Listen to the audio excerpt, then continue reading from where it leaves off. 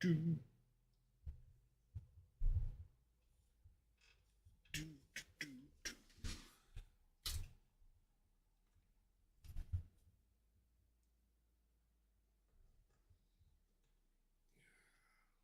Good. All right. These. These. Alrighty. We got toys.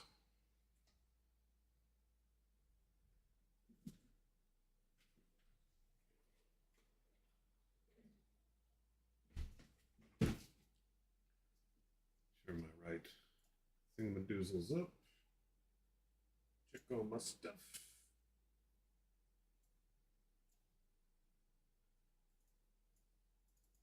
Bam.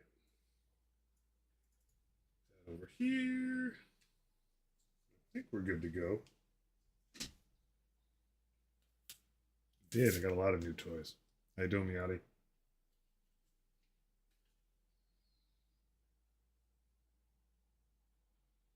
Piles of toys.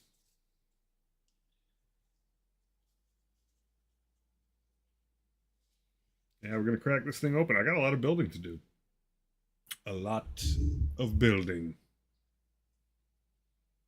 A big honking box of stuff. But we'll get through it.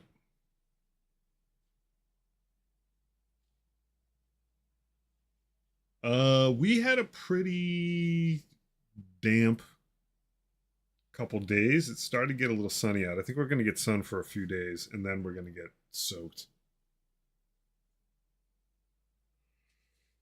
We're going to get ours. It's just going to be a bit. I feel like there's some builds in this I haven't tried for some things. I think I'm going to do the kathunk of that guy. I think this guy's always the same. That guy I got to do some entropy cannons on. Single gun. It's fun. There's a lot of stuff. I think I'm going to try one paint scheme for the whole crew. See how that works. Get my headphones on. But yeah, the weather was wet this morning and then cleared up a bit. I got some paints as well. I'm going to try out Iron Warriors. It's like a dark metal. And then I basically got 3 tans. Flayed one flesh. Morghast bone. Be funny if I got to. And Shtabi bone. All of which need to obviously be mixed up. We're not going to be painting anything for a while. And I did finally pick up some Caliban green. I think these guys are going to be mostly like tan colored. Like pretty darn light. I do them all the same way, including the new guy. I'm very excited. Love this model, love this model, love this model, love these models. New to this model, but love him. Can't have enough Plague Marines. It'd be like that sometimes. Yeah, so there's a section of my yard, speaking of rain.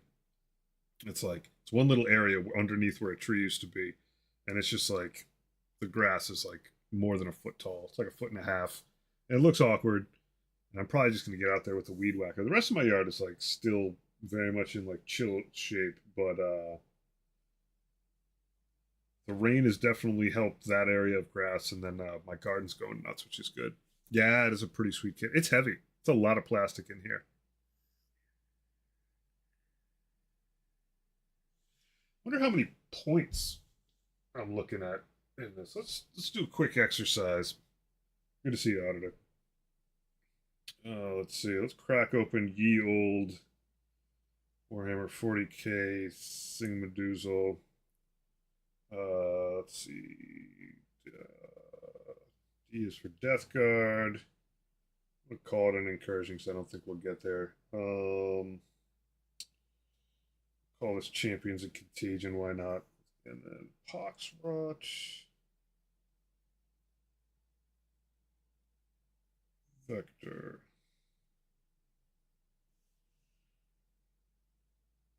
I spelled it wrong. All right, characters. There's a what a pox is, and then battle line. There is 1, 2, 3, 4, 5, 6, 7. Just double checking. It is a nice box. It is a very very nice box. Got this to 7 of you guys. Other data sheets. Blight Lord Terminators. And we're gonna get 5 of them. And other data sheets, 3 vehicles. Let's see what this gets us up to. 1 fetid bloat drone. Oh no, I want the fetid bloat drone. This heavy blight launcher. It's such a good looking box. I'm not gonna lie to you. It's gonna cost me 100 instead of 90. Yeah, I'll delete that. And PBC. That, and one more vehicular blight hauler. All right.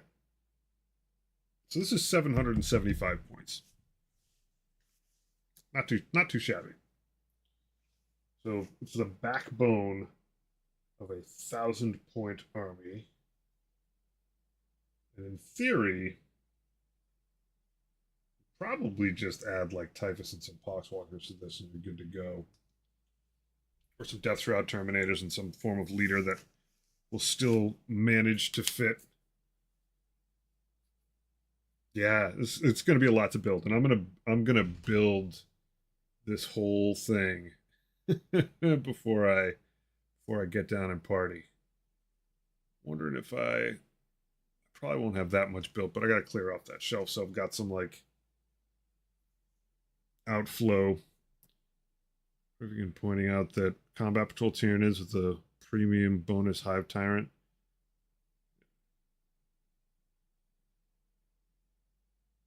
It's 393.50 and 750 points. Oh wow. Oof.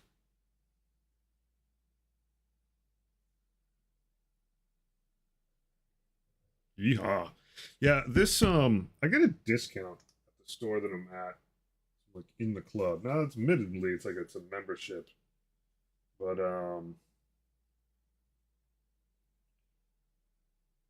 15% off. I think it was listed at like 240. Combat Patrol Magazine Tyranids. So that's all the Tyranids that come through that?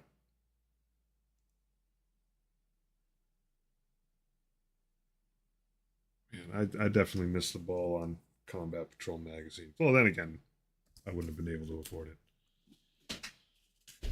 Ugh, what a box. What a box. Time to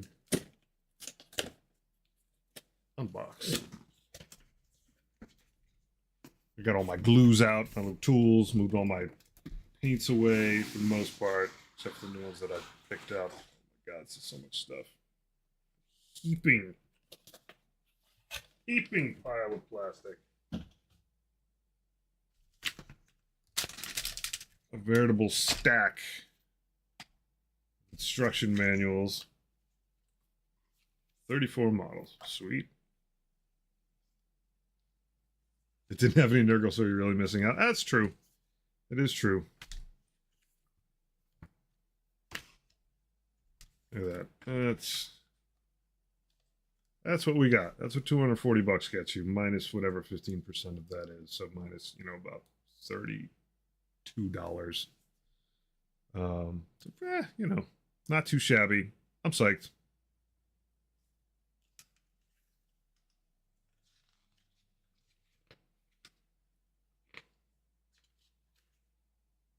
I don't actually. It seemed like it avoided chaos a bit. I think it had some stuff in there. The temptation to do the mower, though. The mower. I'm not doing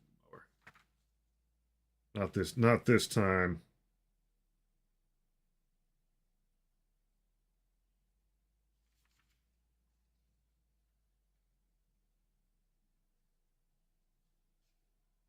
So I am doing hose nose. Not that I'm building this guy first, but I'm definitely doing the hose nose.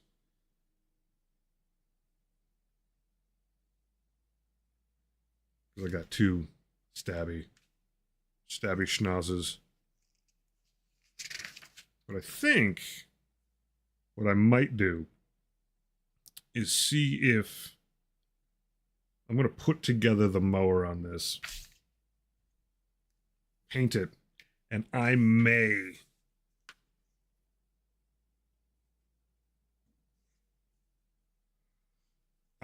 revisit this guy. He looks cool. He's all beat to heck. And if there was one of these that I could refactor into a mower, it would probably be this one. This guy might get reworked. He's nice and dry though, so I can put him up on my shelf. He's not done now. I'm not going to be painting for. There's not enough instruction manuals. I know. 'Tis true. 'Tis true. All right. Well, this guy's brand new. Let's just take a quick peek how long his instructions are. They're not too bad. Not too bad. Man, that sword. That sword. And he slaps with it too. 6 attacks. 2 up to hit. 8 strength. 2 AP. 2 damage. Lord of Poxes, also known as Señor de las Plajas. I think I'm going to build the Plague Burst Crawler first. I'm due. This is that guy. Big pile of bases. 1, 2 big sprues.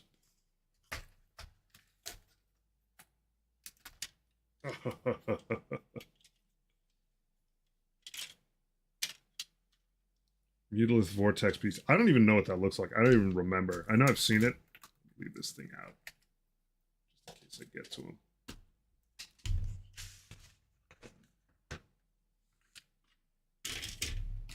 But I trust it's a pretty complex, with a name like that at least. I actually don't know at all what it is like to build any Tyranid stuff. Space Marines, Tyranids, Eldari, Genestealer Cults, Chaos, World Eaters, Orcs, Lees of Votan, and Astra Militarums. It's interesting that they didn't just like try to do a survey of the whole enchilada. Like that's actually kind of thin, but I guess it gets you combat patrolling, rolling and patrolling. You can only pick so many. I mean, I guess it makes sense. Otherwise, you wouldn't have combat patrols. 1, 3, and 54. Oh man, I remember this as if it were just yesterday. See if I can build this better than the last time. I'm gonna try not to do the treads backwards. I have massive gaps on the first one that I did almost 2 years ago. These boxy vehicles can be a little bit tough.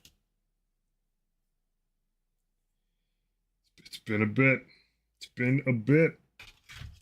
54. I think 3's on here too. Nope, 3's over there. All right. This guy over. This is just genuinely. I find the Death Guard specific vehicles to just be an absolute treat. They're just like gorgeous, ugly sculpts. Brutal looking. I find that the details on them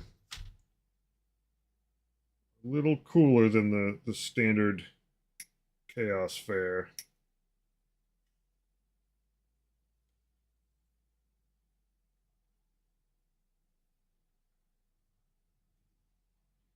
Everyone is a combat patrol box plus at least 1 extra. Yeah. And then even more extras if you did premium. I mean, that's a wild time of just Came in, watched 2 minutes of ads, and not 2 minutes later, another 2 minutes of ads. I'm sorry, buddy.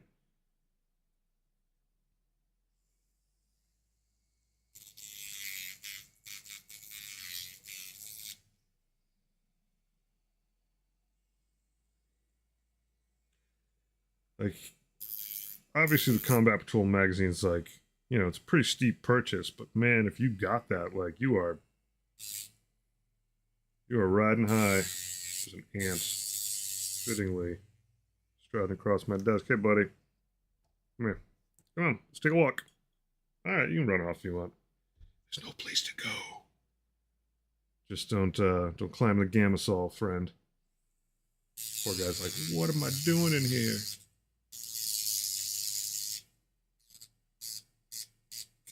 I won't bother you if you don't bother me, son.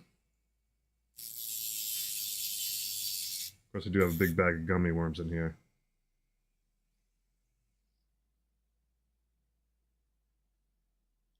Grot, are you ever mistaken about Votan, at least?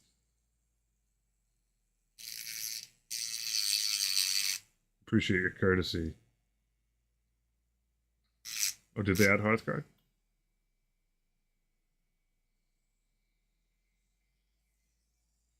They removed the regular dudes? Regular dudes. That shows you how much I know about Votan. The short guys. Did they take the short guys out?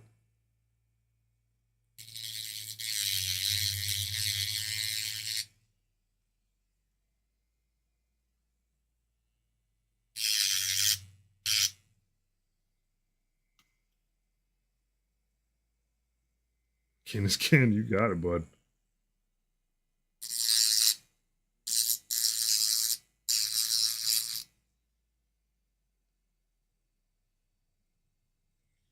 It looks like it. Looks like everyone's going to have a detachment that is demon specific. So, in the case of Nurgle and Death Guard, what it does is if a Allegiance Demonica model is within 7 inches of a Death Guard one, then that demon now transmits the Death Guard aura. And if a Death Guard unit is within 7 inches of a demon, I think it adds 3 inches to its contagion range. It's pretty interesting. It's like for like spreading the whole board.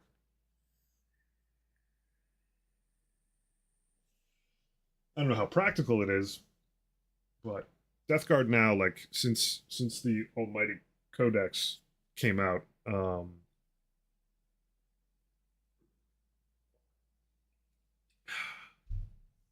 Death Guard are like contagion range now gives like a keyword tag of afflicted, and a lot of things key off of afflicted. It's a little bit more of a usable thing, a lot more of a usable thing than it was just being like in contagion range and getting debuffs. And it also removes the language around like as if was in contagion range and all that stuff. Like I think the Hellbrute had it or something like some unit before was like, yeah, one guy you shot that you hit is like considered in contagion range. That was the old rules. Now it's just like grants afflicted. Afflicted's a thing. You can get it by more than just being in contagion range. It reads better. Yeah, here's where things immediately start getting sticky. I really hope I get this thing right. But I'm pretty confident even if I have gaps, now I got this plastic putty, which is really good stuff, that I'll be okay. Pull through. I'm also just like, I'm not great at constructing stuff by any stretch, but I'm way better than I used to be.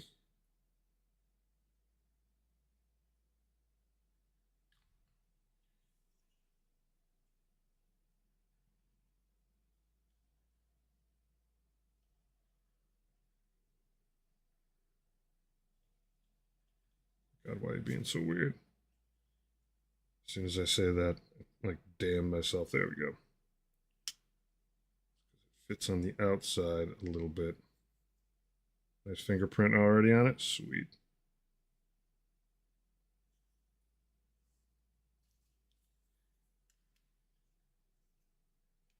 Yeah, that's where this guy's weird. I mean, it's a decent fit, but there's a lot of spots on here that sort of the first thing that gets glued in has a weird gangsta lean to it. You gotta try to get it as right as possible. You still have a little bit of time to wiggle things around later, but this guy's got to sit and meditate on his side for a little bit. Want my demon soup.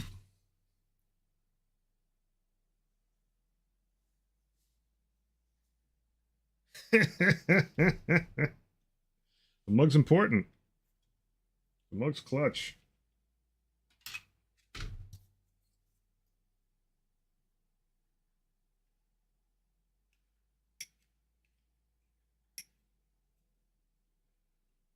Reminds me, I do have to order some more mugs.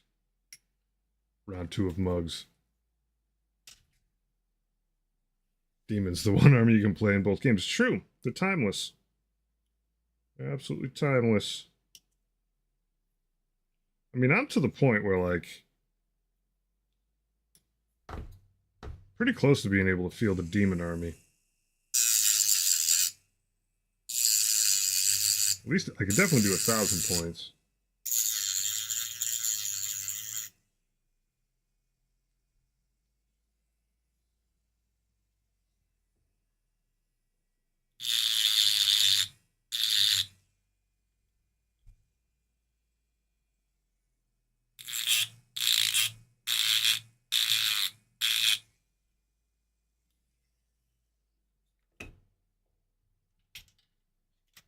Funny because for a while this model feels like it's going to go really, really fast, and then you get to all these little like tiny wheel things, you know, tiny little bits of track. They're not slow, but it's you like clip clean, clip clean.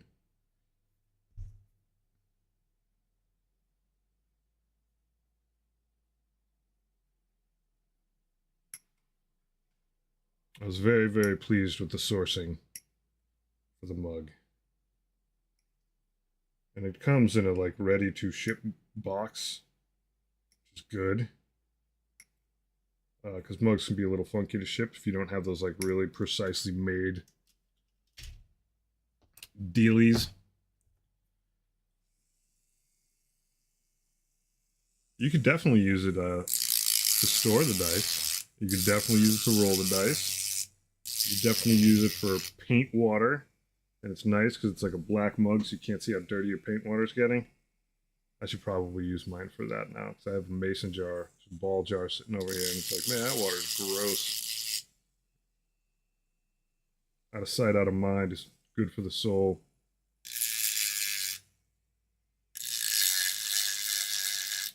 It's got reasonably good thermal properties to it. It's actually pretty good for keeping a cup of coffee or tea going.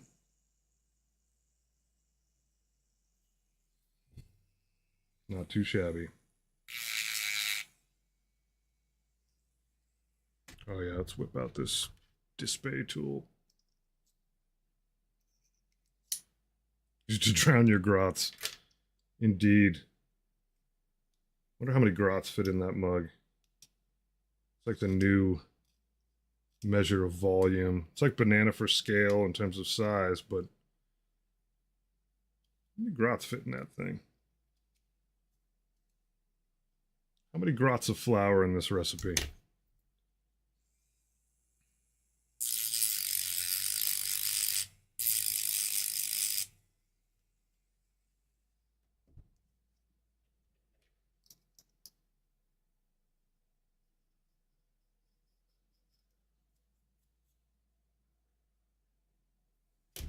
That's right, these little wheelie dealies. These aren't too bad. I don't have to go crazy. They're in a little weird spot to sand down, but they're on the inside and they get covered up. And they're right on the, totally on the inside of the treads. All right, weird box. two together.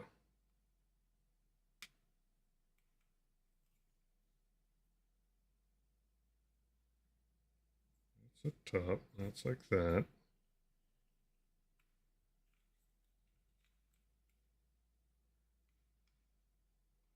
Why does this feel weird to me? Has it just been a long time?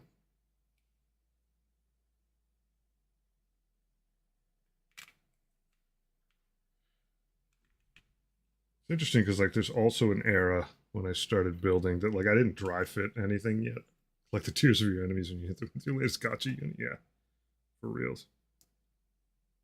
Like I don't even know if I was really dry fitting things before putting stuff together in the era that I first tried this model out. It's kind of wild, like the stuff that you can get away with when you don't know better. Yeah, like this seal right here is almost certainly going to need some amount of plastic putty. On the outside with a little drizzle. Seal things up. What is followage?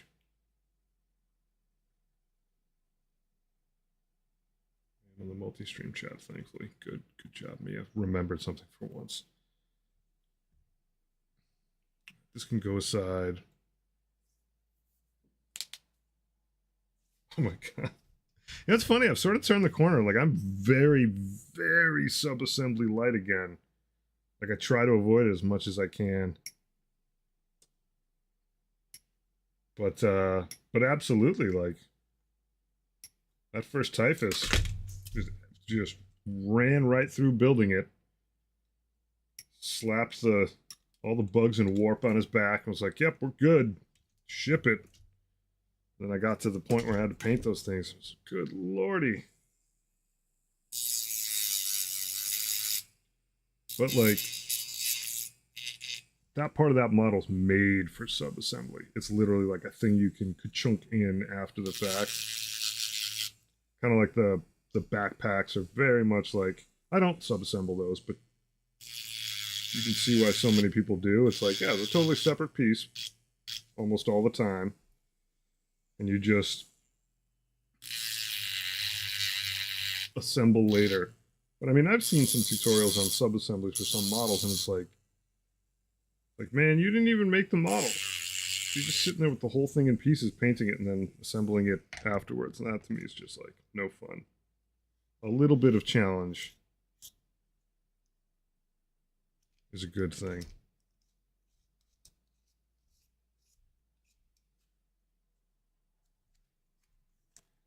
See where that actually goes. Oh, that's on the inside. I don't have to freak out about that.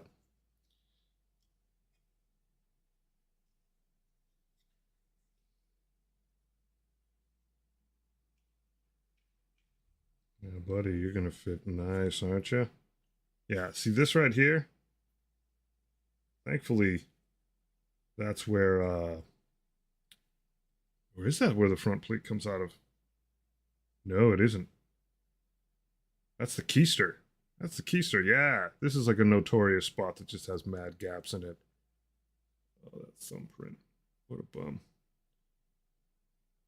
Like, I don't know how to get that to be so closed up that it looks proper. It's just going to need to get plastered. Old ragu jar is pretty solid. As an Italian, I can support the keeping of ragu jars to the end of time.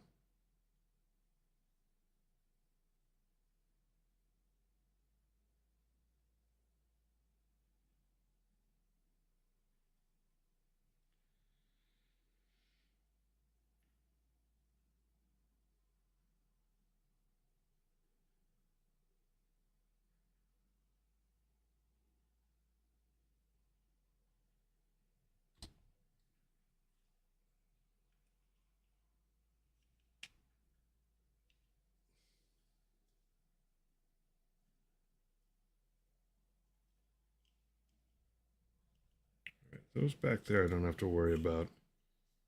These up here do have to worry about.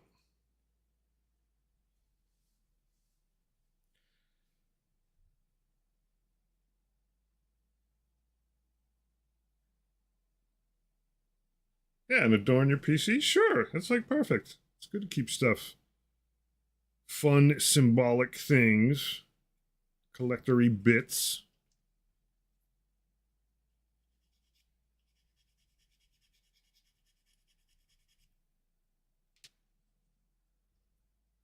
Adorning your PC is a good thing to do. Oh yeah, it's loud. Sorry about that. Just need to soften that up a little bit.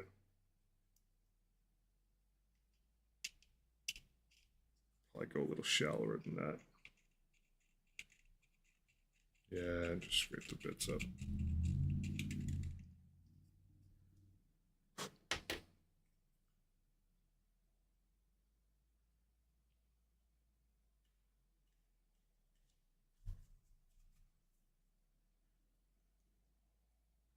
Like, no matter what you do on a big thing that's like rounded like that, I just don't know how you would avoid any gappage.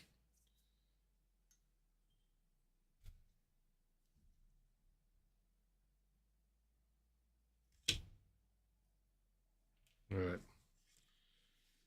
Here comes the stuff. I don't really know how visible this section is, but I'm trying to be a good citizen here.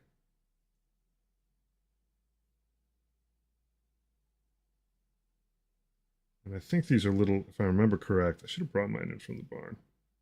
I think these are little exhaust bits coming out the back. I don't need nearly this much. I mean, I'm going to wipe the thing, but like I just realized it's like caulking.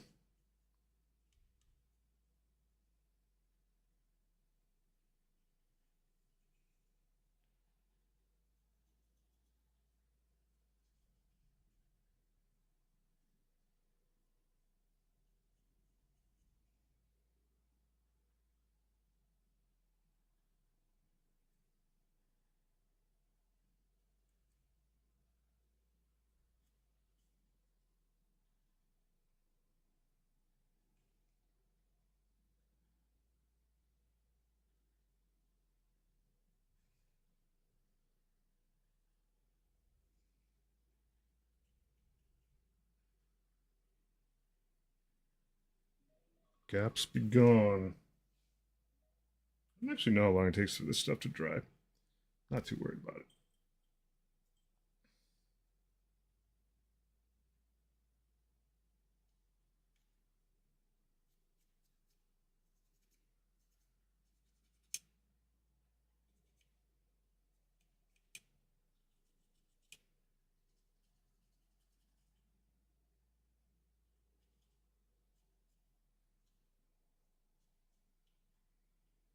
Yeah, it's happy. Give it a minute. Actually, I don't need to give it a minute because I still got to clean up this other honking piece. Essentially, once we get this circle of justice together, then the chassis is at least, for the most part, put together. The top's got to get dropped in and all that, but at least we have the blockiness of it all blocked out.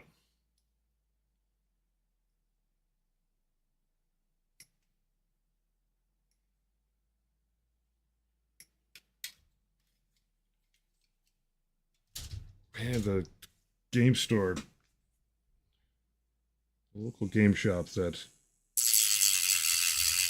I went in, man, it was popping today. There's like people coming in getting their pre-order stuff. There was a HeroScape tournament going on. Apparently, in this neck of the woods, it's still supremely popular. This place was just jumping. And there was two like 8 to 10 person tables of people that were just at a like paint meetup. And I was like, paint meetup? That sounds like fun.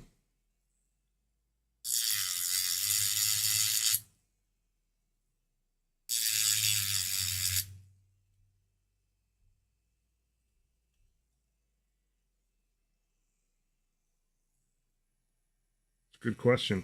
That's a good question. I have no idea, man. No idea. To be fair, Like, not a crazy amount. Because a lot of times my 2,000 point armies have had my knight floating around in them.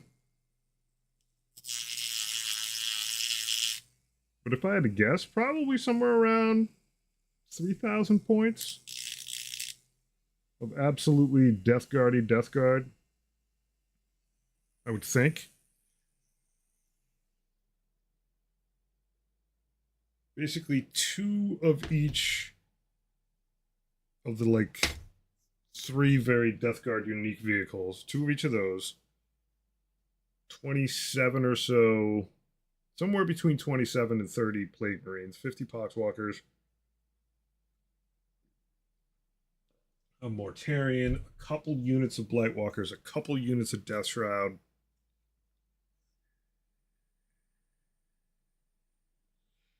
three Hellbrutes, a Rhino,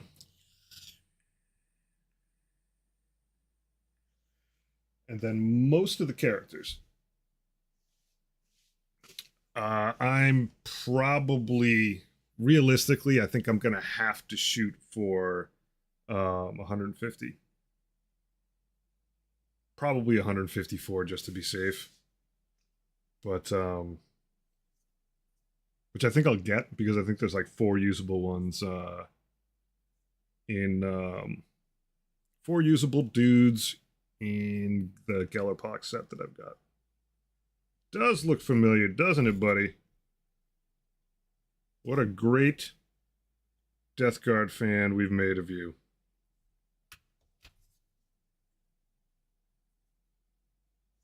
Yeah, book's cool. It's a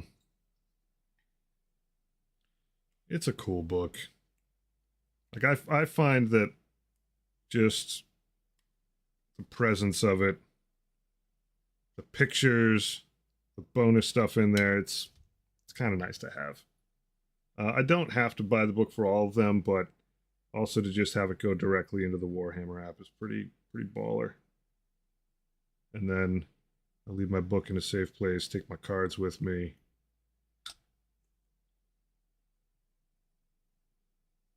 Yeah, the Metal Skullhead guys. I mean, they're very, they slot in no problem. There we go. Oof.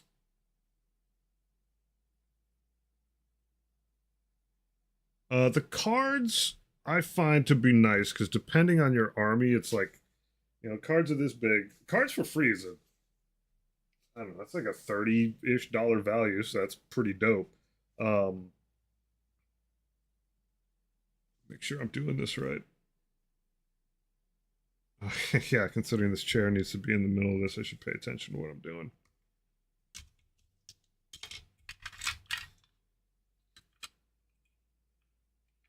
Quick thought on this. Yeah, I know he's doing fine. That's lanyap between you guys. Yeah, that's why. But the cards could be really nice. I tend to use them. Part of it is that like you can sort of cycle through them, so you make sure you don't forget any freaking units lying around, which does and can happen. Why does this feel so wiggly? Don't like that. You feel supremely wiggly, buddy. Get in your lane. God, this is the bottom. And considering your army's probably not going to have like, I mean, maybe you end up with an army that's got like one of every unit. You just sort of have them laid out at their convenient size across the table, and it's just sort of easy to look stuff up without having to flip pages. They're neat. They're not necessary. No, this I'm not exactly sure what I'm going to do with all these guys, but I do think they may end up being like maybe not green at all. Maybe just one excessively dark green pauldron and like some little bit of like basically I picked up some Caliban green and I like it a lot. Yeah, very 30. Go back to the 30s, like not using bronze on them, using like Iron Warriors instead. I picked up 3 tans because I love tans. Uh, Morghast Bone, Ustabi Bone, and Flayed One Flesh. So we'll see. These guys may look perhaps a little bit deserty, perhaps a little bit just not a lot of green. But I am going to do the whole vector, the whole box, as like a matching crew. Oof, that's a lot of glue, buddy.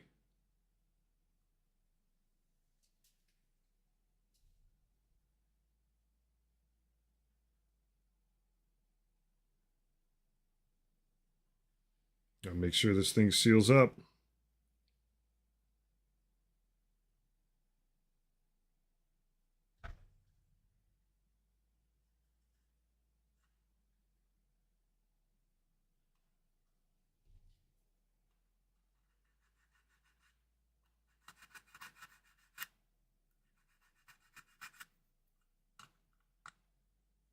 Yeah, it's pretty flat now. That's good.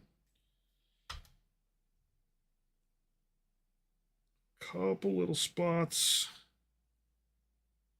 Benefit from being a little less wiggly in here. The least of which is, oh, don't you jiggle where you shouldn't jiggle, buddy. Yeah, there we go. I found a couple places.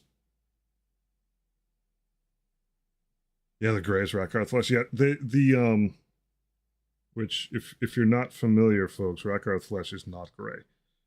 It's interesting. It's deeply interesting to me what you can do with some colors just based on the fact that they are in the presence of other colors. I can't remember what the name of the color was, but there's actually oh, I have this thing right here.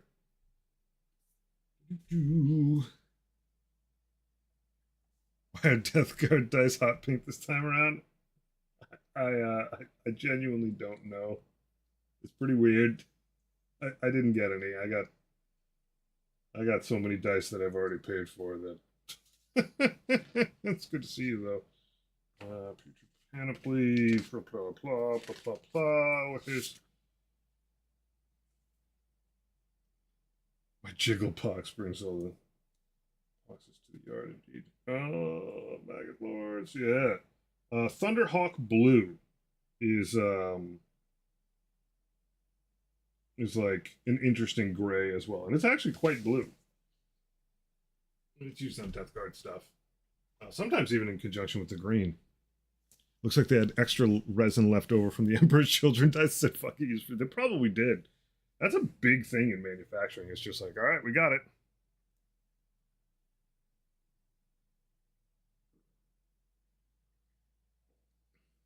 Oh, you put a sprue crossbar on the middle? That's not a bad idea. Because disease comes in all colors. Yeah, buddy. I had the same tinfoil. That's not tinfoil mode. That's like legit sound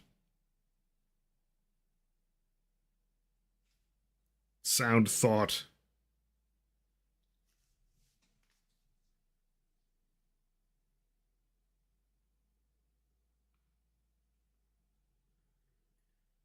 It was an odd choice. I mean, I guess you could say like, you know, they've come out with so many green Death Guard dice over the years that they just had to do something else. But like, pink was a weird call. I mean, it may not be that they had just extra pink lying around. It may have been just that when they went to order, they're like, well, just order twice as much pink. We're all set. Just assume I'm a crazy person and corporations have better sense than I do generally. Note how I spell gray in 2 ways. I struggle with it. Like, I wouldn't be surprised if some of these paint colors mix it up. No, it's true. It's not, but the point though is that like it's a pretty odd color. It's weird. Oh yeah, I could set this thing aside once it's not jiggly. Because now we get into the cut out all the effing wheels.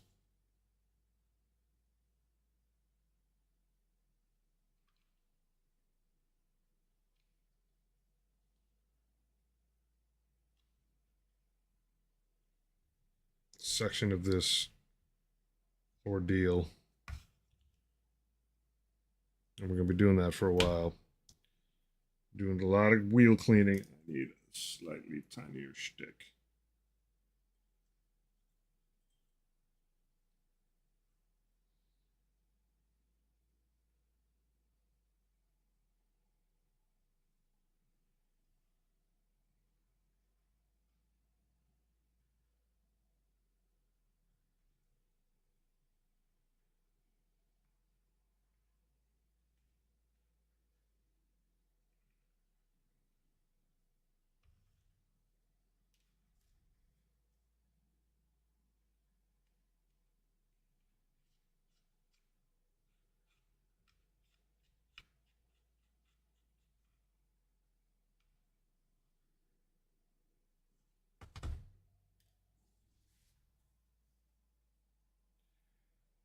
Surprised you didn't get deepkin flesh. That's how I plan to do my typhus white on his helm. Um, with what else I was doing with the model, um, and what I was going to put over it, wasn't sure it was going to look right. I think I have deepkin flesh somewhere. Just, now that it's quicker, I'm just going to look it up over here.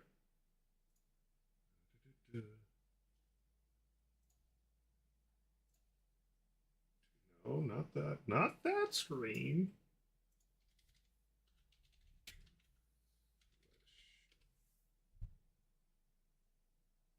No, you know what? I don't have that.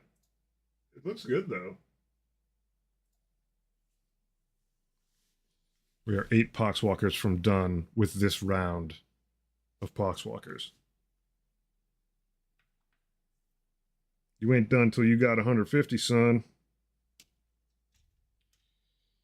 All right, 14, 15, 16, 17, 18, 19.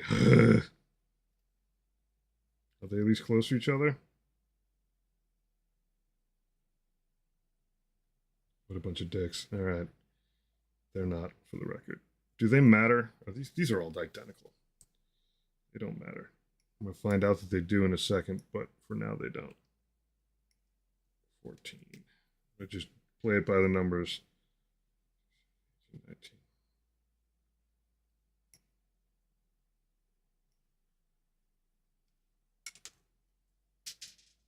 Hear that sound? So what is the bonus you get for having 150 Poxwalkers? The thing is, there's one detachment where Poxwalkers are battle line, and they're 20 max, so that's 120.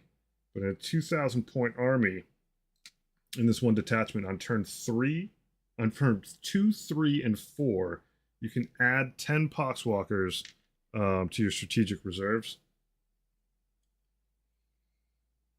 So you kind of need more. I mean, you could wing it and hope that your guys die, but I gotta be more careful. But what you really want to do is bring 150 to the table. Just flex on it.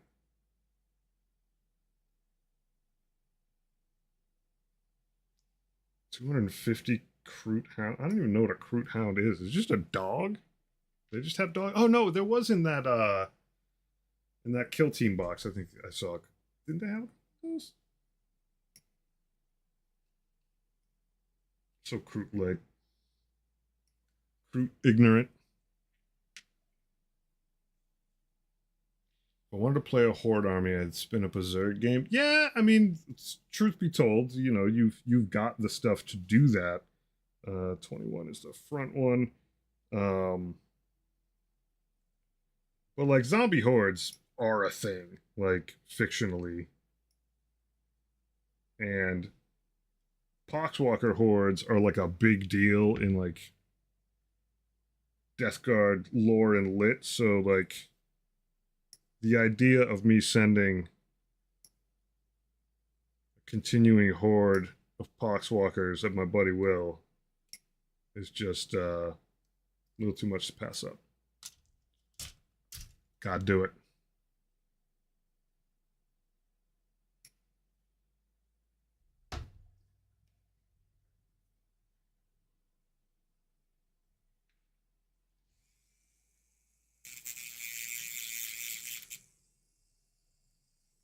Like I got home and immediately in the app was just like constructing armies left and right. Like, what can I put together now?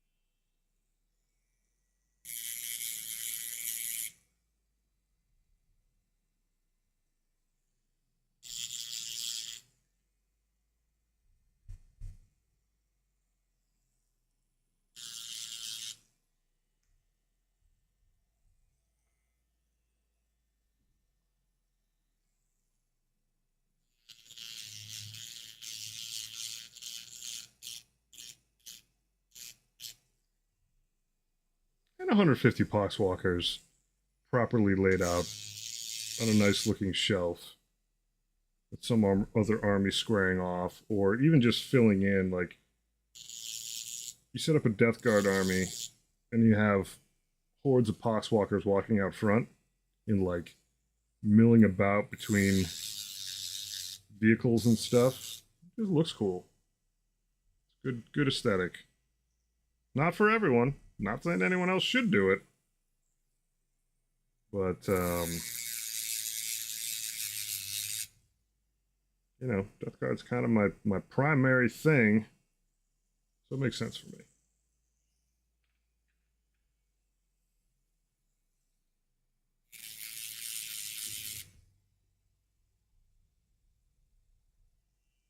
Zerg hordes absolutely cool as well.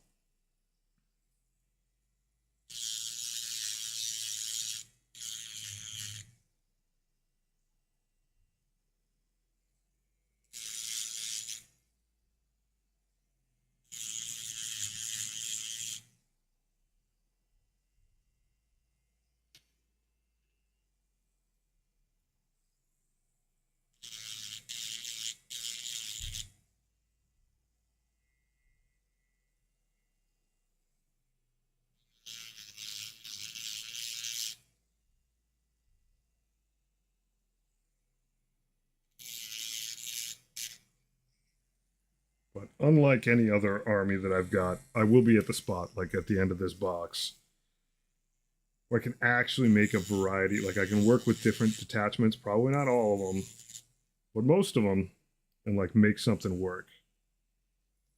I'm definitely not in the mode where like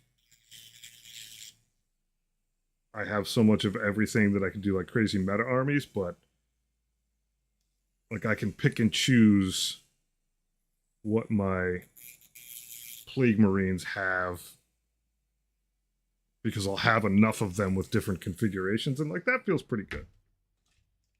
Like I can choose to make a melee unit of them, choose to then make a very range oriented unit, and choose to make a mixed one, and like depending on the army, that makes different sense.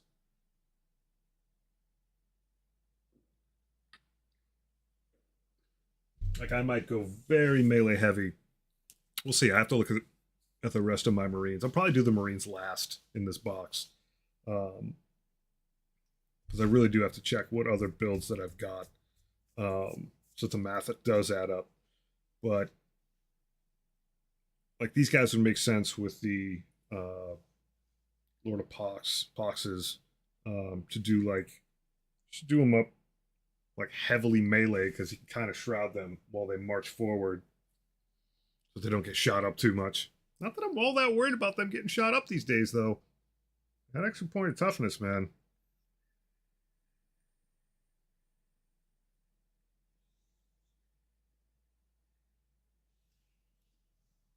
Ye to the ha.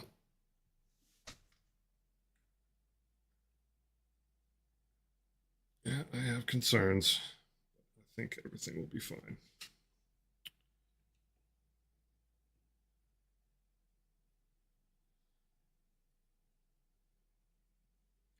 Make sure I'm paying attention here. 14, 15, 16, 19. Those are those. And then that is for the 23, and that's for 20. Got it.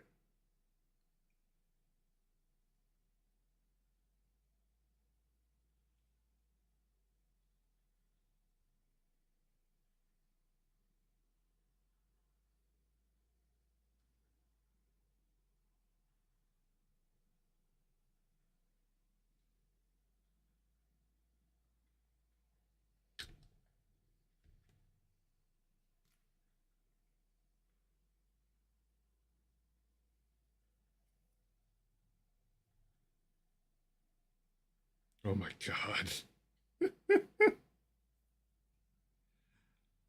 How many people's genes do you need to steal?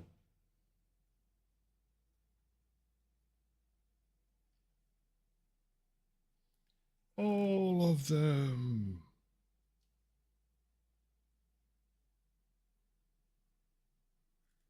Yeah, they're all individual. A little bit of a, a little bit of a dick move, but so be it.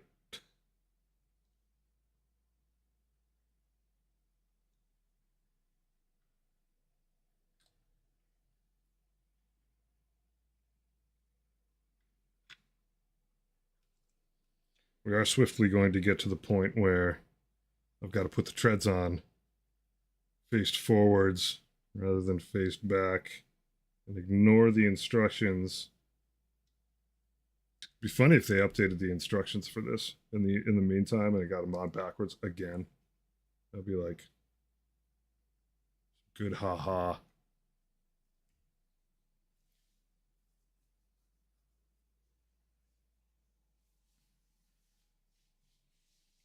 You have 28 Marines potential, 6 Death Shroud, 10 Blight Lords, various characters and HQs, some of the vehicles. The potential is absolutely there. And like I frankly think Death Guard look fantastic like on a shelf. But they're fun. I find them fun to play because they're like super slow and lumbery, but pack a wallop.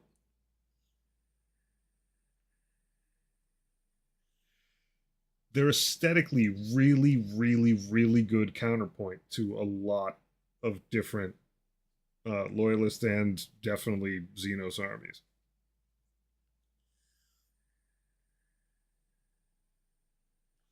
I think they're best pitted against like they look great on a shelf next to AdMech. They look amazing next to AdMech. They look really good next to Sisters. They look really good. I mean, basically, like most of the things that are in like the red yellow range, they look really, really awesome. Just like, yeah, absolutely, man. Everybody got their thing. We've. I respect your Xenos sympathizing. I'm gonna crank the AC in here.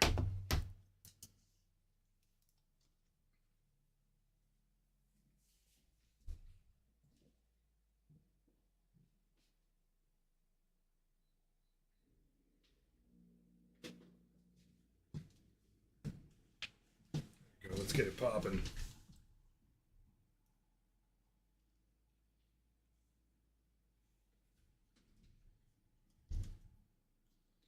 Your love of Space Wolves, man. It's very inspiring.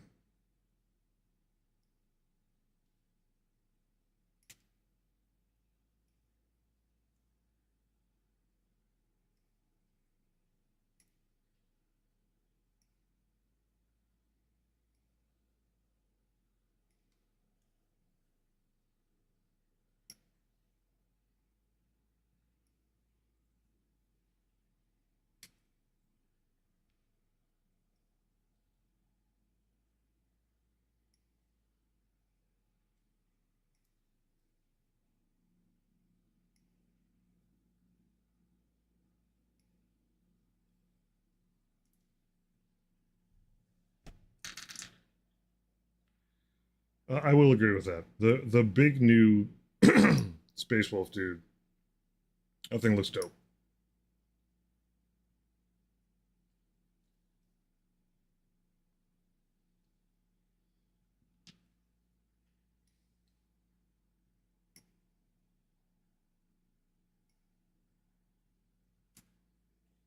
I mean, you know, Death Guard, you've got Mortarion and Typhus, and personality wise, I align much more with Typhus than Mortarion. You've got Angron and Karn. Karn's pretty interesting. I do like the idea of like the semi normal space marine stuck being next to the demon Primarch.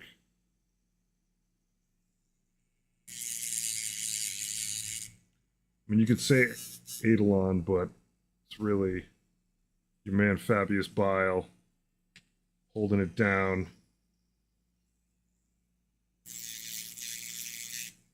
In the shadow of the Great Creep. Then you got, you know, Airmon and Magneto. Oh my god, Space Wolves are all just like, this is Bjorn Thorn, Havershorn.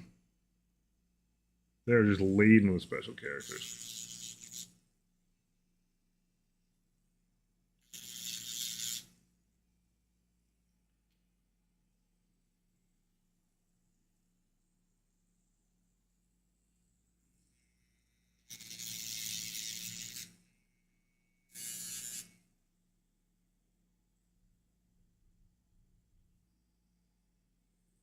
Yeah, I mean, Space Wolves definitely have their thing, which is, I don't think there's like too much wrong with it, but like, they are very much just Nordic stories.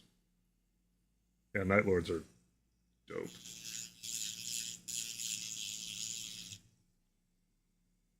For realsies.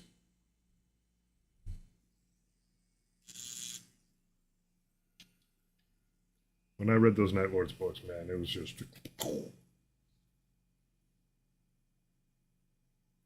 Torgadon. Glad he's still around leading a good fight. Yeah. Team Money.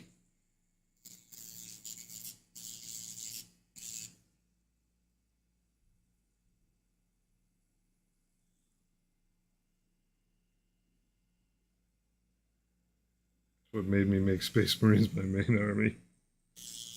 Yeah, the Night Lords books are just like very, very good.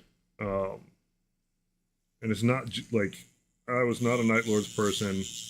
I had a couple people was like, I think it was Mingo, maybe the Drink Your Paint Water Live dude that had just gotten around to like reading those trilogies, and they're like, no, it's solid, and they are good. And I think it does often take, not that the first book is at all slow, but I do think it sometimes takes a trilogy to really get at a chaos faction in the 40k era and have it make sense. Like, you need that much storytelling. You can't just like knock it out in a book.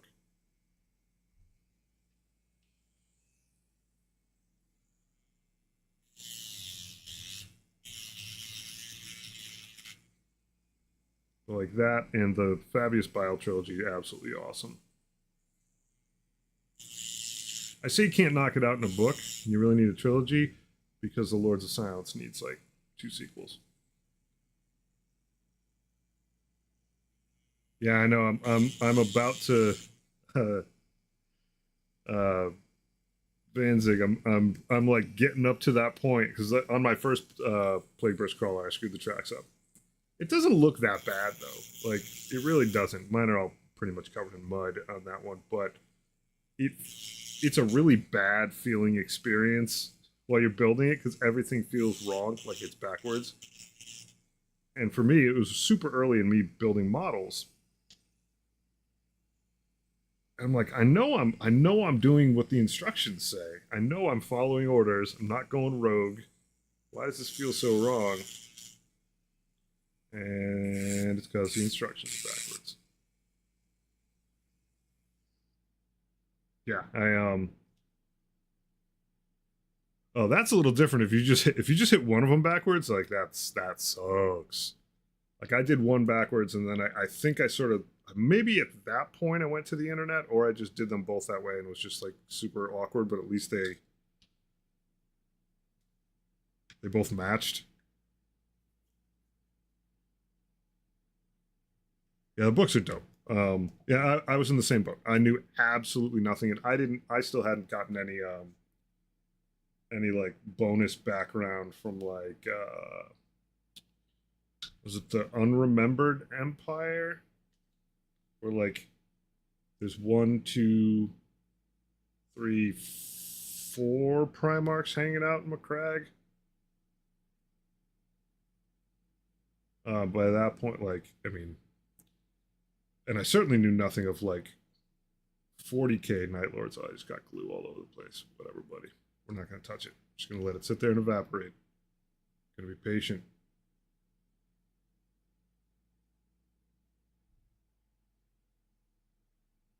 They're good though, and like it is a story about guys that are tired of each other, that are not having a great time.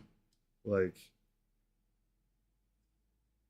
chaos is not hella funsies at all, and you need a lot of time for just development of those characters because it's not like playing Space Marine 2 where like eventually they'll all get along and respect each other. It's more like this is going downhill.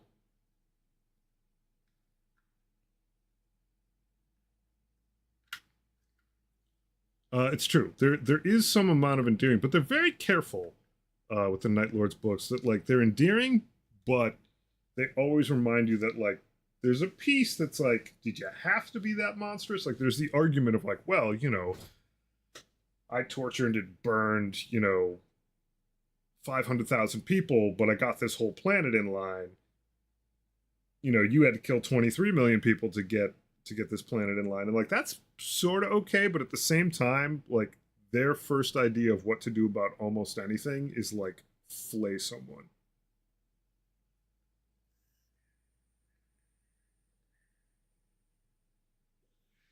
But I think the important thing, and it's absolutely true in the Lords of Silence too, is that they develop the characters enough as fully realized round characters where it's not just like I'm bad but I'm kind of good.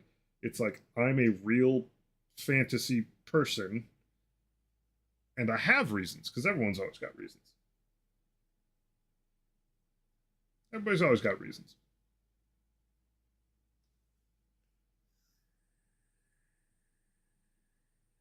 Yeah, a bit of Stockholm going on. Like there's one point in the Night Lords books where like they need to like pull this gambit where they sort of black out the astropath radio system and like a whole system of planets, and it's like okay, that's a cool idea. They basically have to like flay and torture like a heaping pile of psychers to do it, and it's like well it's them,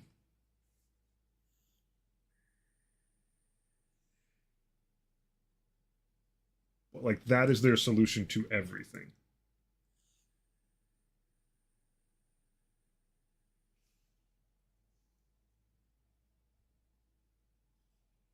Internet was probably down and I got bored, yeah, no doubt.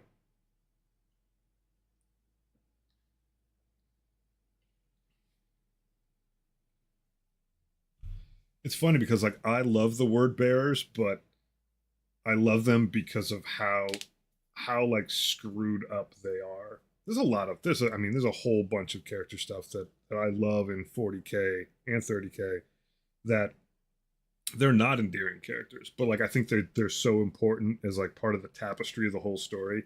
Like Erebus, absolutely love him as a character. He's a total dick. Um and like a sociopath and just completely egotistical. but you need that kind of character. They're just psychers. They're just mutants. Just witches.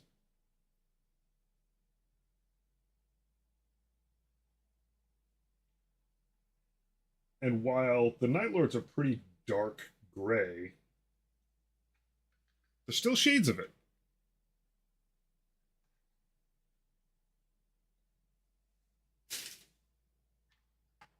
They're not all the same. They don't all just like run below deck murdering people. Like that's the classic, chaos warband thing is that you have all these humans living on board and like your Marines every once in a while just for sport, like go below decks and just like murder 50 people. Some people do that more than others. It's never like really, yeah, here we go. Onto the treads. But it tends to be like a pretty common plot point that they like point out. Like some people do this all the time, some don't. I'm going to try to solidify this a little bit better. I think I'm actually going to go to the sauce. The gray goop. I don't regret it. Put a dollop in there to fuse that little section. So it doesn't wiggle. Actually, I could probably hit this thing inside here too. Just so it's got a little bit more support inside of the box. Ain't nobody seeing it.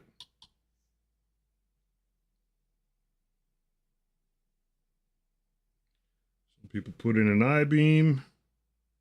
Some people over solder. Choose your method as you see fit.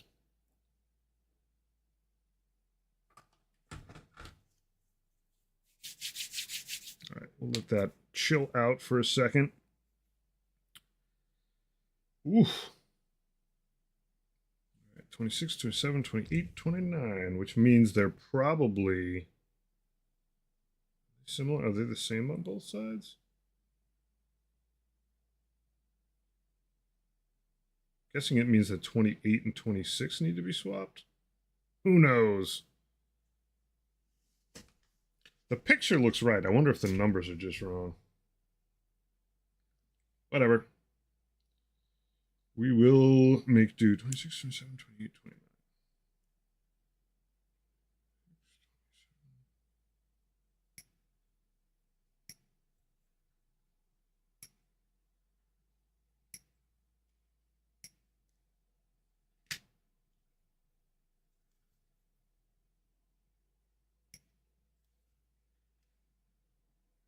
Like 29 has to be in the same place because it's the short piece. Stubby. I think.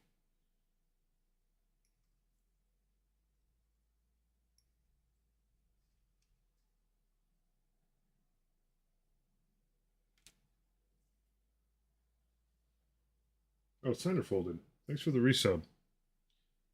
I'm on the mutual chit chat over here, and I don't see everything when it pops up. I didn't even see the mug pop up. I thought we were just talking about mugs before. Yachty. Didn't know we were there yet. Congrats on that.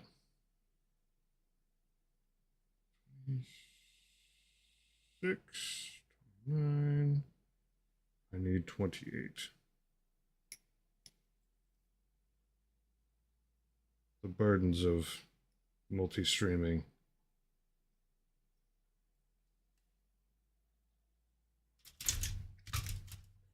Oh, big stretch.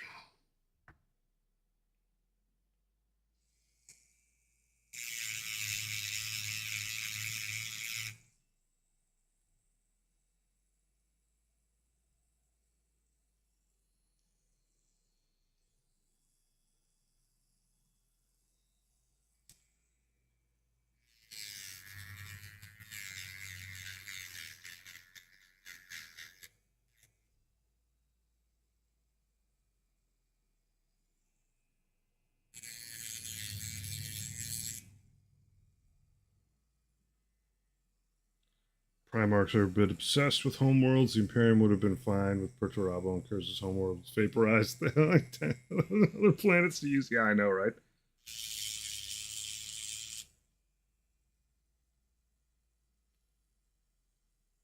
Well, Curse's home planet does get vaporized.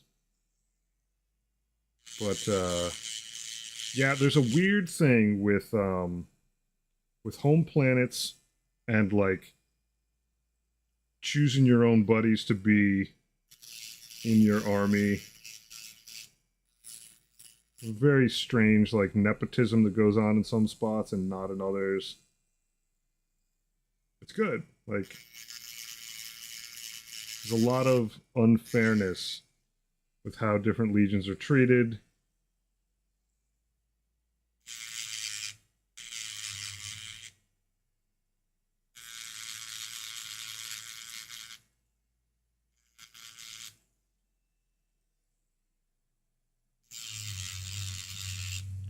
Like, it's a very, really, in a good way, messy story. Like, as much as the numbers are really big, there's like 18 Primarchs. Like, the Emperor's definitely in a different mood at a different time with many of them.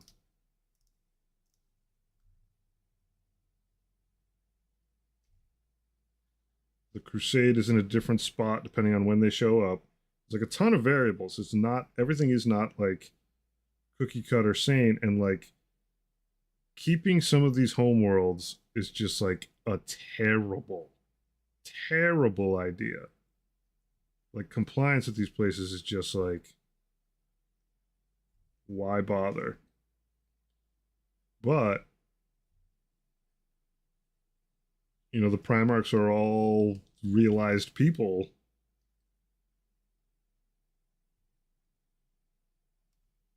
Like, I'm not sure why Kurz would care to keep Nocturne. Like, I don't think he particularly liked it.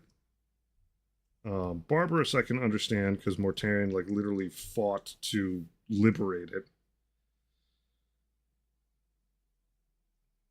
and like poor Angron. It's like he just got teleported away from all his people. He actually points it out at one point. He's like, you know,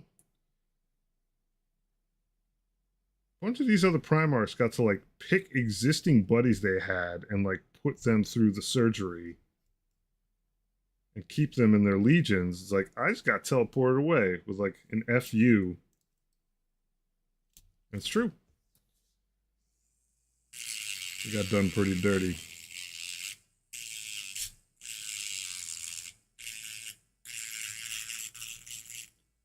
Like, I think basically if your whole thing wasn't already wrapped up by the time the Emperor showed up, he just like screwed things up for you. What's up, Erg? Mia Khalifa's a champion of Slim Nash. That's a quote for the ages.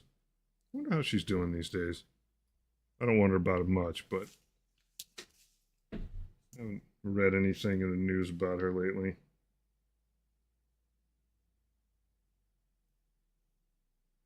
Where are they now?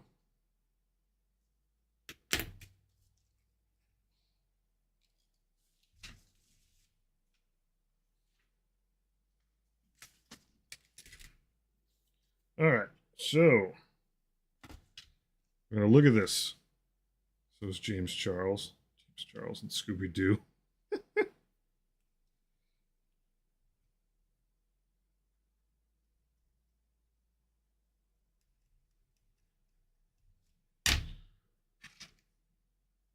Gonna see how this looks on here, and it may be, maybe. All right, so it could go either way. She does influencer stuff, big into film nowadays, posts on Twitter and such a lot. All right, sweet. Oh, that is the thing. Like, I no longer tweet the tweets or X the X's. Which I guess does affect my ability to keep track of what famous people are up to. Prefer the gram. No, I would prefer that I didn't prefer it. This goes like that. This goes like that. I need 25 and 30 also. All right. Let's pray that we get this right. All right. This goes like that. Really? Really, dog? I might be off by one click. I think I am. Yeah, I was off by one click. That's how you find out. This is like that. Or some such. And 24 strides atop it. Okay. She's always been big on film. Yeah. Suppose you have a point.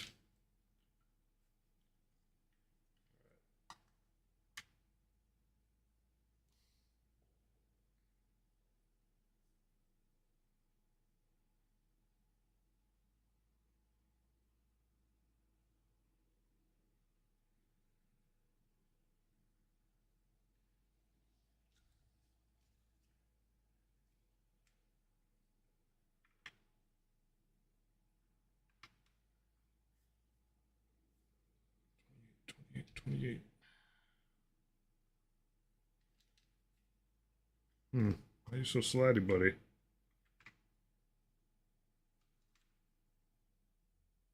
Oh yeah, this part is odd. Bit unsavory.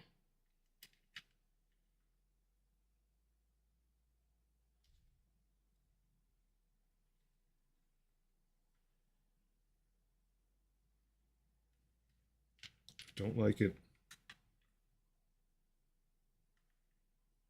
That's a Plague Burst Crawler. This is like far better than a Lehman Russ.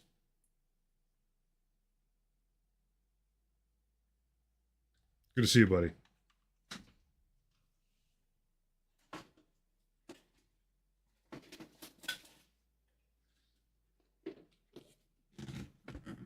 Looks like that. Yeah, it looks like a standard Lehman Russ build. A little bit of extra bling on the front of it. Hey, you saw tank treads. You were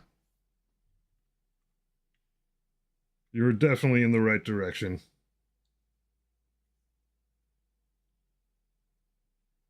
Yeah, it's a good day to be a Death Guard person.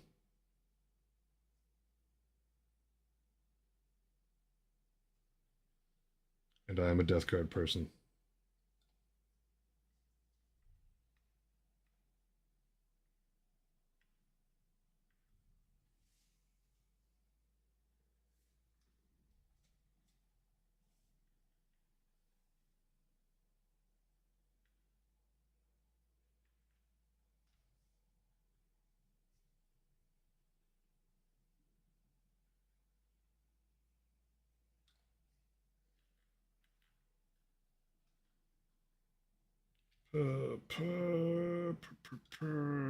This goes like this.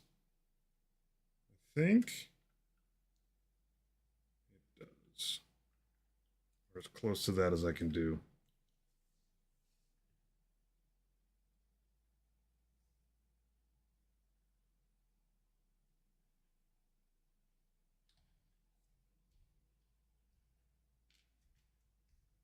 Are you talking to me? Because I don't think I posted anything about who's Jason. People know each other's real names.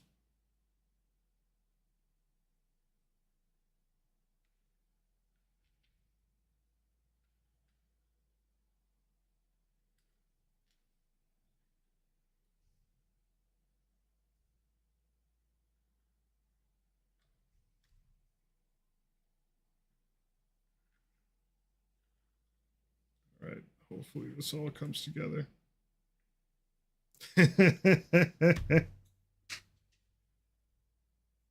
Well, he hangs out here pretty often, that despot. I did see that post though. I just didn't say anything about it.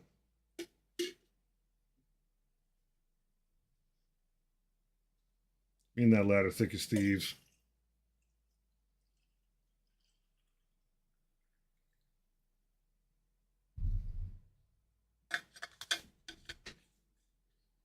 My Lord of Virulence is his doing.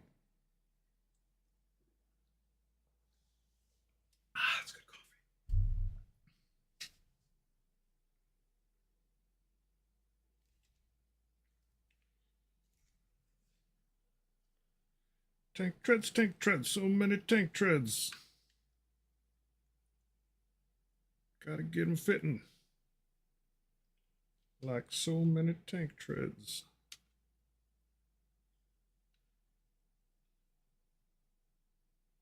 I don't like how this fits at all. I'm a little worried about how this is going to end up.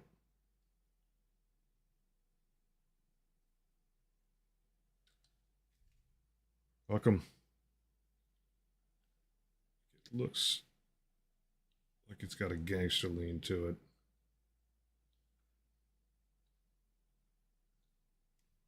I think it's going to require 25 and 30 to make sense.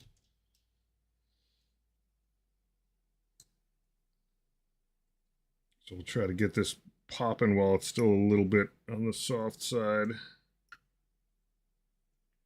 25, 30. Then we got 24 on the back. Yeah, we do.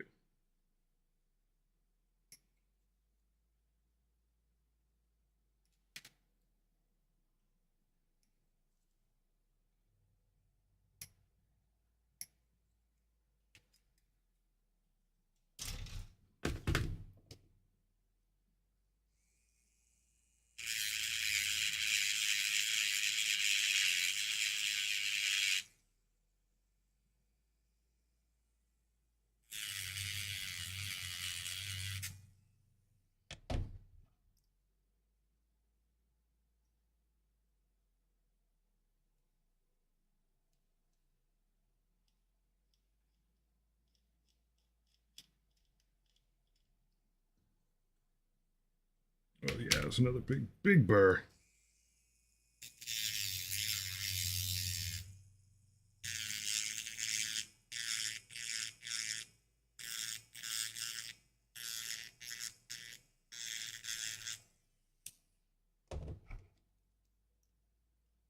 Well, at least if I get these treads backwards on this one,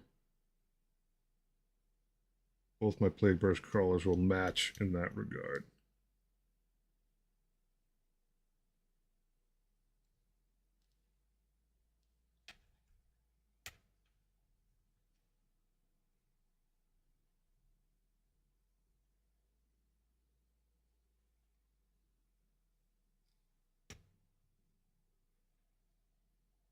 Oh yeah, like Poxwalkers are just really good organic but forgiving as organic models. Like they're still very fantasy because of all the goop and the glop. But they got faces, they got hands, they got both of which are tough to paint. Hands obviously easier.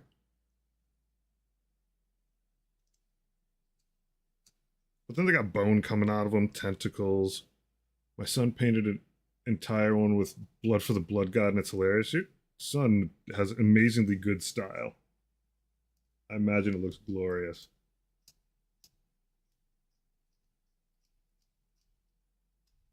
It's like the one Poxwalker that getting heads up from a different god.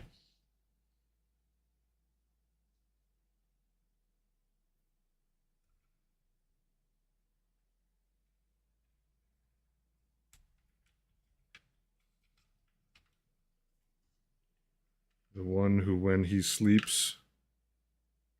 Oh, yeah. I'm nearly certain something's backwards on this.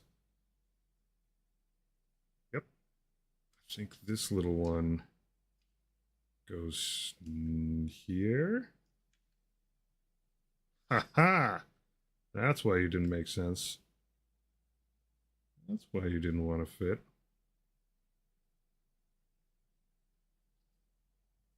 "11 and 13 is my mental age." Guys get along just fine. That's why. All right. And that fits perfectly.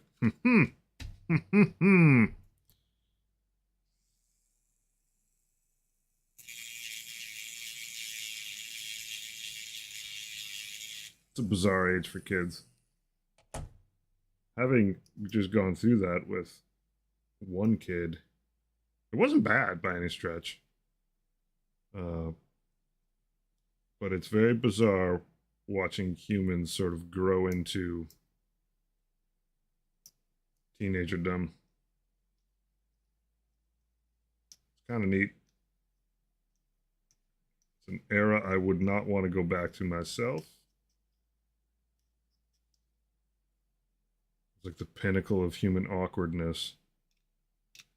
And I don't mean like awkwardness like you stand out because you and all your peers are at that same age. I just mean like in terms of personal awkwardness with yourself. It's like, why don't I make sense?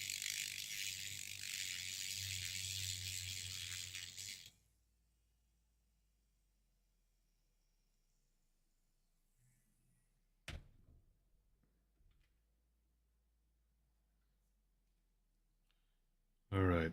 You ready to fit? You ready to fit, you little piece? Still on there.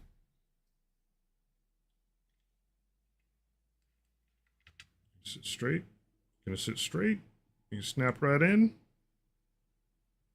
Doubt it. I doubt it. Oof. Oh, woof. Why doesn't this click the way it's supposed to click? I am doing something like terribly wrong. And I need to fix it. And I just did. All right, I am one whole click back, I think, in the wrong direction.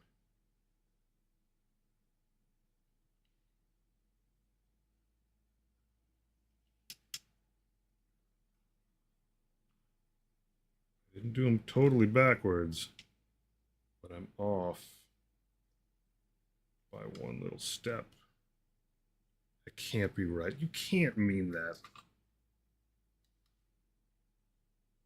Did I move forward 2 steps? Probably did.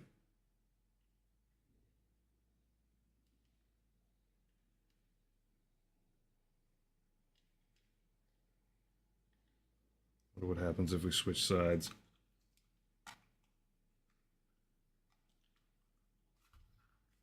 Tear this thing apart.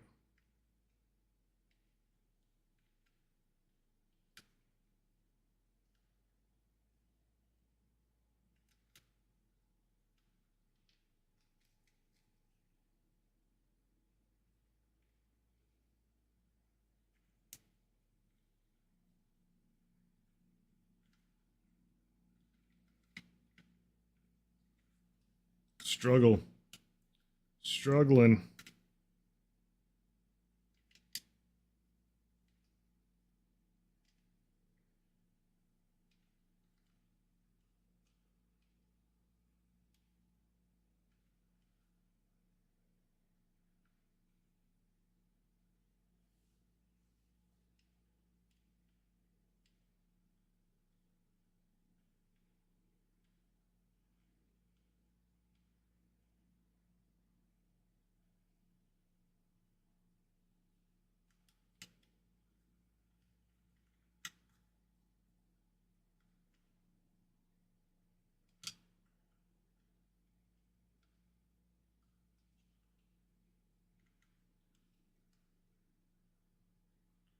I feel like this little groove on the side of this is supposed to snap in happily somewhere here.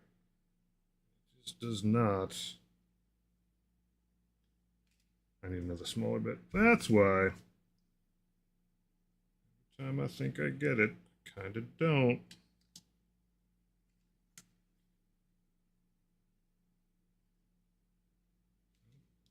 It's 26.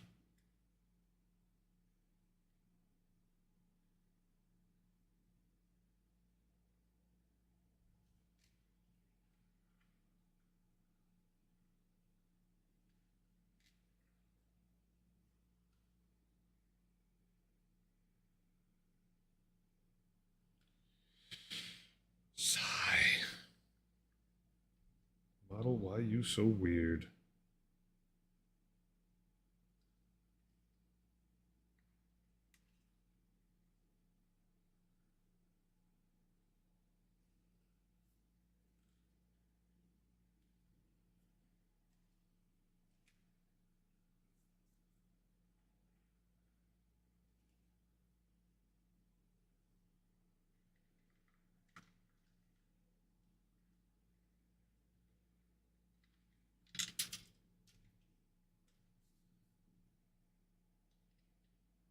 Well, it is known as a very struggly model. On one side, when it clicks in right, you got a gap. On the other side, when it clicks in, you got a gap. Just not making much sense of it.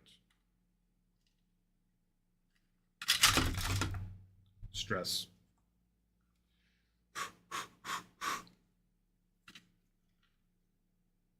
It's all right, buddy.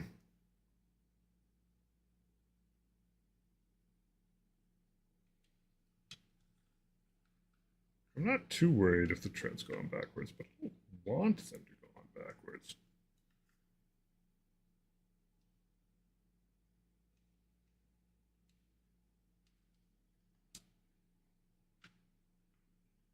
So weird. It all should hinge one tiny notch that is in there.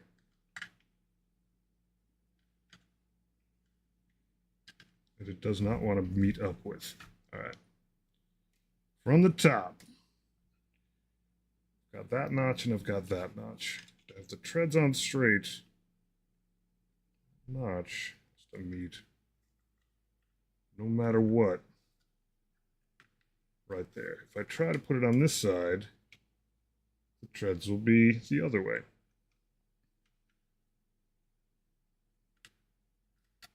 So we're just going to go with that. We're going to follow the notch, see where it takes us.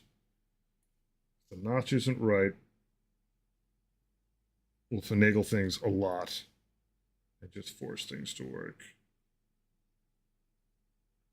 Just going to trust that the notch is correct. It's the front.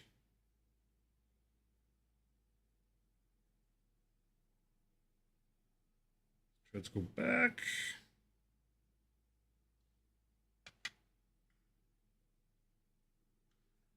All right. It's not going to work. Yeah, I'm not too worried about it, but like I can absolutely see now where this is a pretty notorious step because like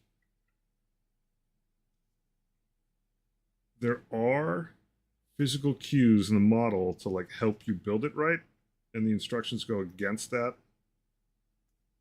and it's just very disorienting.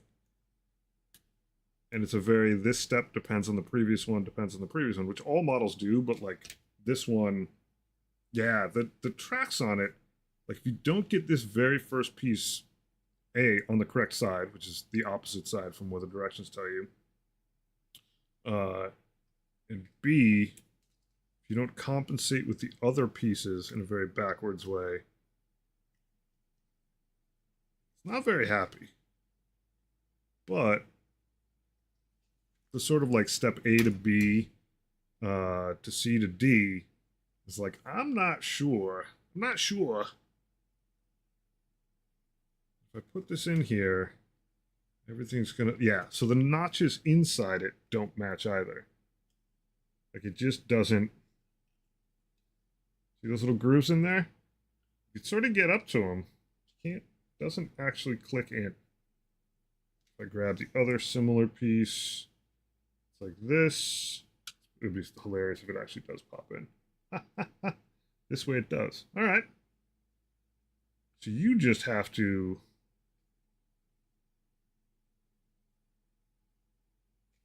be 100% correct every single time in how you compensate for it. So every piece that you think fits correctly, you grab the opposite one. If you opposite enough, in the end, you're rewarded. Is that how we're doing? That is how we're doing this. Oh my god! All right. So this has to. I basically have to jet on my way through this and just like do it by feel. It's the only way it's going to be happy, apparently. Is wiggle the daylights out of it so you find a piece that's happy. That seems a little bit silly, but I think that's the way it goes.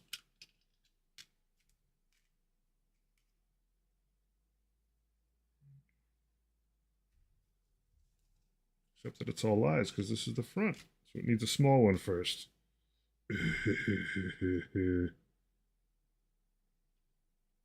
Doesn't reach anywhere? You shitting me. Every time we think we're close, we're not.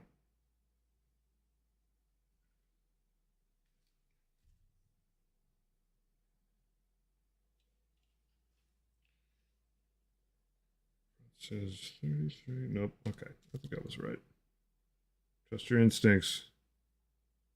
Not that one. Is it a small guy? It's a small guy. And he sits right in there. This absolutely conjures up very specific memories about the first one.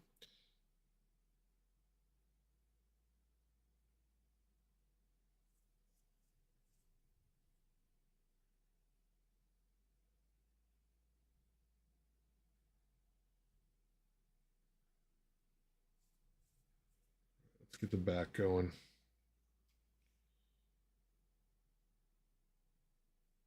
Can't be you. It's gotta be you. Do you click right in? Gosh, I hope you do. Sort of ish. All right, we're on the right road. Process of elimination. Thankfully, when I get to the other side of this guy, all these pieces will already be glued on one side. I won't even have to worry about them. That means this guy might fit there, but he might not. It might be this guy that fits there.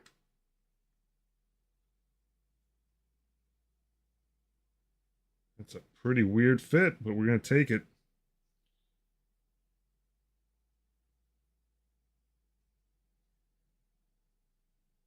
Ugh. Then on the front, it should be a short piece. A very bizarre fit. Deeply troubled fit.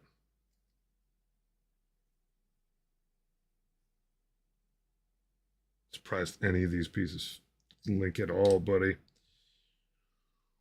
Ooh. Goes in there.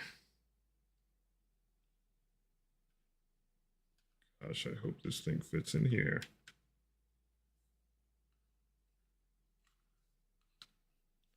It does. Man, this is some soft plastic right now. Put you through some unsavory business, my precious paper scrawler. It's your own damn fault. Well, thankfully, all the treads now fit around the thing. So that's a step in the right direction. Theoretically, this one goes bam right on the back of it now.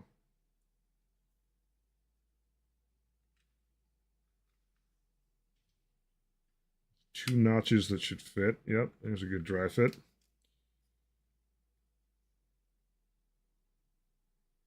Heaping glob of glue.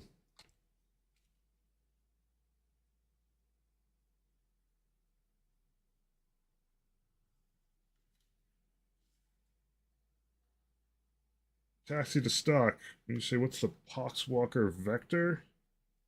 You mean the Poxwrought vector? Yeah. I think I titled the stream this. It's the big boy box. I have a lot of stuff to build. Yeah. Oh, indeed. We're going to be on Death Guard for a bit.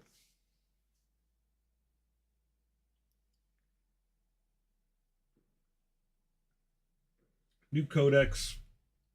New big boy box. New character. That dude. It's a dope sword.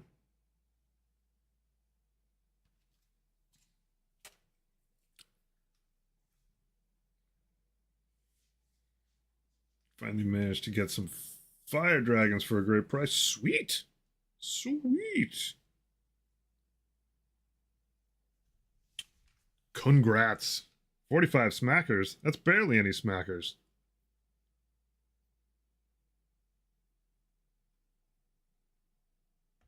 Fantastico. All right, now I can clean up and cut out all these, this side of the tracks.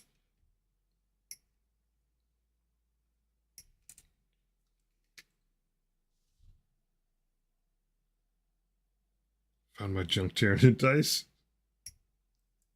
Sweet.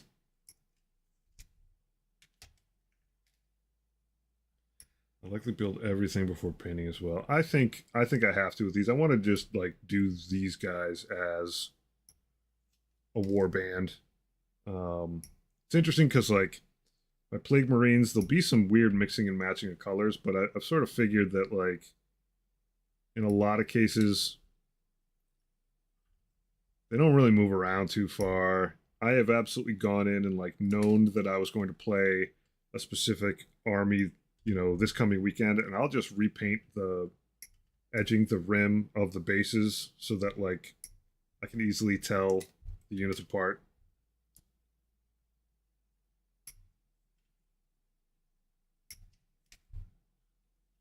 But thankfully they move so slowly that they like you tend not to mix up Plague Marines. Poxwalkers can get a little messy, and it's going to get even more so with them having infiltrate now, but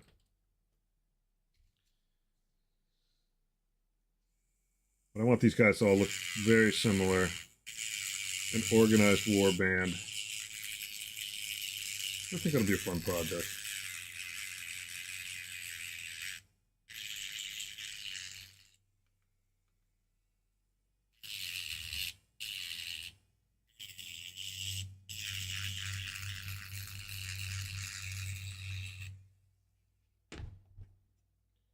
We'll say the mold line all the way down the tracks in the middle. It's pain in the butt.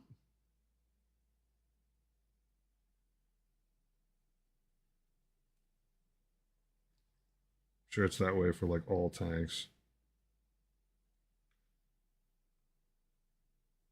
I don't remember if it's that way for the Rhino. Advertised these nice looking Tyranid dice and nice metal tin. So everyone ordered them and they sent us a very rounded, not crisp Tyranid design. Enough people complained that they did the dice correctly and said everyone were replacements. Oh my gosh. They just did a junk run of dice and sent them out.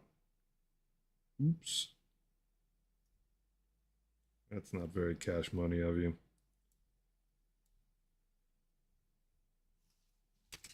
That stinks, man.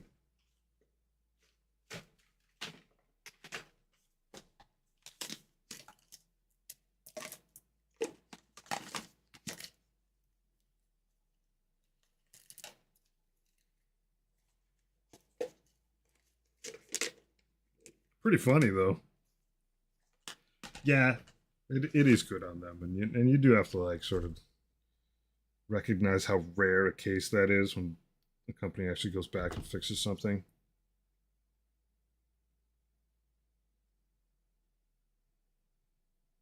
Like it's 50 times better than a class action suit where it's like, hey, each person in this class action suit's going to get like $48 is like an amazing amount of money to get in a class action suit where like your electric company was screwing you over for 12 years. Like, what?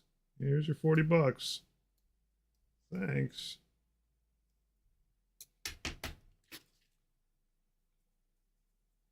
Dusting for fingerprints.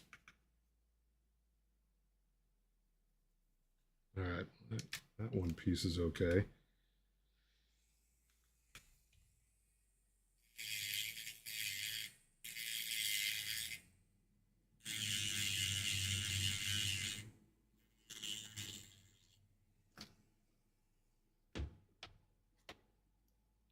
Was there a boys' kit fiasco? Tell me more. This I don't know about.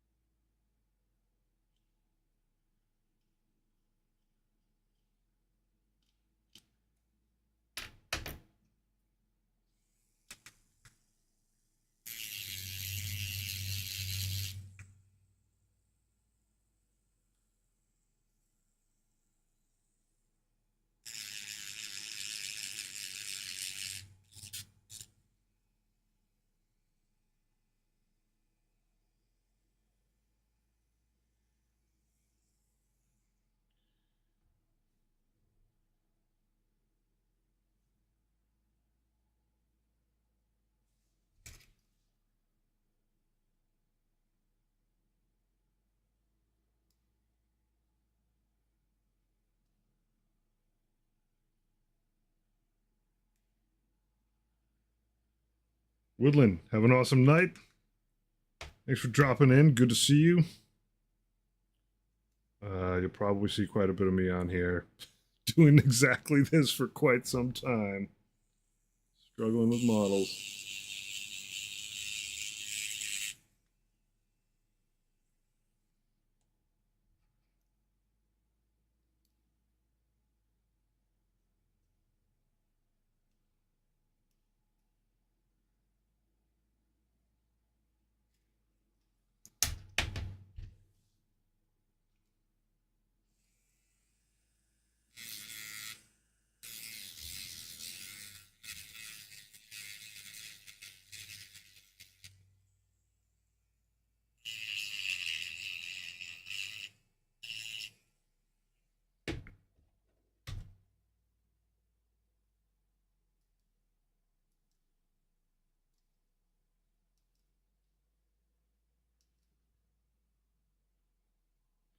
I am very curious to see like what happens if when like we get this Amazon series or whatever it turns out to be, and it's like really good and sort of like prolifically starts adding people to the hobby. Wonder how much the hobby will change. How much customer service will change to boot.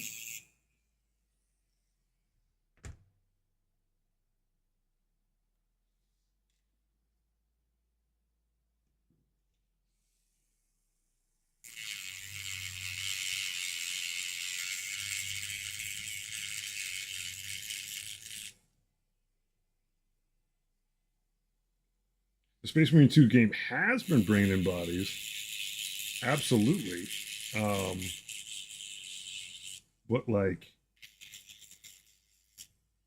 I still think that is one step away from how prolific a show would do. Not that I think like video games aren't a huge draw. They're a bigger business than the movie business, uh, monetarily speaking. But I don't see it as being as big a leap. Dawn of War, absolutely in its time did as well. Um, but because they're video games and they're pretty adjacent in terms of being still nerd and gamer culture, you're at least grabbing sort of like a close by audience.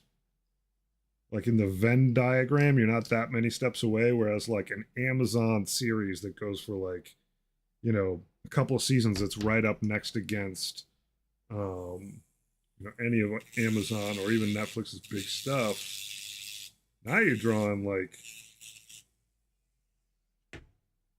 people that were several steps removed from ever having anything to do with your franchise. Like I wonder what kind of not just the volume of lift, but like the different type of customer that like Fallout got from having a pretty prolific show on TV, which apparently they just finished. They just wrapped season 2.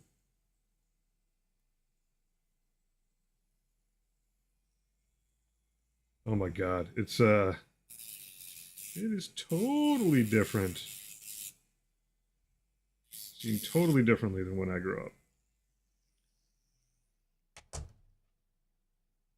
I mean, it's funny. Like, yes, absolutely, there's an element of sitting by yourself in front of a console in your in your room or in your living room, people being like, why don't you talk to me? But at the same time, like a whole bunch of like the point of the console was to bring the video arcade home. There's tons of games that were like multiplayer, like D&D was always a group. Oh yeah, there's absolutely people that are still like D&D isn't that satanic, but like it was it was like you probably shouldn't talk in a lot of cases, it's not like you get beat up or anything, but like a lot of times you just wouldn't bring up the fact that you were like you played D&D. Like it wasn't going to earn you any points anywhere.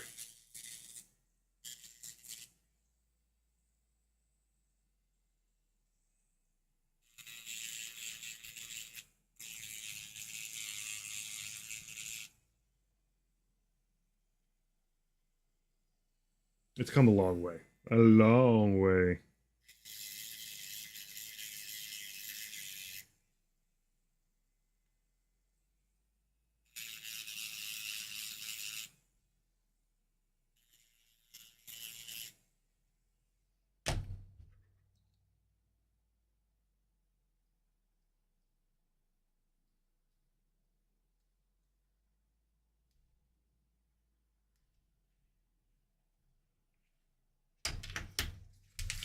So much plastic dust.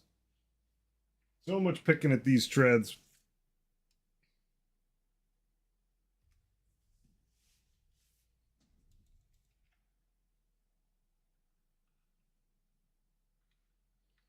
This time we have a plan. That plan is on go ahead. Let's brush this thing out a little bit.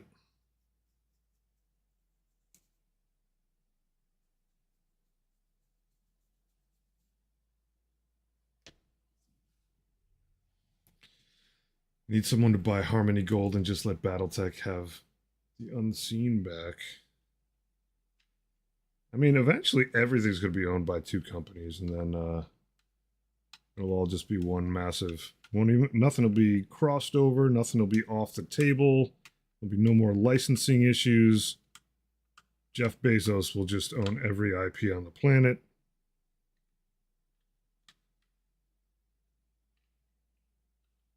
And we'll be all done.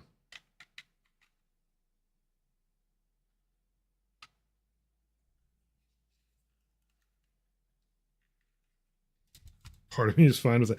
Yeah, it's funny. Like right now, the splintering is like, I don't know that it's that bad. People are like, oh my god, I have like 3 or 4 streaming services, but like growing up, it was like ABC, NBC, CBS, and then add to that Fox before like Fox was like sort of the middle version before like things really blew out.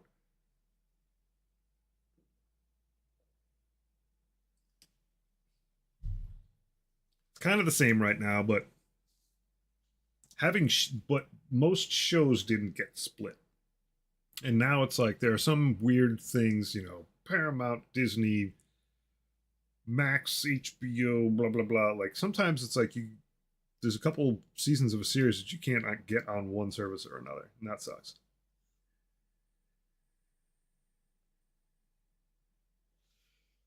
And back in the big network days, it was like you just needed a TV with an antenna on it, and you were paying only with your eyes.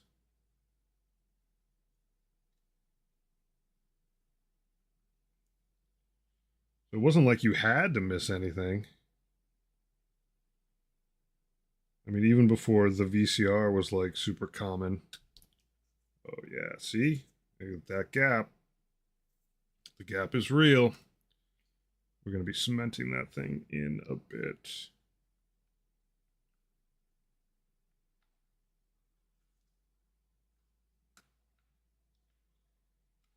But having that whole thing get settled once and for all will be good. Something just popped in here. Something is unhappy. Come on, buddy. Talk to me, model. What part of you is not glued?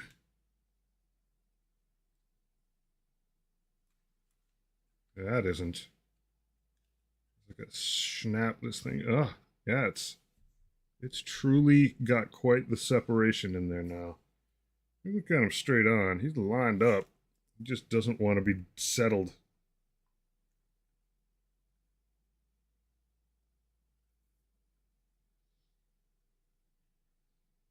Tubi. What was the thing that I was watching with my kids? Or that my kids were mercilessly forcing me to watch on Tubi? I don't remember. Might have been like Dora or something like that. That Tubi song was always like back of my head. But yeah, the like before they lose the rights part of it, pretty like interesting part of the equation.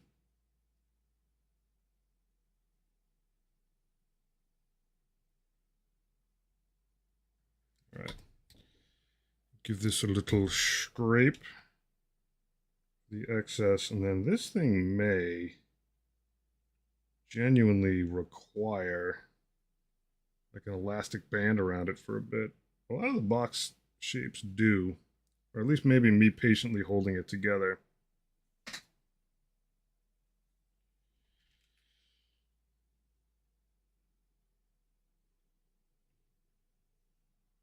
Oh, not that much glue.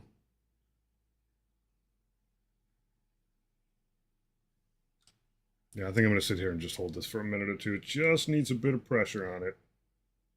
Just to hold shape.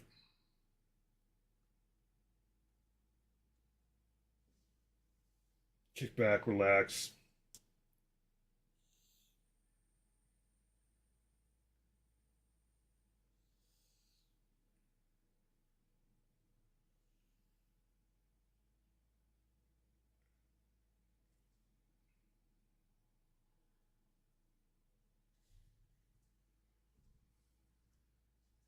Hold it in place.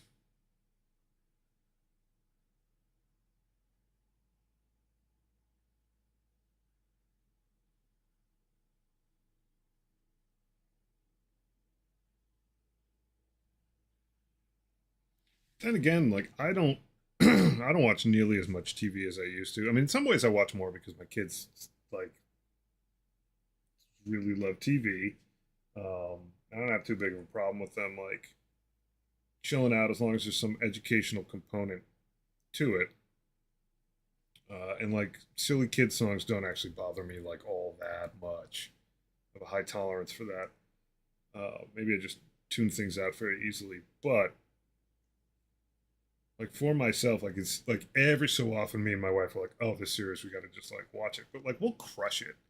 Um, like if we're gonna sit down and watch TV, if we're gonna watch a series, we'll watch like 3 or 4 hours in a clip, which means we just tear through stuff.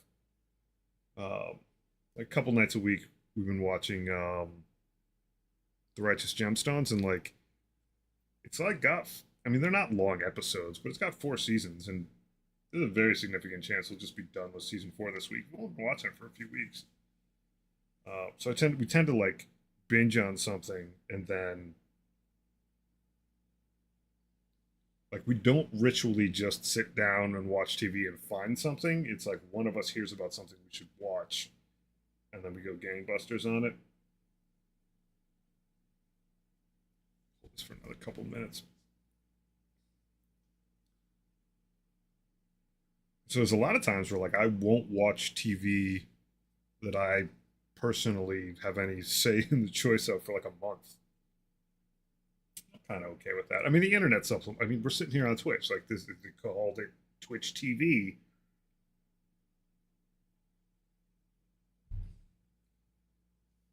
Like, there definitely isn't a month where I'm not watching people on Twitch.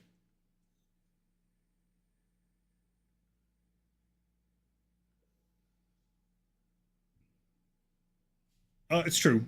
I mean, it. I. I think though, Taxi, like things have gotten so I don't want to say stratified, but like mosaicked out where there's generally only going to be a couple shows that me personally I should watch. And it's not that like my taste is like great or anything, but um, I think to your somewhat supporting your point, like there's not that much there's not much fighting each other because it's not network TV fighting each other for eyes. It's like you can watch it at any time. So it seems like everything is like kind of boutiquey in terms of it being a show. And if like the general purpose, what's in vogue, is not your jam, then there's just not a lot of TV for you. Just not. Um, This is why you pirate shows you like and watch YouTube. Well, yeah, and truth be told, with the browser internet, also supplying content, it's like if you're not that much into what's currently mainstream, there's still plenty of stuff via those channels to rock out to.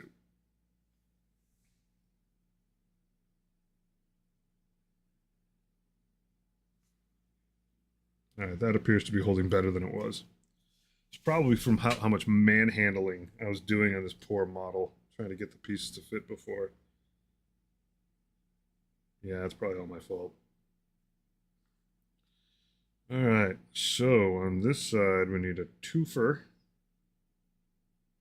down like that, and the notch should fit.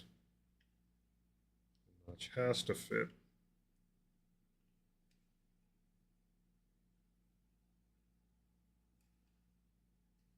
But it's definitely true. Like, it can be exceedingly difficult to find something worth your time to watch.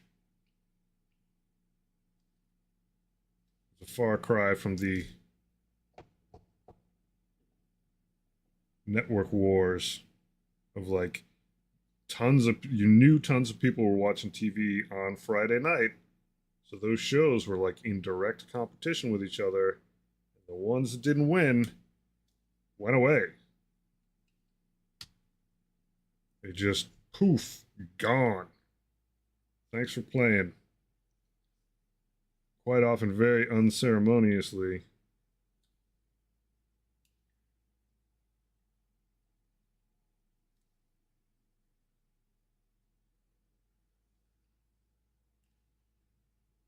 Maybe you fit like that. Oh, here we go again. We're back, folks. Back in the struggling. We're not, though. Okay, this is the front. It gets. Front is different on both sides. Curious. Curious choice. G dubs.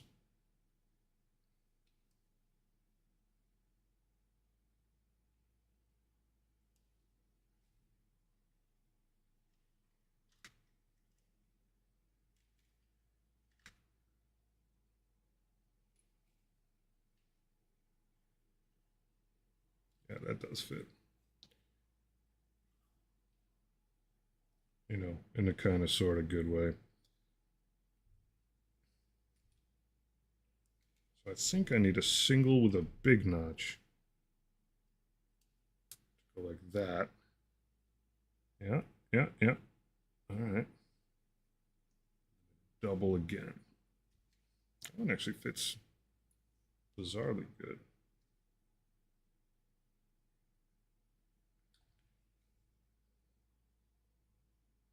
It's a tiny notch. It's a bigger notch.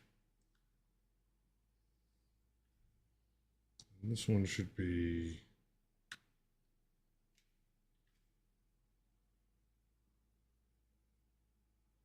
Not that one. It's gotta be that one.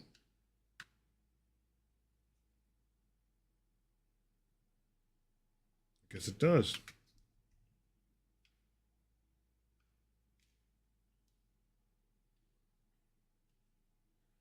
All right, so let's get this guy to just sit pretty.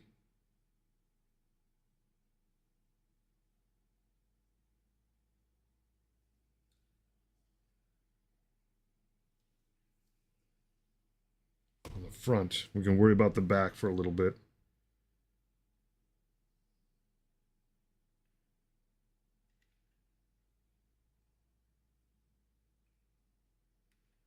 Yep, that's a good fit.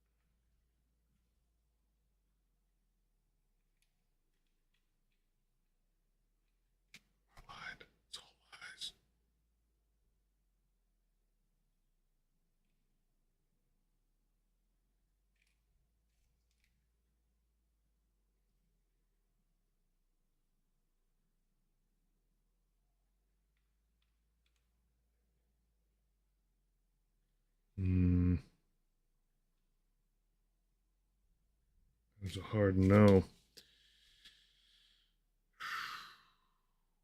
Yep, it's this one. There you go. It popped right in. Running into the like USB level of confidence where I put this one in first, dry fit it. I was like, all right, that fits. I went to put it in with the glue on it. Didn't feel quite right. Switched to the other one. I was like, no, it can't be that one. Switch back to this one, then it fit in right again. Yee.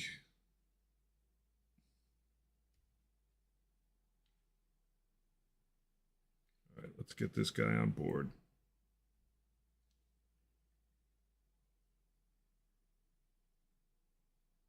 God, that's a lot of glue. Easy there, buddy. Melt this whole thing alive.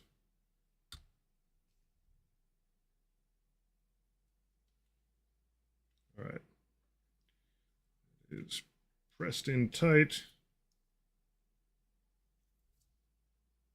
It's in tight. I'll let that sit for a second. Solidify a little bit before we put the next bits on. But we're getting there. I mean, it's Plague Burst Crawler like.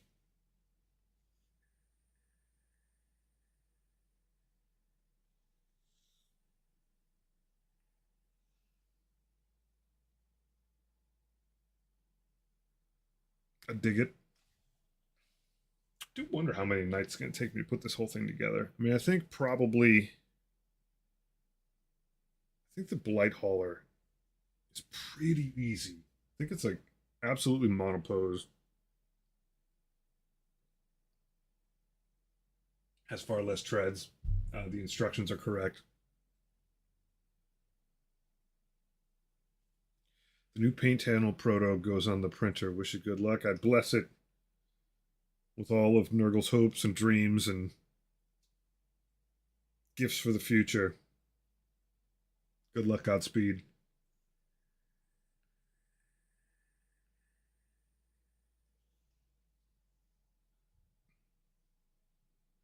Sectrix Handle 2.0, the revolution. I agree with you 100%. Not everyone agrees with me, but when you're right, you're right. They're just fun. Far less whiny, with the exception of Mortarion himself. He's pretty whiny. The Legion itself is, you know, they just deal with it.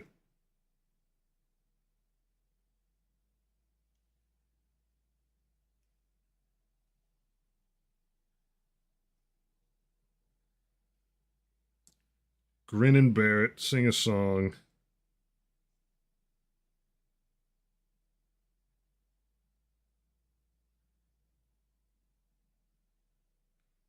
And their aesthetic's pretty cool. Yeah, and it feels like with the Codex, like, all right, they finally like for 10th have come into their own. And I frankly think that the popularity of the Codex, like, don't get me wrong, there are absolutely units that are like, oh, that is like, oof, that's something. But even at the beginning of 10th, you know, they made a very clear note that like they spread out all the toughness values by a lot more. And that made individual points of toughness and some thresholds not as crazy as they used to be. But I think the big thing with the Death Guard Codex right now is that it fits. Now it properly fits that kind of attrition warfare. Whereas up to now it was like a little. It's definitely Cinderella story of 10th. I think that's a great way to put it. It's true, and because I was around, like I just got started in this hobby right at the end of 9th, to the point where like when I went to the store, I was like, oh, and I need the 9th edition rules, and the guy at the Warhammer store of all places was like, are you sure? Because like 10th is about to come out, so like that's how close I was. Which I actually respected, given the fact that it was like a branded store. That the guy was like, maybe you should wait, and I was like, nah, I need to learn all the terms no matter what. And yeah, sure, some stuff will change, but like, it's fine, and it's a pretty book. And then 10th came out, and Death Guard came out, and everyone lost their minds on the Death Guard Reddit. And then there's like a minor tweak to how the plays work. Um, I think T6 doesn't belong on battle line though. Even say custodian guards when you have entire armies of strength 3 weapons. I think it is worth experimenting with and finding out.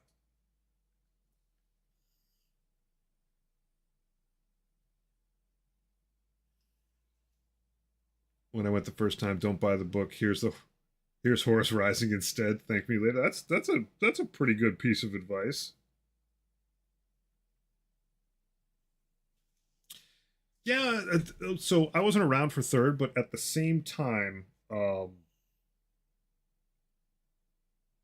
of the toughness values in 10th are like splayed out very differently than they were in previous editions. And they keep trying every 10 or so 10 or so years is an okay time to try. I mean, the thing is though, we're what, probably like halfway through 10th.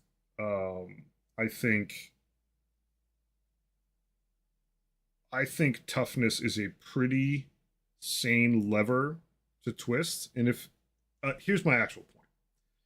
Toughness is a very quantifiable, math quantifiable thing to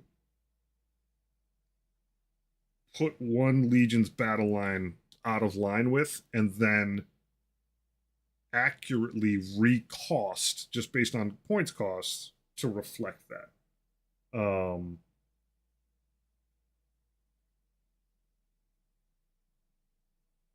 I I do agree with your point. All I'm saying is if you're going to do it, like at this point, it's yeah, the issue is not just DG have this with this. Yeah. Yeah. I mean,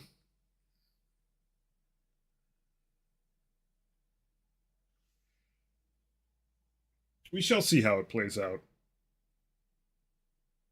But I think it was a lot harder to balance in previous editions because you had so much more static or fuzziness around how individual models were pointed.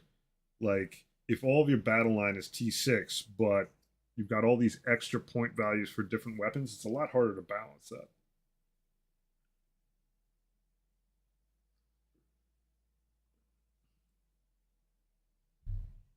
I don't envy anyone who's got to balance this game, but I'll also say like I'm a Death Guard player, and like things were mediocre in the start. They weren't nearly as bad as everyone said. That ant just went by again. He just did a lap. Um, and now it's cool. So, like to some extent, while I'm sitting in the sun, like it's kind of like one of those. I'll take it. I also only basically play against one other human being on the planet. So, you know, for the most part, I just play against my business partner. Um,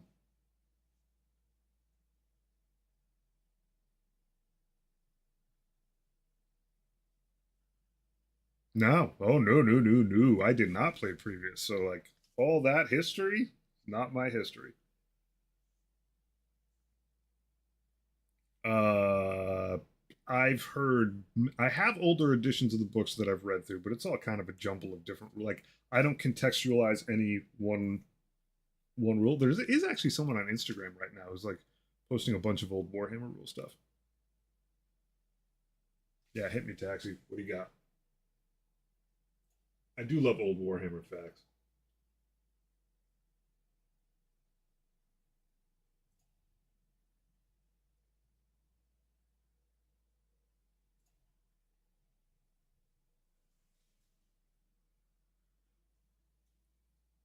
Weapon skill. Oh yeah, it was like some of the weapons were based off of strength even in ninth, right?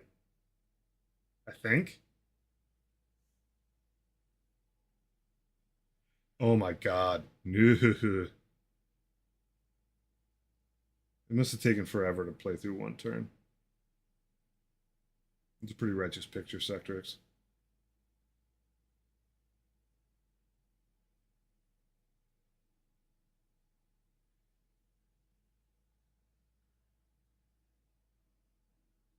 Oh yeah, because it's based on steps. Ugh.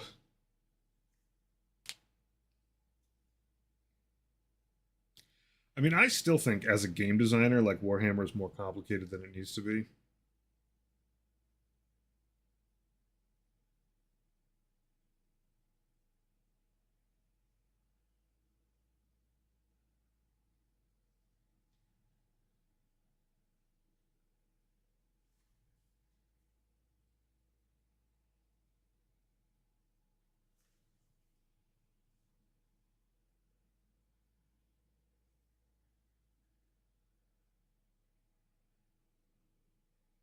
That's awesome, Sector X. It wasn't really bad because, for example, damage was only one for everything. Oh, huh.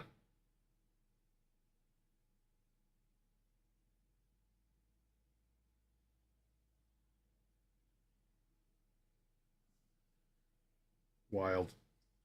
I mean, it is one of the more, I'll say, alluring parts of the hobby to me, that it is as old as it is, and it's had as many editions as it has, and it's got this like rich history of being fucked up. I mean that like in the most endearing way. Like it's a pretty screwed up game, and it's got issues. Um, that's kind of neat. Oh, this one piece is a little sad. But you're gonna be all right, buddy. Everything's gonna be all right.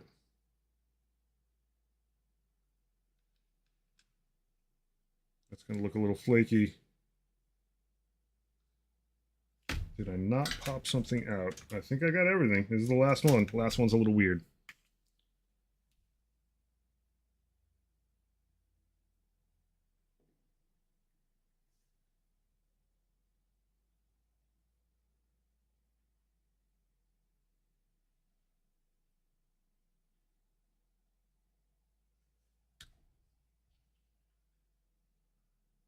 The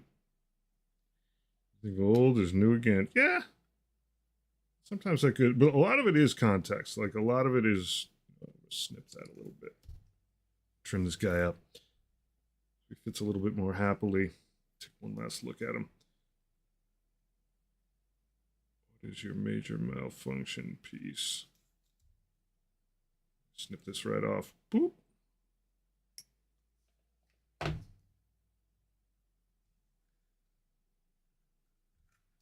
It's an evolution.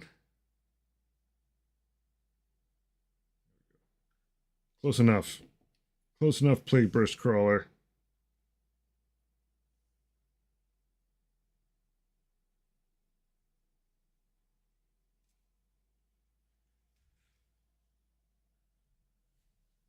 Moving as a value was a fantasy thing.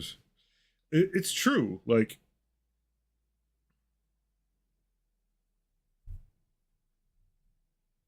I it's one of the things that I like about Death Guard is that they're balanced against how slow they are. I was actually, I'm not gonna lie, I was a little disappointed the speed buff. I think it was the Terminators, like went back to 5 movement. Like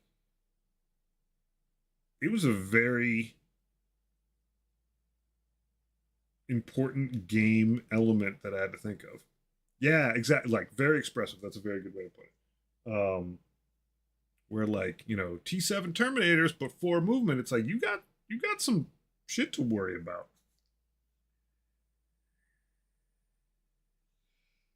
My last game that I was playing, I was trying out for the first time some Chaos Space Marines, and I had Possessed, which are like foot dudes. I think they're like, I don't remember if they're 2 or 3 wounds, but like they're fast. And I'm used to playing Death Guard. These guys were fast, and I think modern games are too afraid to have big downsides. I agree with that 100%. Um, and I find as a game designer, it's one of the best things to balance against is a strong downside. And I do think that they're a little gun shy. Yeah, and I don't think anyone's arguing that. I don't think that at all, Taxi. And we're all just like in it to win it, not necessarily win the game, but just enjoy it. But it's to me Warhammer being around as long as it has, it's gone through like totally different eras. Like the aesthetic, what is like normative in terms of a game, it being very much a like cave dwellers game like D&D was, like even video games were for a while, into an era of like popular culture and what that means in terms of the market that you're serving and who plays it.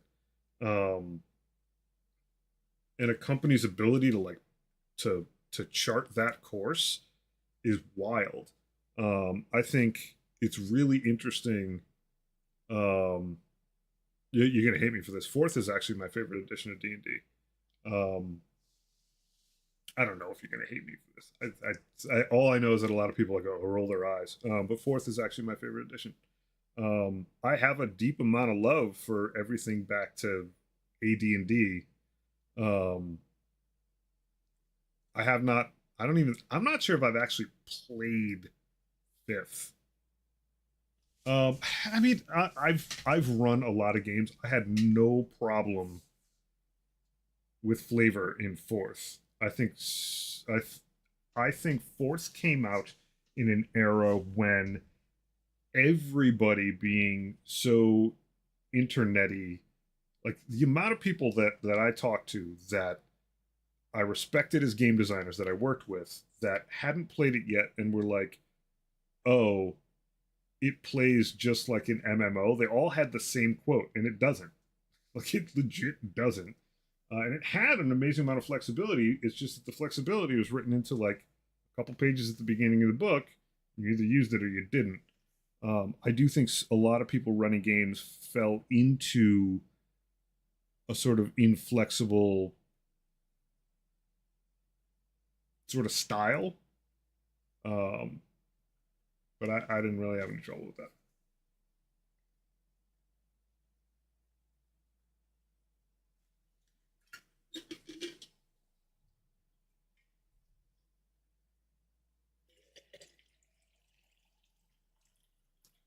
I found that in fourth, for me, it was the easiest.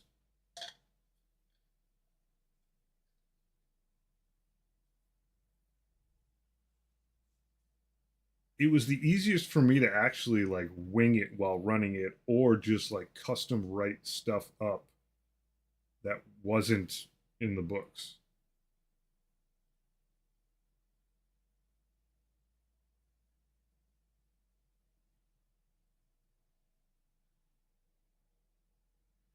Like if you looked at any, yeah, like if you looked at any, I'm gonna call them cards because all the abilities you printed out on tiny little magic card size things. If you looked at any one of those, the mechanics of how they were put together, you could just make anything out of them.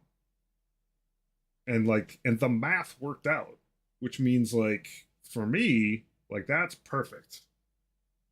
If you're like, I want to play a class that does X, Y, and Z, then I could tell you that like this thing at this level should do this much damage. You pick whatever flavor you want. You want to throw in that it also paralyzes someone. Like all that stuff came together, um, because the commerce between the math and like like a simple, a full, and a move action, like all of that was very stable.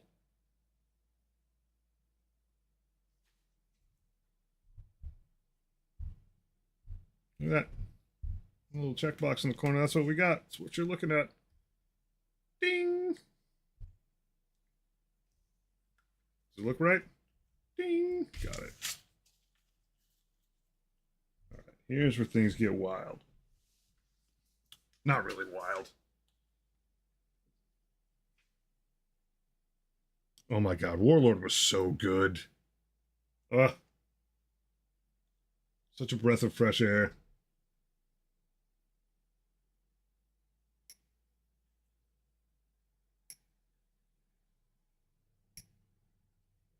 Played super well.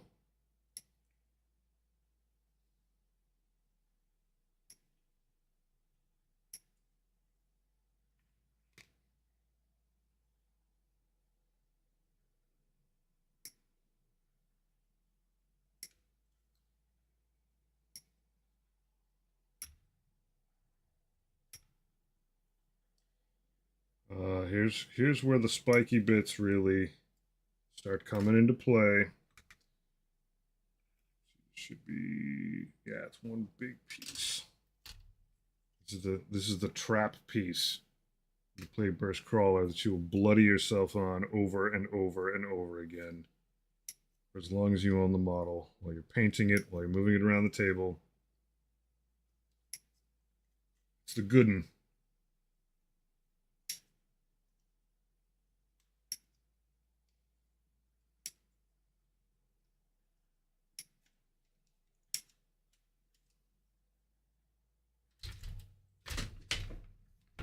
Yeah, Warlord was one of those like really interesting classes in that it actually socially built an interesting amount of harmony for like players around the table. Like the amount of it was a even better, more like tangible cooperative commerce than healing is. And healing is like the notorious like, oh, you know, everybody eventually either loves or hates the healer. But that's a loose transaction. That's a like I take as much risk as I can because I hope my healer will heal me. Whereas the Warlord was very much like enabling feats of greatness in real time. And it was really special. It was good. And people that were good at playing it, but were like, my God, it could like make or break.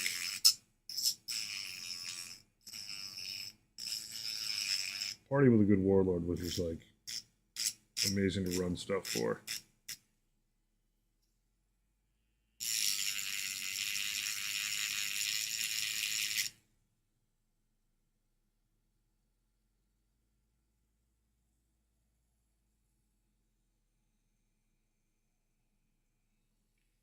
I thought it was cool. But I also think it's very important that, like, I don't disvalue other people's opinions of, like, I mean, I do a little bit because I'm a human being, but a lot of the critique that I found with Fourth was, like,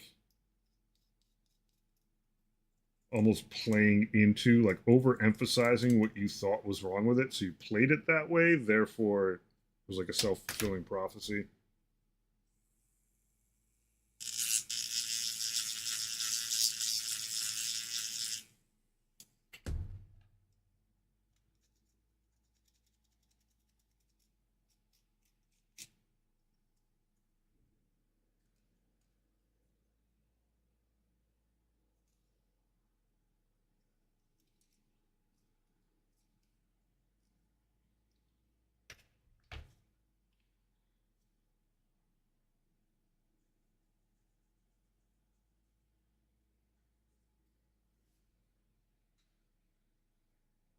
"60-second abstracted rounds is not fun." Yeah, I agree with that 100%.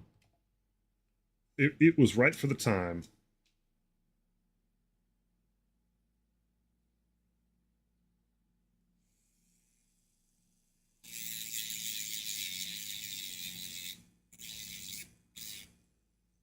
But like it's like sensibility in films as well.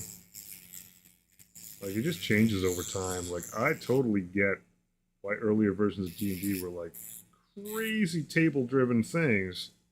And it was cool to like have your dungeon master be like, "Hold on, I got to look this thing up. Roll 8 sets of dice, figure out how many pennies you're going to find in this box."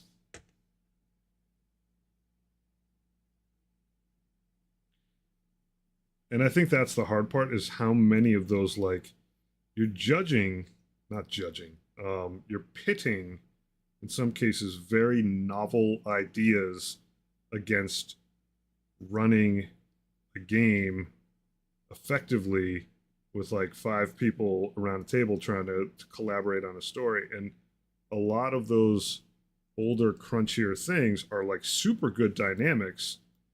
Um, but depending on the audience, like it can be really hard to run a game when everybody has a certain amount of special sauce. And I don't think that there's like a right answer to that. A lot of it is dependent on the group that's playing, and if everyone likes it that way, that's cool. Oh yeah, this thing is like notoriously mold liney. So mold liney. Let me clean this guy up for a bit. Yeah, armor was solid. I mean, it is a bunch of like hits and misses though, because like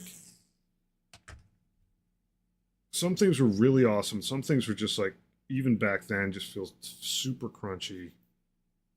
To the point of like, why am I going through this? It's hard.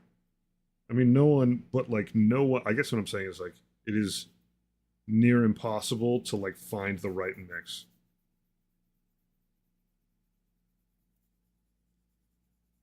I mean, I enjoy playing Warhammer, and it's not like I won't call it mathy, but it's a lot of rolls with a couple points of modifier here and there, and the rolls aren't big. It's not like, I mean, I understand you can play Math Hammer, but um, you know, with six-sided dice, the rolls are so chunky that like if the dice are with you, it's not like you're just gonna win, but like it's smooth sailing on what you choose to do. I like meth.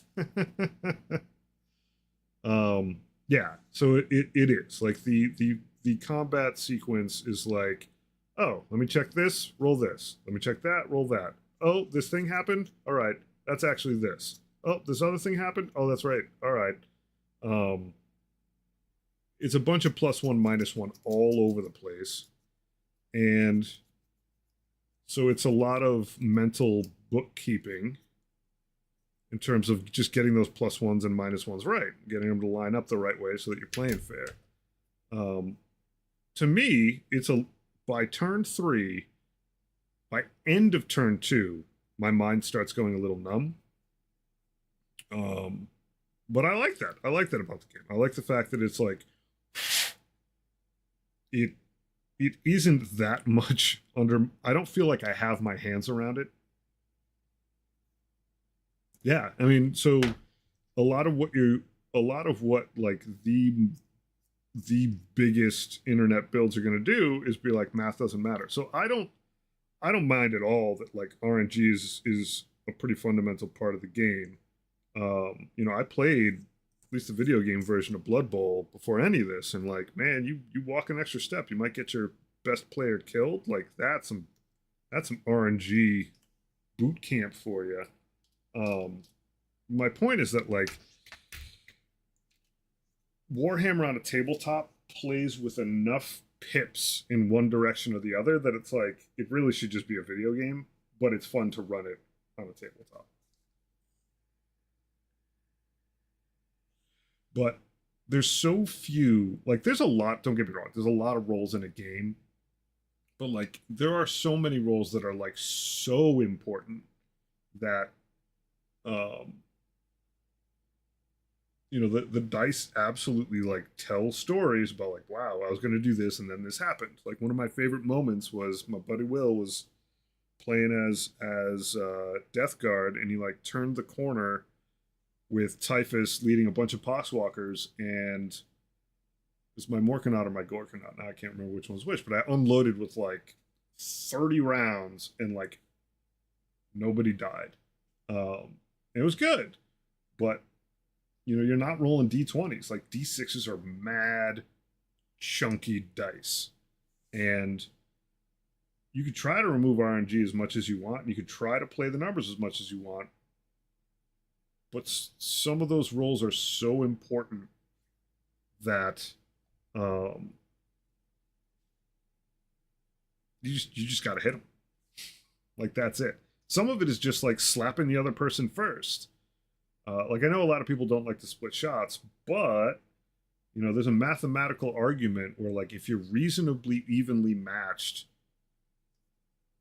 you might just have to bloody the nose of everyone out there to have enough of a tilt so that all the subsequent exchanges are in your favor. But of course, that means both people have to roll pretty average for the rest of the game for that to make sense.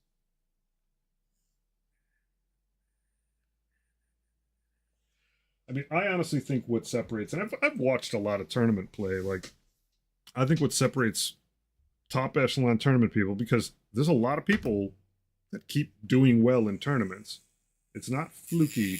I think it is people's ability to either find a build that is like, much like Magic the Gathering is, where it's like this deck is just primo right now till something changes. Um, Being able to discover that is no easy task because everyone doesn't find it all at once. But the other thing is like being able to manage the headspace of playing Warhammer is, I think, what separates like competition players from novices like me. Like I've watched some people play and they have like their head in the game. I forget stratagems that I could use right now. Command point usage is a huge part of how you make good by your army. And there are times where I'm like, man, last turn I should have just used this thing. But I find it a very difficult game to analyze in retrospect because there's so much stuff involved. Like just how many inches you moved a unit in turn one could be the actual reason why this whole thing didn't work out in turn 3 or 4. But you don't know. Like, and so like judging a whole game is a little fuzzy.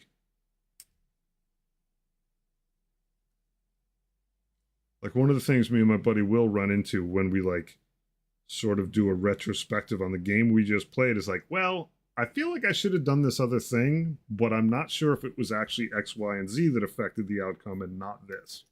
Happens constantly, and that does not happen to me in every game.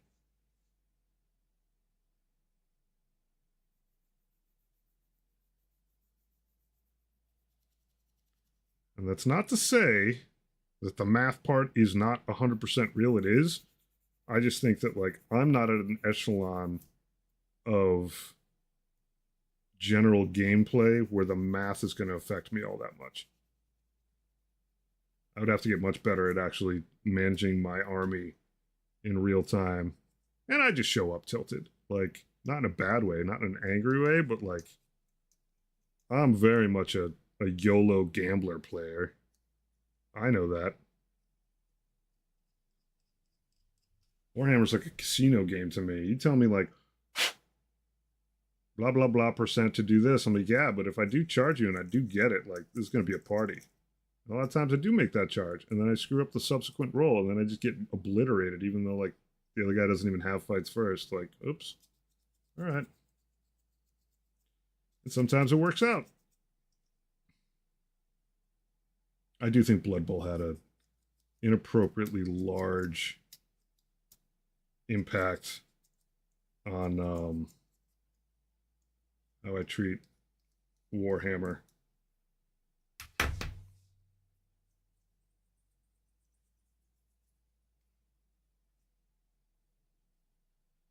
I get my guys killed a lot. Genuinely my fault. Maybe that's why I like Chaos so much, because I don't feel bad when I send them to the grave. I don't think I would feel bad sending Ultramarines to the grave either, but maybe there's something there.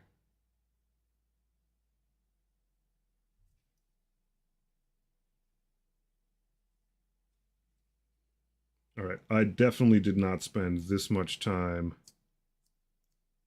on these pieces the first time around as I am now, and in retrospect, I absolutely should have.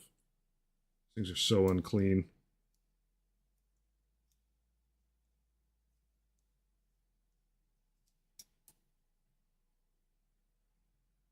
These bars are the great unclean ones.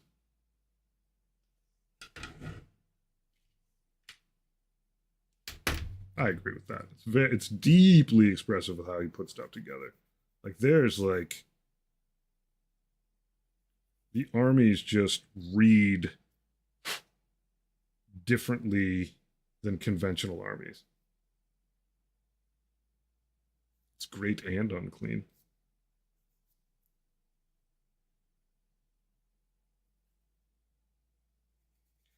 And I just generally like being someone else's villain.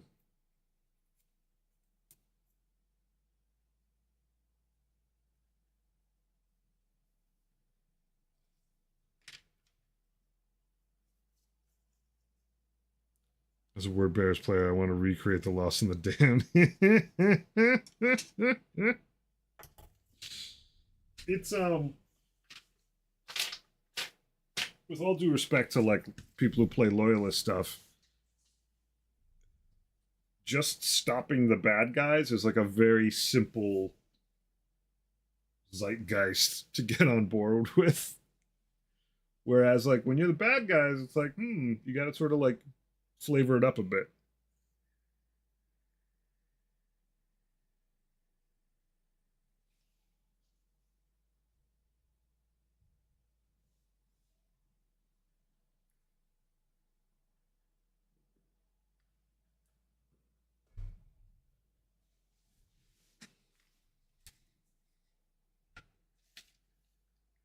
All right. These things go on first. I don't think they're interchangeable. Maybe they are. They might be completely interchangeable. Yeah, they are. Ah, sweet.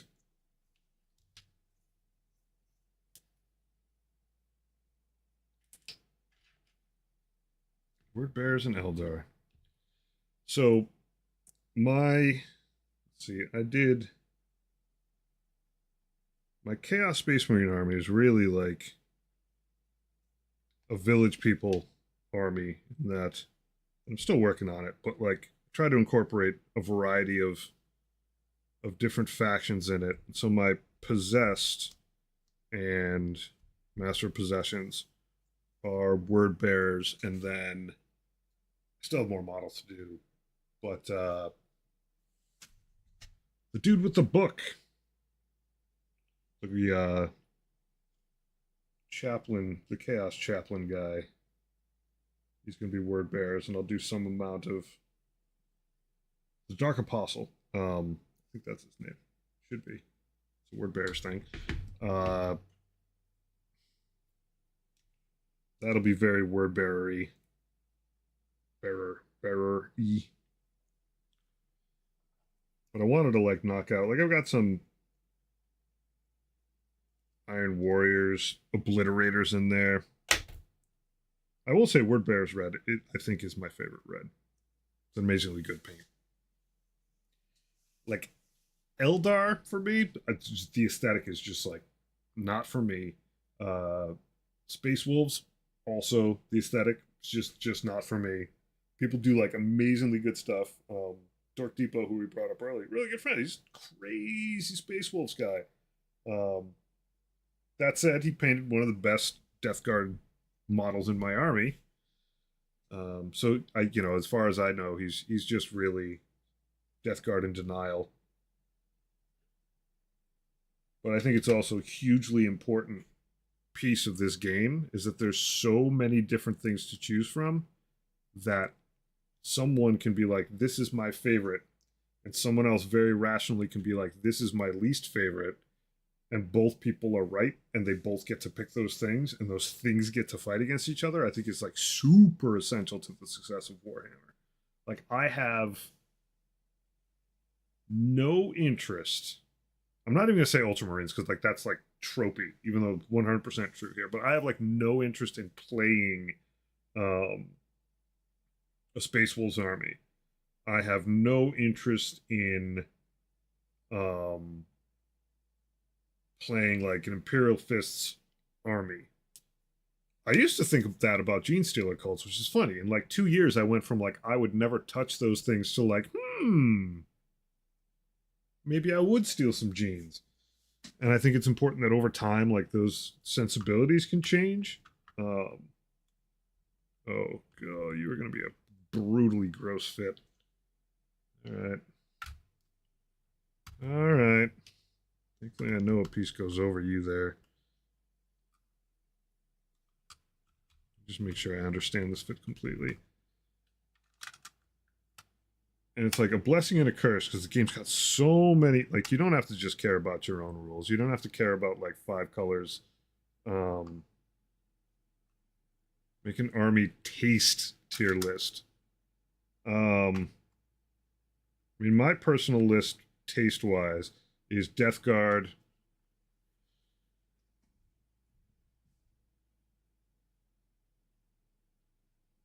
I would say probably Orcs second,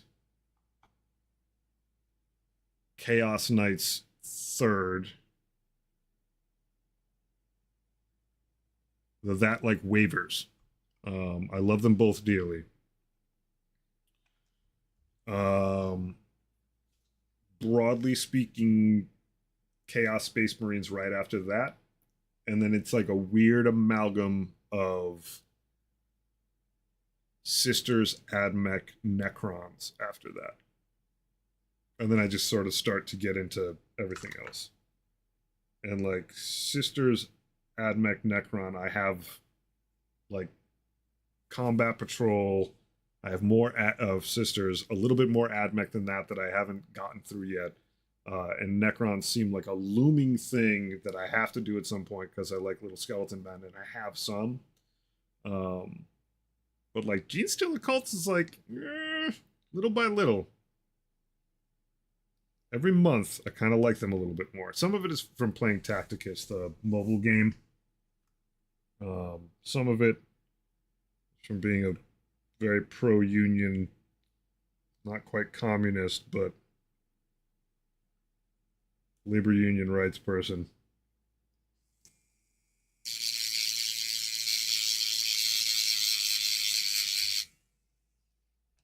But like I knew I was going to play Death Guard from Go once I started like thinking about it. And I don't think there's a way for me to not want to play them as long as they're like remotely close to their theme. Like their aesthetic is really solid for me, and oops, drippy. And the slow, ponderous inevitability, bombardment, and mumbling old geezer army makes me very happy.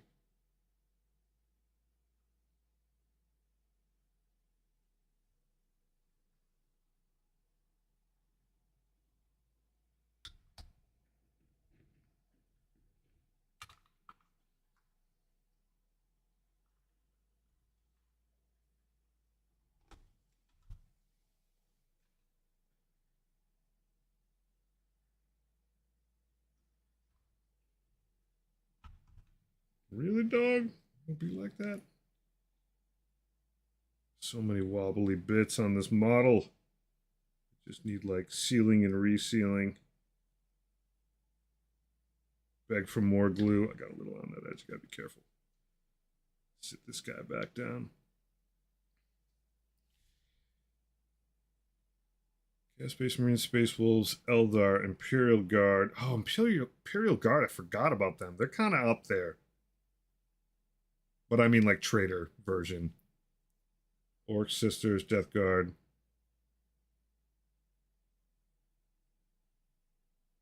Louis C.K. World Eaters Votan, somewhere around there. I have the Legion of Votan Combat Patrol. My theoretical number one is always Lost in the Damned.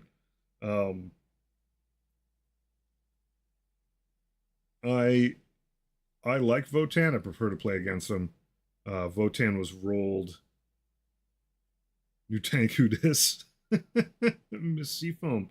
This is a plate burst crawler. Zoop. It's in that box.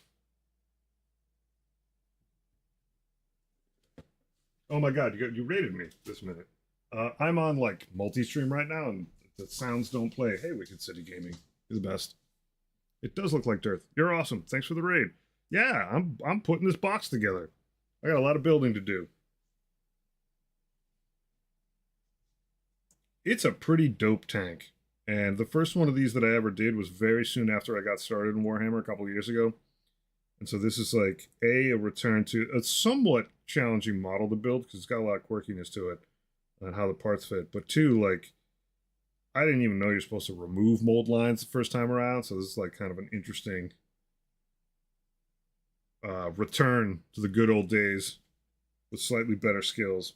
I'm psyched. I'm a big Death Guard guy. This is one of my favorite models. It's just like it's such a wild, gnarly aesthetic to it. It's a good time. Today was great. Going into the game shop today and seeing lines of people picking their new nerd stuff up. Same time as like a HeroScape tournament was going on. It was popping.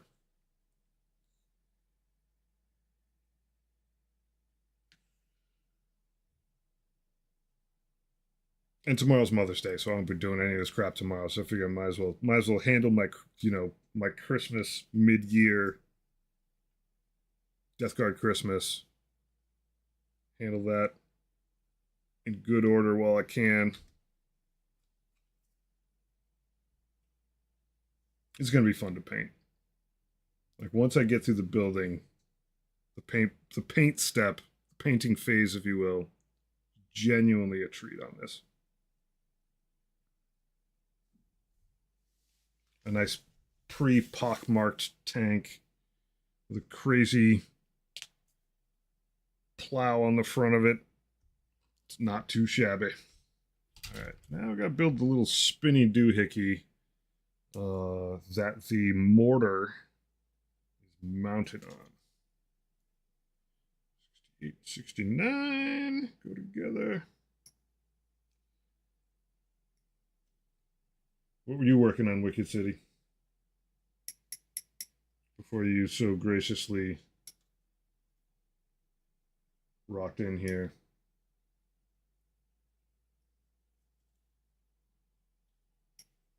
And if you're totally wiped out and tired of doing your own amount of yapping, feel free to just peace out. I appreciate the raid.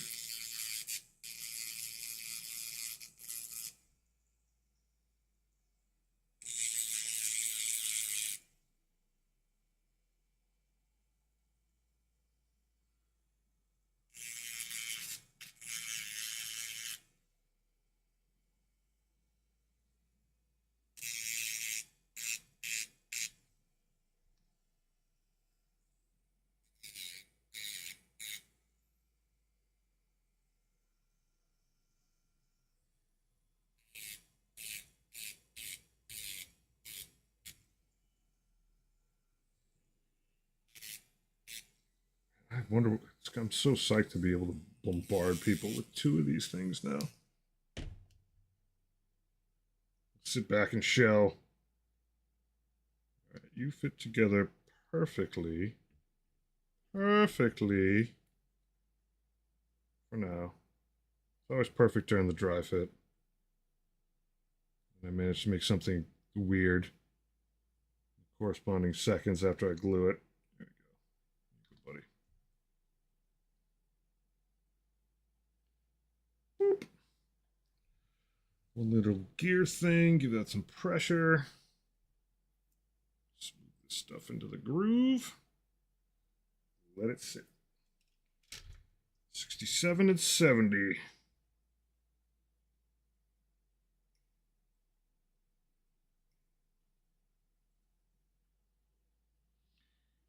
Funny today, I got home with my sack of booty, Battle Force, Codex, cards, a few paints. My 4-year-old knows that I play the Warhammer Tacticus game on my phone. She's like, "Oh, you got more Tacticus." To her, it's all just Tacticus. None of it's Warhammer.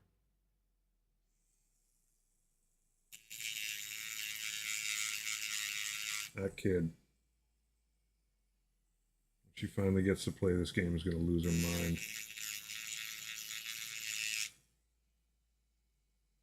Like my insurance policy, I will always have someone to play against once she can finally grok it, and I don't think it's going to be that long. Honestly, like she might be rocking this game out at like age 7. She is bizarrely wicked smart. Yep, more Tacticus. Well, it's interesting because she's got like a very solid like associative memory. And we were talking the other day because I was just going through and I have a Plague Burst Crawler in Tacticus, and it does this little animation of the mortar firing off and all this green glop comes out of it. And she's like, that shoots ickiness. And then she like totally recognized. I mean, it's a very clear profile of it on the box too. She's like, oh, I remember that from your game. And then she also remembered that I have like the model, and it's not like she gets to hang out with my models all that often. Like the smalls don't end up in this office all too often. It's full of dangerous stuff, and a lot of my Warhammer stuff sits out in my barn where I play. But like she's just like she knows what a Plague Burst Crawler is.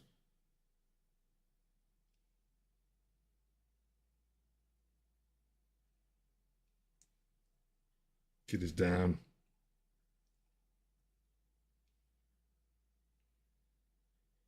And if she is present when I am playing, my buddy Will, like she'll very reverently sit on the sideline. Yeah, future Death Guard princess, indeed. Um,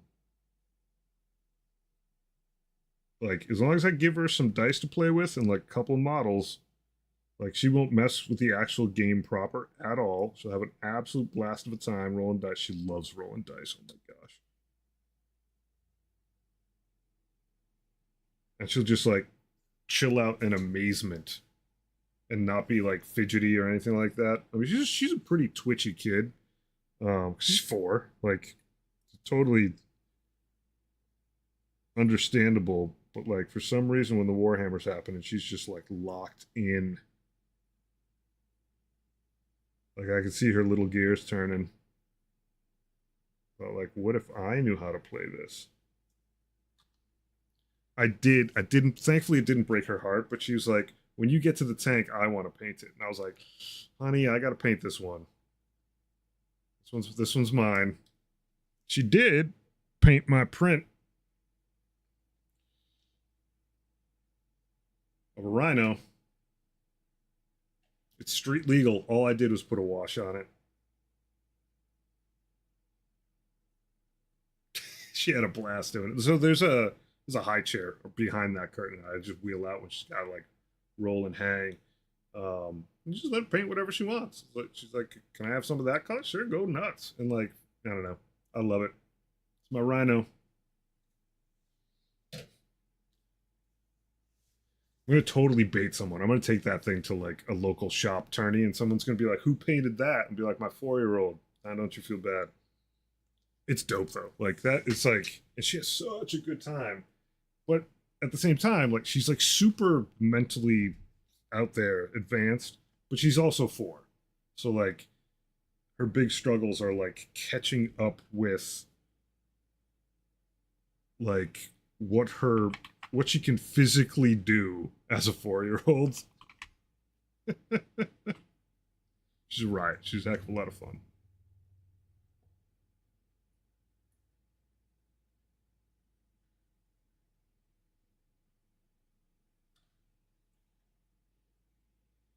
The kid's a hoot. She's like so locked into like the daddy phase of her life. Hopefully that doesn't like change too much. But like I am right now, I am like the coolest piece of shit going. And I gotta maintain that for as long as I can.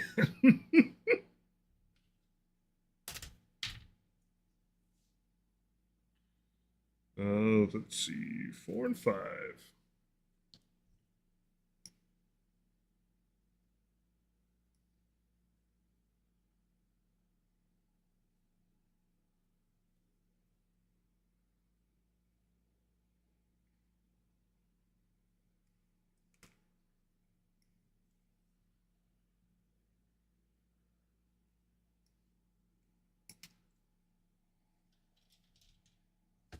Oh man, I will super take another 7 years of this. I mean, it's tough. It's challenging the other regard too, because like, oh, I know. At some point it'll turn, but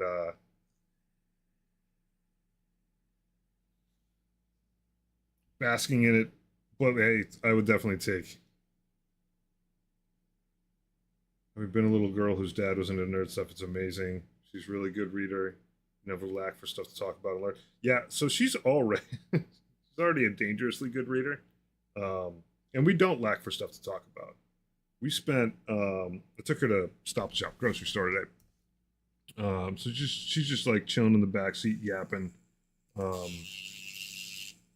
rocking out in the car seat, and she just reads all the signs. Yeah, uh, I mean she's like super high functioning autistic, super nerd.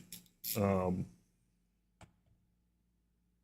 she's like, "What's yield mean?" And we just had like a 15-minute conversation about the word yield and what it means in terms of traffic, what it means in terms of like if you got to fight with someone, what it means in terms of if you're playing a game with someone, and they're like, "Oh, I yield."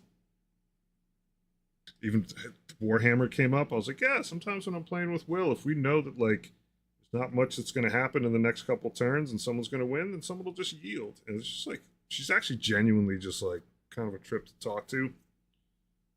I learn a lot from it because like you don't end up going back often and thinking about something like a singular, say you, I don't go back and think about a word like yield all that much.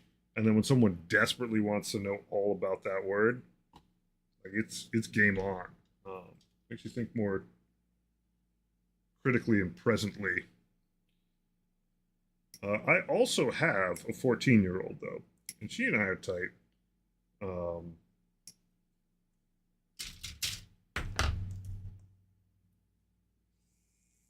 but I inherited the 14-year-old, so like I don't have an early dad rules phase with that kiddo. I've only known her since she was 9, but she's the shit. She's dope.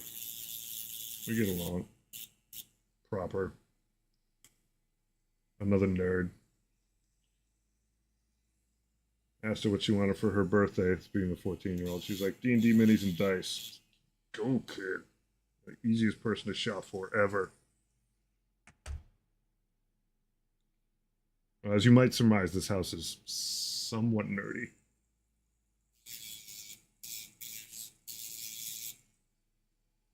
Yeah. I got a 14-year-old trying to figure out the heck it means to be a woman. I got a 4-year-old, a almost 3-year-old, and a 26-year-old in the basement. And I was a bachelor 5 years ago. And I'm a freaking old man.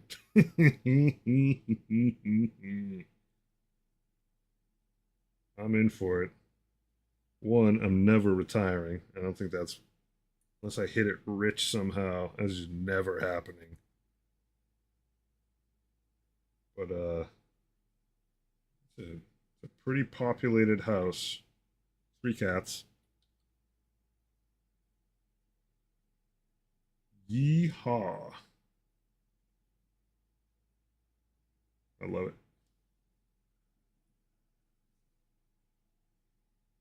I don't think I would have done right by it in my youth. As a grizzled old man, having a family is pretty dope.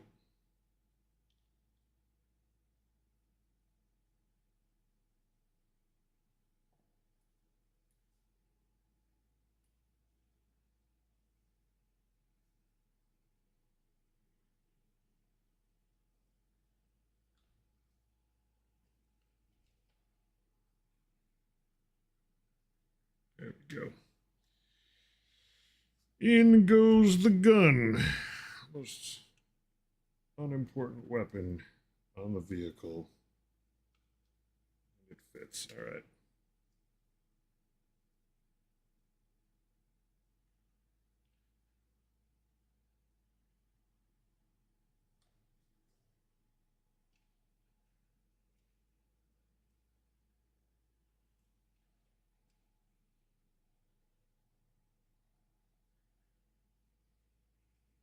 But yeah, the sooner I can get that 4-year-old painting like full time, turn this place into a proper sweatshop. Just walk in, crack my knuckles, everything's built and primed, just waiting. Desk is all clean. I walk in, a couple brush strokes, job's done. Easy peasy. I don't think I'd enjoy that. I have too much fun building and priming. We are on the side plates. This is starting to look like a plague burst crawler for real now. It's got its all important spikes on the top. Consistent causers of physical wounds while playing and painting. The side plates really give it a ton of character.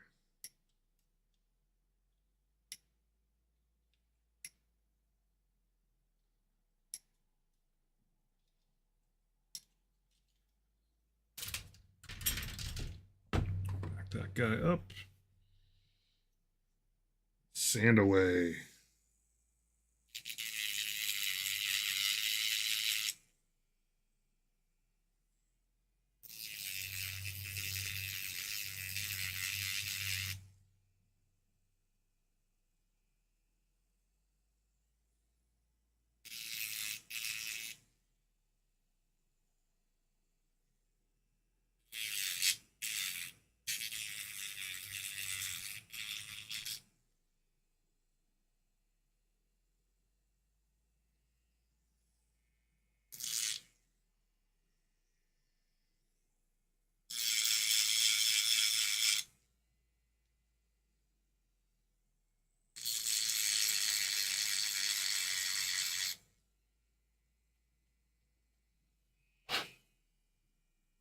Any other hiding funny bits on you? Yeah, very important side plate. Clean this up, Mondo. One.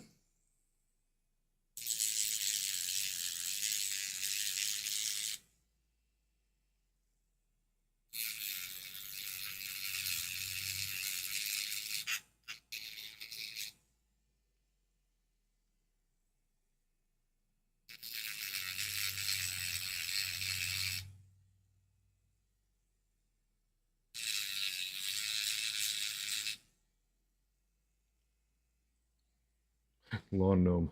An excellent name. I got a lawn gnome. There he is.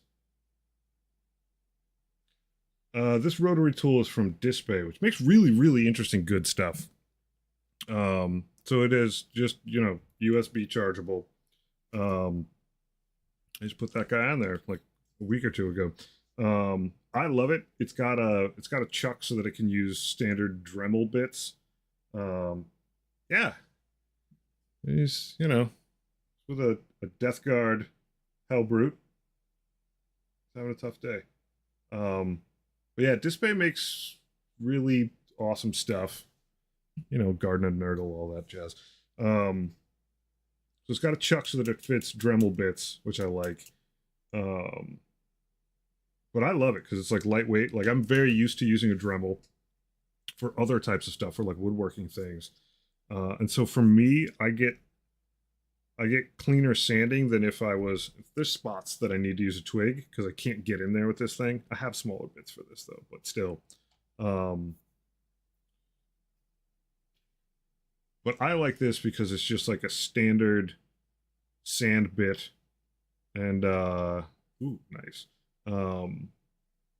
It's never really going to go dull.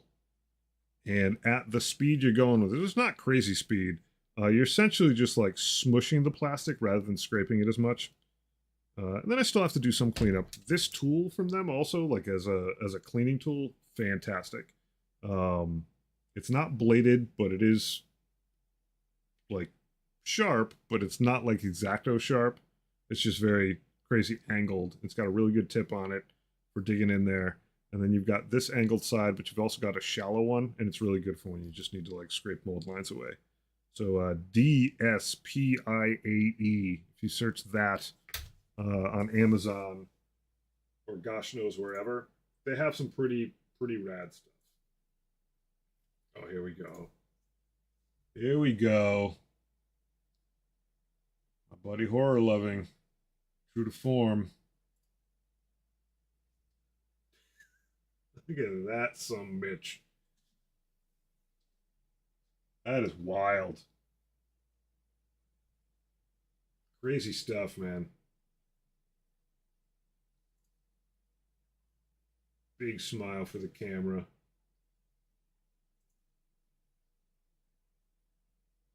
I mean, that's a pretty good whip.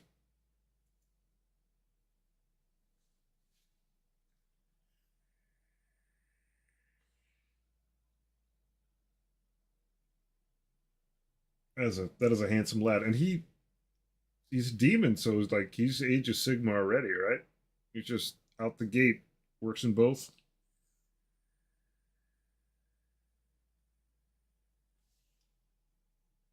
Age of Sigma.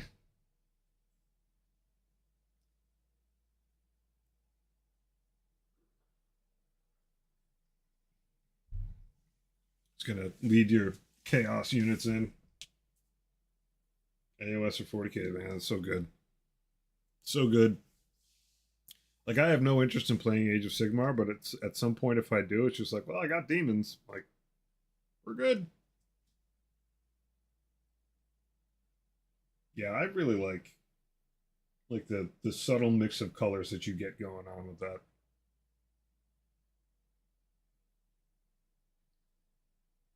No, you're currently building a knight. I love knights. I've only magnetized one of them. A good time messing them up. I have a knight tyrant, um, and I magnetized him. And I'm actually pretty psyched that I did, including the crap that sits on his shoulders and back of his neck. Like, apparently there's like a new big boy, whatever that build is. I don't remember what it is for what it's called for loyalists, but apparently um, they're getting another build for that with different weapons and different shoulder stuff, and one of them with like a big like ion shield generator on his head. And I'm pretty psyched that I'll be a defender. Yes, it is the defender. Um, Hopefully there'll be a chaos version of it because like for a Nurgle knight, like being super defensive is kind of the way to go.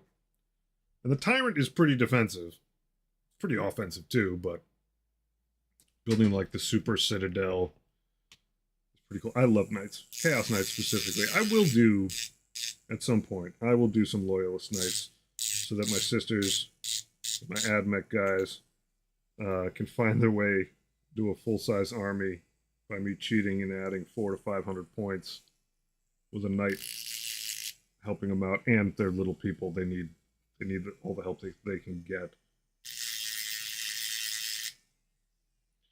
My kids seem to like the crazy fantastical stuff in Age of Sigmar versus 40k. I could totally get that. I like for me, I got into 40k like very late, and I've had the full arc of like every Lord of the Rings, D&D, all the fantasy stuff, and I like that stuff a lot. Um, but as far as getting into a new hobby, like 40k was very much a good pivot, sort of. And I'm still into all that wood elf stuff. And I think there's a lot to like about Age of Sigmar. Um,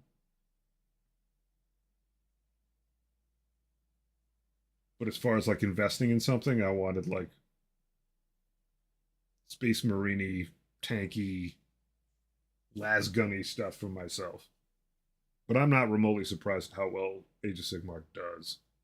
And there's a constant struggle for me to like not pick up Age of Sigmar stuff and not pick up even Necromunda stuff because I love like Wasteland crap too.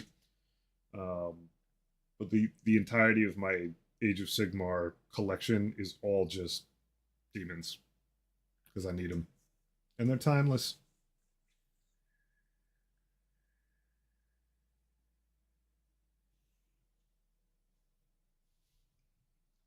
Elves and wizards are cool.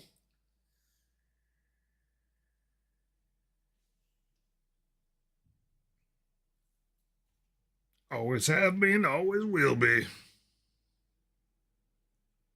All right, plates. Let's see how wisely you fit. Yeah, this spot right here, this gap was notoriously rough the first time, and it's going to be notoriously rough this time. I might have to do some additional cleaning to get it to pop in the right way. And I'm definitely going to like fill that gap in. Because on my first one, yeah, it's like massive. I think I got to shave something down. Yeah, definitely do. Like this little bolt, this little nubbin fits right in there. But man, is it not happy with... You have to basically get this tank tread exactly in the right place for it to match up. That little bolt fits right in perfect there and there. Look at that gap. Look at that. That yawning. Maybe I could actually show it to you. That right there is going to be a pain in the keister. All right. So what's the smart way to do this? Yes, one of each. One of each is not a bad call. So what I think I'm going to do on this piece is there's this little notch, which in theory, if I had gotten the tank tread exactly microscopically in the right place, even though it's dependent on this tread is dependent on this one, then that one, 3, 4, 5 pieces in order. I think if I knock this little section out, 3 if you can manage it. Yeah. One of each, 3 if you can manage it. Is a very, very good rule to abide by. Man, even if I had gotten that right, I don't think it would be happy. I don't think. Games Workshop, I don't think your model works that way, pal. Now I almost feel like I shouldn't blame myself for when I built my first one and it was kind of funky right there. All right. I'm going to do some surgery. We're going to hope it doesn't look dumb.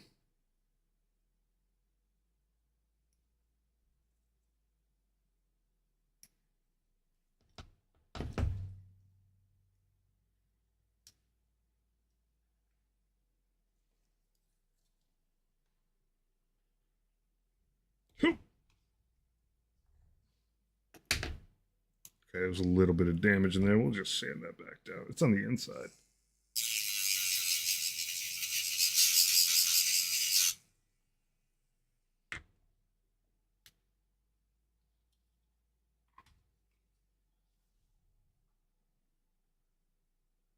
Typical GW minis. We fit, but you're going to have to fix it so it... Yeah.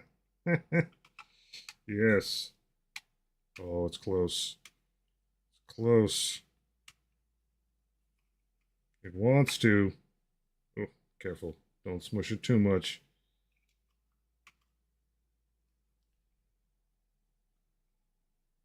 No, there's no way, GW. There's no way that fits. I gotta knock the bottom of that thing up.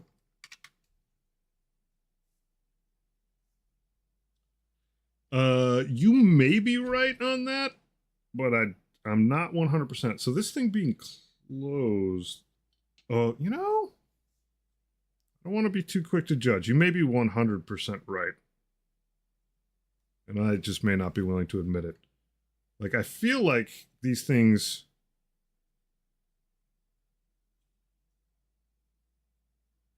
Oh, you know what? I think you nailed it.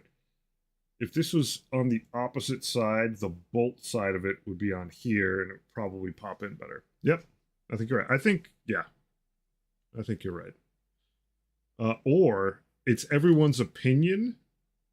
It's the internet's opinion that the tank treads should be the other way because of which way the little spiky grooves are, but they're really not supposed to be, and the directions are actually correct. That might be possible too. Like, it's just a weird design choice of how they made the treads. Like, they seem like they're finned backwards when they're not. All right. Snip. Oof.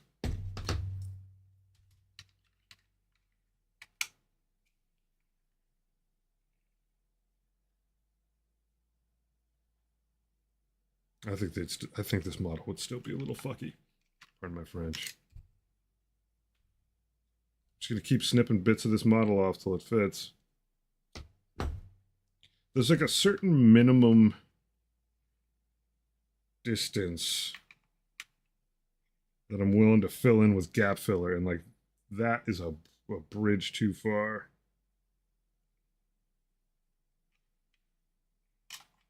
This last tread can take this little piece off of it. Eventually this thing's going to be the size of a dreadnought. So I keep clipping bits away. Oh, yeah, it's totally reflective. You can't see anything. DSPIAE. What did I just type?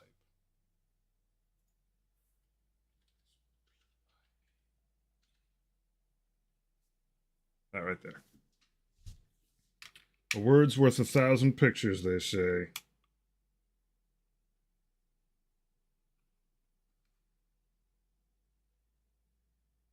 Buddy, you're so close to fitting.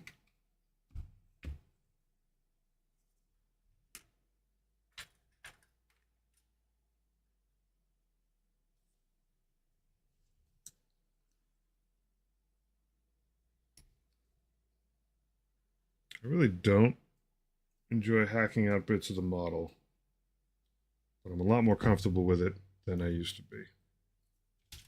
And I'm a lot more willing to do it now that I have some understanding of how this thing's supposed to... Yeah, see? There you go. It's still got a gap. Like, it's still not happy, but it's a fillable gap. Instead of, like, a millimeter gap.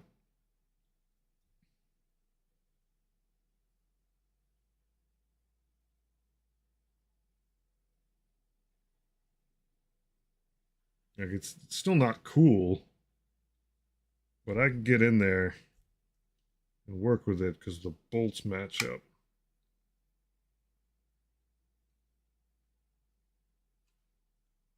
Oof. Stuck myself. It is nice when the model just falls into place in the parts lineup. Yeah. Yes, it is. Yes, it is. I will thread it a little bit with this stuff and hope that the plastic melts into place a little, but I'm absolutely going to hit it with some putty.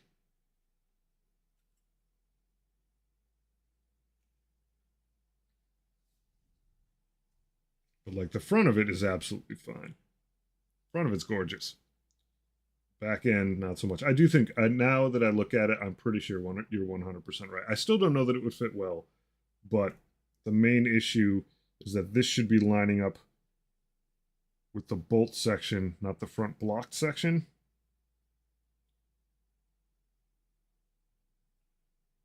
We learned something. I think if I was to build this model a third time, I'd put the tracks on backwards. Allegedly backwards. I don't know if Games Workshop has ever has ever like agreed with the fact that the treads are on backwards in the directions. I think they might be right. I think that might be what they intend, and they're chaotic treads, and you just got to live with it.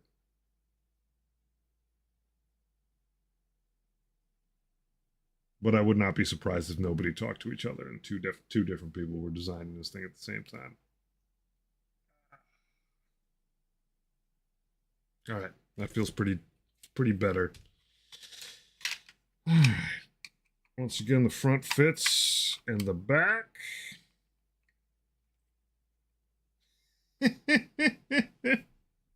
Fits perfectly. On this side, we're actually okay. I think. Yeah. Actually a smooth fit on the other side. Now I'm at a loss. Are they at a different distance? Nope. Man, theories be damned. Like those plates are in exactly the same position. All right, taxi. See you in a bit.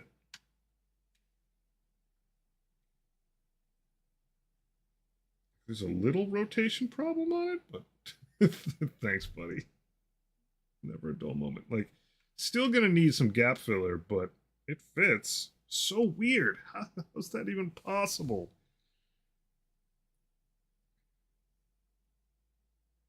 So delicious.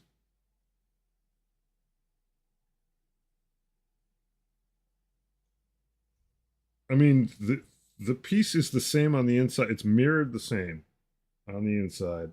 And for some reason, on one side, it fits, and on the other, it doesn't. And I got to tell you, like, just looking at the other bits of the model, like, those are precariously in the same place.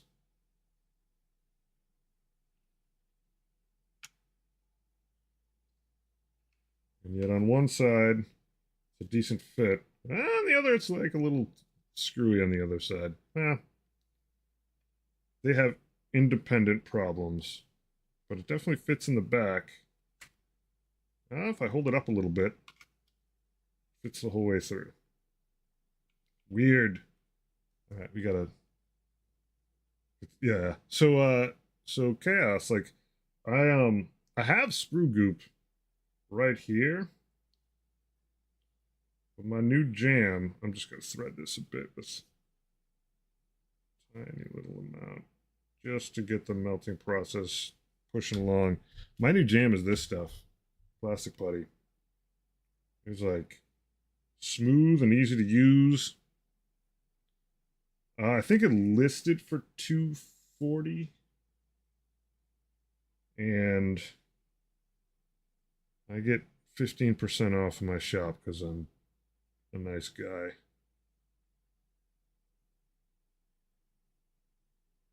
Yeah, it's good, and you'll see when I can finally free my hands from this model for a couple seconds. It's got a really good nozzle on it, and what's nice because I'm going to use it in a couple minutes on this side is you basically just lay it in there. It's like caulk, and so you lay a bead in it, but then you just go over it with something like your finger or something soft and foamy, and you just take the excess off, and all the good stuff just stays in the gap if you do it right, mind you.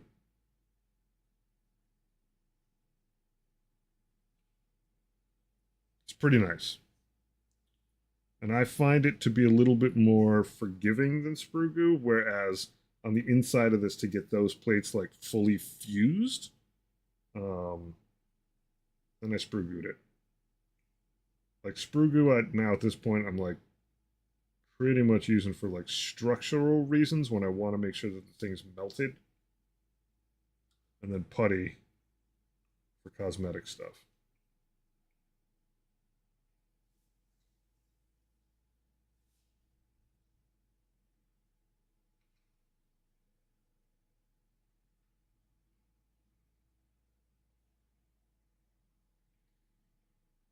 Still got a little wiggle to it that's got me scared.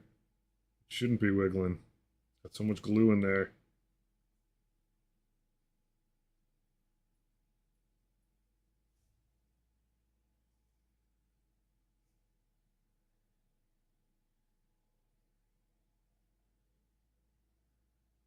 I do have to give it a second to like melt and reform.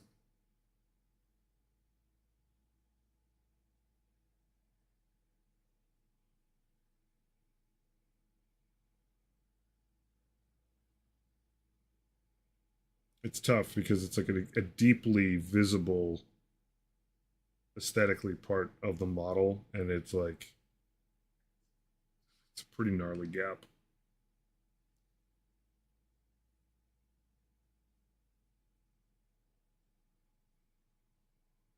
Like it might be something that's like a very good example of something you just elastic band up overnight, but I ain't trying to live that life right now.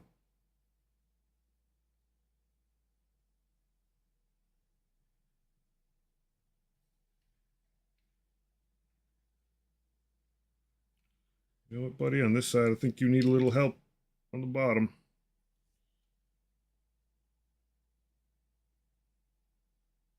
Thread some more glue. Ain't nothing that more glue can't solve. There's a lot of things that more glue can't solve. It's not gonna stop me from trying.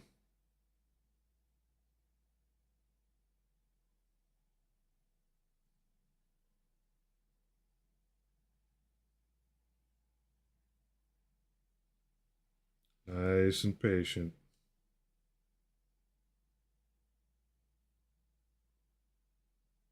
Random guy on YouTube 789. How do you record the table? Asking because I've been trying to get the same, but the setup won't allow. How do you when you say how do I record the table? You mean like what my setup is for like camera?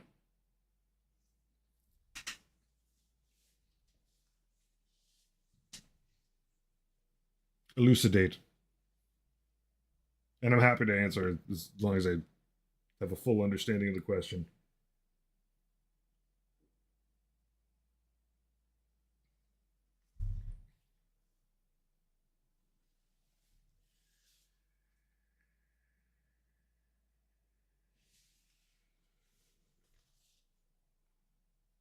Yeah, I think rubber bands is the way to go. So I'll show you what I got. So I have a Canon, I don't know, EOS, blah blah blah. But it's on this pole, so it's nice and steady up top, and I've got it on a clamp up here. So it's faced directly down. I've got aimed pretty much right here, so that like when I need to, I just manually zoom in. So if I was painting just a tiny figure right now, I'd be like here, I'm building crap, pull it all the way back. I run this camera. It's got a HDMI cable into a box that's called a Clear Click, which is like an in-between thing for streaming from like uh, whatever it is, a DSLR camera into a computer. So it's the same box that you'd put in between if you were going HDMI from like an Xbox and you wanted to stream that. And then in OBS, I basically have a chat box, got my alerts, which never seem to work. Oh, maybe it's because that thing's maybe it was muted out. So I've got one camera set up for my face, which doesn't have my face in it anymore, and I have a separate camera listed here. So let me help you out a little bit. Now it's Streamception. I have two separate cameras in my sources. I have one for top down, so that stuff in the back, and one for my face, which I can turn on and off.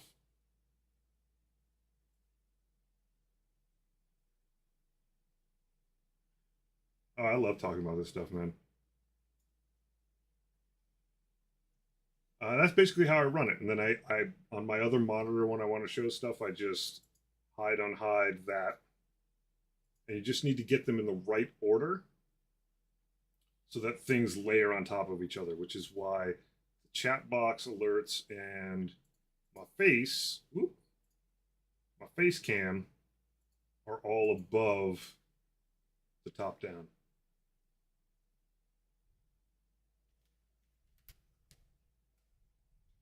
And then this is the Cintiq that I use when I'm drawing dumb pixel art stuff for work. That's basically my setup. I highly recommend that you get a bar like this that connects down on both sides and has a bar that goes across. Because when you try to do it on an arm, anytime you touch the table, like even if I hit this, it does wobble a bit, but not like crazy. Either put the camera on a tripod behind you, but be very careful. But I find top down. I've struggled with a lot of different views, and top down's like the best for me to stay present while I'm streaming and not have to worry about too much because the camera's totally out of sight. That camera never gets turned off. That thing is just perpetually plugged in, turned on. I utilize it when I utilize it. If I was going to put a tripod or an arm, then you're always like trying to move the thing around, do all this crap, and I don't like that. My mic is on an arm because when I'm working, I'm sitting this way. I just pull the mic in, and pull the Cintiq down, smash my models on the table. I don't actually smash my model. I just clear everything off of here, pull the Cintiq down, scribble on it.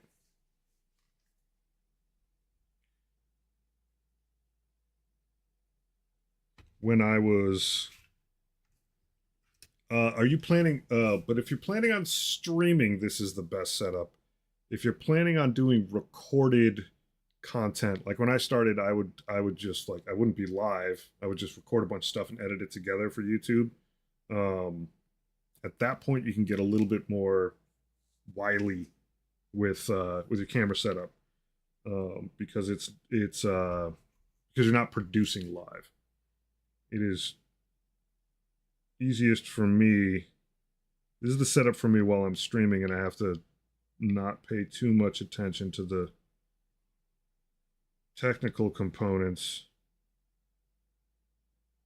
And I just like to be able to just turn everything on and hit the go stream button, and then just chat with my friends while I try to paint crap or build crap. But you can get better angles. Yeah, it is. It is. Like I I don't like I think the time that I decided to start streaming was like the right time because I had painted enough where like the idea of conversing with people while I did it was cool. Like sometimes early on when you're painting, you're so like out in the wilderness that hey yeah, turn the thing on. Hey, thanks a bunch. Is it Paulito or Howlito? That's the question. Um, it's just a lot easier for me to just flip the switch on. I'm more confident in my painting. I'm not afraid of screwing up in front of people. I mean, obviously, you guys have watched me like struggle through parts of this Plague Bear Scrawler. If you've been around for a long while, I think you probably know that I'm not particularly worried about how this is going right now, even though some stuff is like not all that cool about it. Um, but man, it's way cooler just like hanging with your buddies and screwing up than hanging out by yourself and screwing up, I guess is what it comes down to. Make a lot of good friends doing this. Yeah, so I'm just like squeegeeing it in the cracks. And there's not all that much left over. And then I can kind of like run my finger over it and clean it up even more. Actually, I could be civilized and like use a Schwab thing of some sort. Look at this.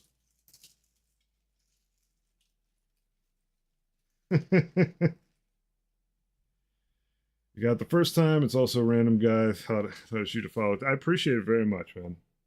Very much. Yeah. I'll just sort of wet this down a little bit and just kind of squeegee it over there. And then, yeah, I may need to sand a little bit. Probably not all that much. But that whole groove is now like nicely filled in, or at least somewhat nicely filled in.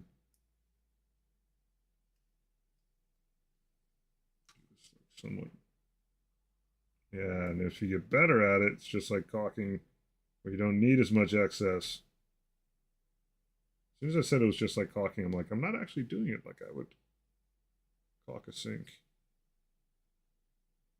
A little sloppy.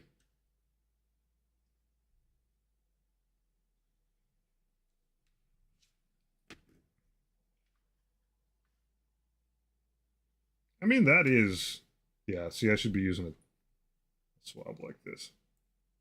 I'm getting better in real time. Way cleaner than the other side. Moth, you're 100% correct. I mean, that's when the typhus corrosion comes into season, everything will be just fine. I do have still a little bit more gappishness there, though. Boop.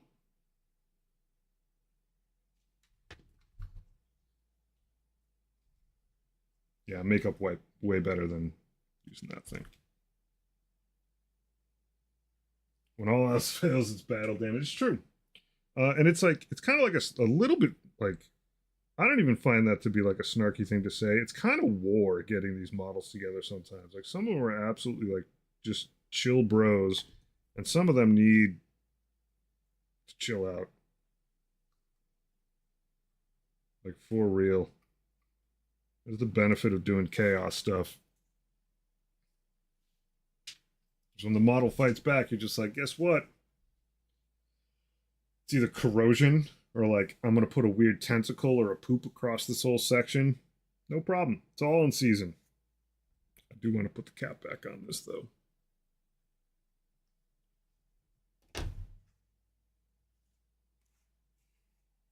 We're looking more and more like a plague burst crawler with every tenuous move we make. I'll let that sit back there for a couple seconds.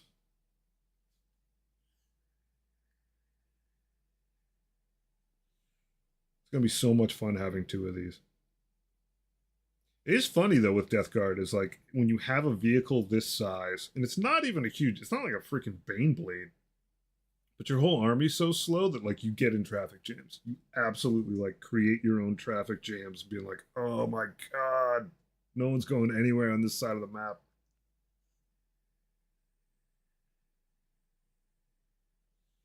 I have more than once been like, based on my setup and then having to react to the other person on like turn 1 or 2, been like, all right, my Plague Burst Crawler is like buried behind a bunch of Poxwalkers. And thankfully, the Plague Burst Crawler can just like mortar stuff. But like the side guns, you need to see stuff with. You can get a little spicy. All right, now we're going to actually build the mortar out. Where are you getting there, folks? Oh, snap. Barely battle ready.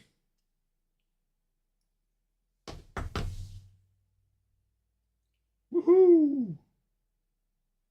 You know what's funny is I think I literally had my widgets turned off. I was blaming whatchamacallit,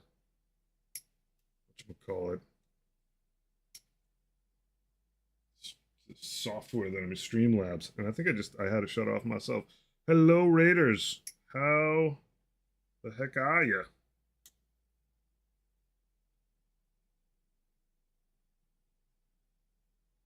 Oh, it's a funny snip.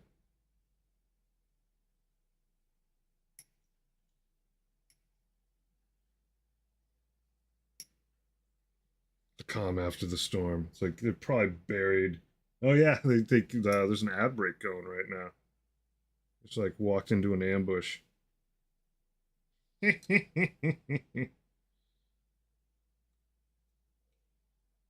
your raid. Enjoy your ad for toothpaste. Just finished Death Guard versus Custodes on this very auspicious Death Guard day.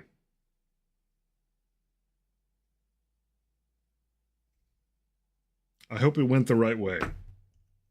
I trust it did. How was the finish?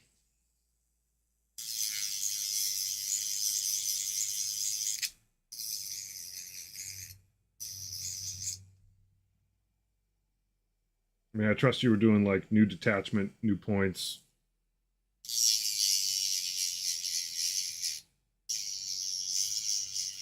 150 Poxwalkers versus like 5 Custodes models. That'll be my vote.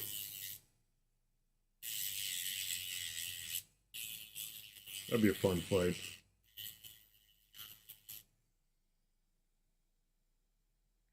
It is a super joyous day to be a Death Guard fan.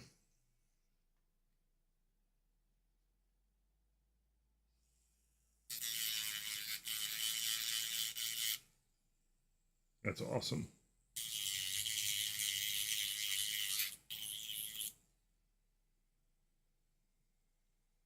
Are Custodes in rough shape right now? I do not follow them in terms of anything metagame.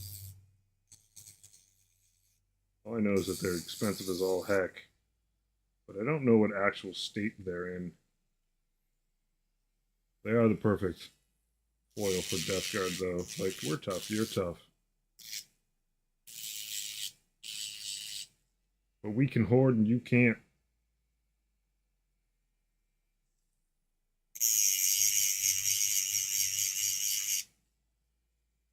They're good right now? Sweet. Or at least fine right now. Sweet.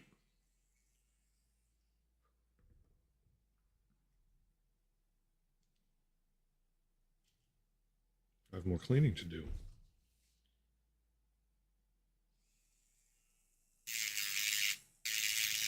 Can't wait to avenge my recent loss against my buddy Will. I brought my Chaos Space Marines that I really just did not know how to play, but still got outworked by his Votan. Now I'm like, well, my Death Guard Codex is dropping. I'm going to go in with my real team that I understand how to play with their fresh rules that haven't been nerfed yet. And then we'll see who the good Warhammer player is. That dude worked me. He just shot me up. It was pretty hilarious. I just walked forward, tried to take cover. The grudges just kept flowing.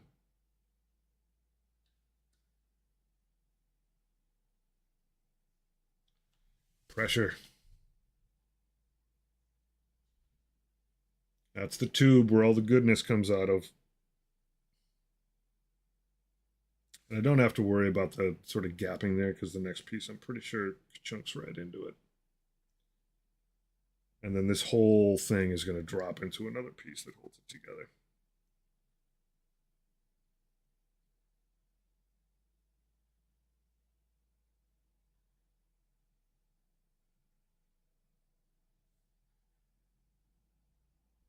That's it. I'm chomping at the bit to get this plate on the front of it. It is funny. The whole backside of it is like battle damaged. In case you want to sneak a peek back there. Looking under the poor guy's kilt. Where's the tube? There's the tube. A very awkward piece that like comes out that far from the sprue. It's a big old bucket, and it's not two pieces. It's very bizarre to see a piece like this on a sprue. It's like solid plastic. It defies any of the like, well, it had to be in parts. It's like, no, this thing is just, it's like a 3D print piece.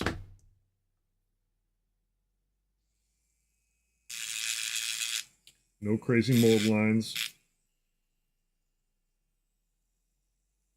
Nothing. Like a true masterwork. Something cylindrical. Even the sprue connection bits that I'm like sanding down now, they aren't even that bad.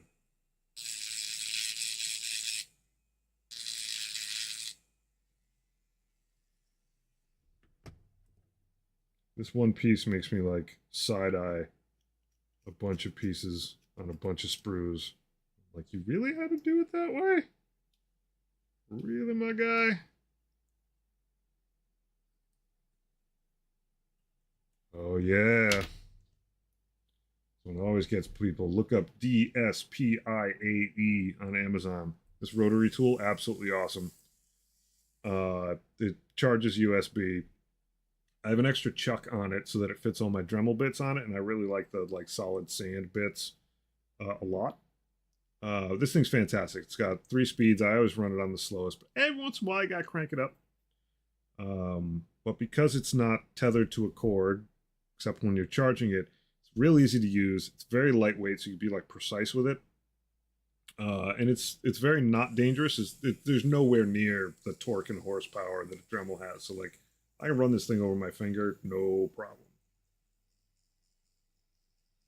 Like, it would absolutely wind my hair up like spaghetti if I got in there, but it's just not as violent a tool as a Dremel. And I love Dremels, and I use them for woodworking stuff and other things. When I have to force things in my house, and simple tools won't do it, the Dremel's there for that. But this thing is just super convenient. Highly recommend it. They don't pay me to say that. They don't pay me anything. But it's a really good product, and then I would also highly recommend from the same people this cleaning tool. Totally safe, yeah. It's also from Display, DSPIAE. Yeah, it works great. I just I'm more consistent with a rotary tool than I am with a board or a twig, and I still keep a twig around when I need it for little spots that are a little tough to reach. But I don't know. I've used a Dremel so long that I'm like, for like metalworking and carpentry, that I just feel comfortable with it, and it works for me. I'm just more consistent. It's one of those like, you do what works. For me, that's what works. And it makes the stream sound like I'm doing dentist work. I actually commented. I was in the dentist the other week. I was like, I have some of those bits.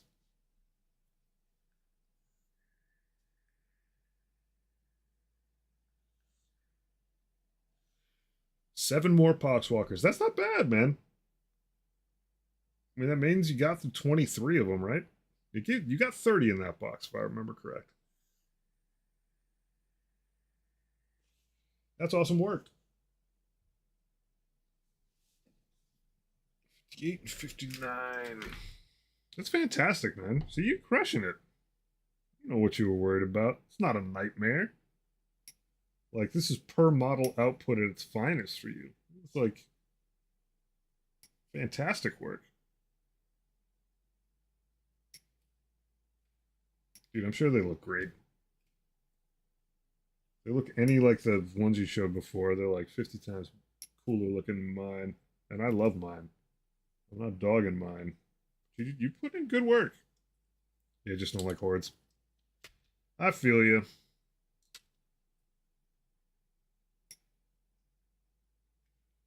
I do. Yeah, and like they are, as far as horde models go, like I do see them. Like it was a treat. I'm a total Death Guard guy, but like it was a treat to just knock out another 20 of them. It was not like a lot of other horde propositions for me. They have, to me, they have enough interesting details, but not so much level of detail. Like you can kind of have a good time with them.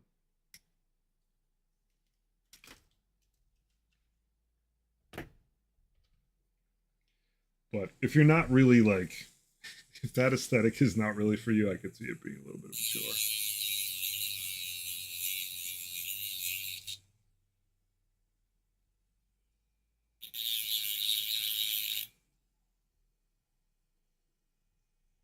My go-to horde is orcs and necrons. It's funny, like I have an orcs army and I have almost no infantry in it. I got like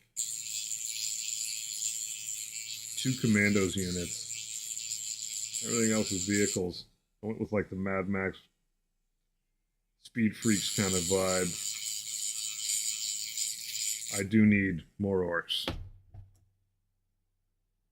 I own exactly 0 boys. How sad is that?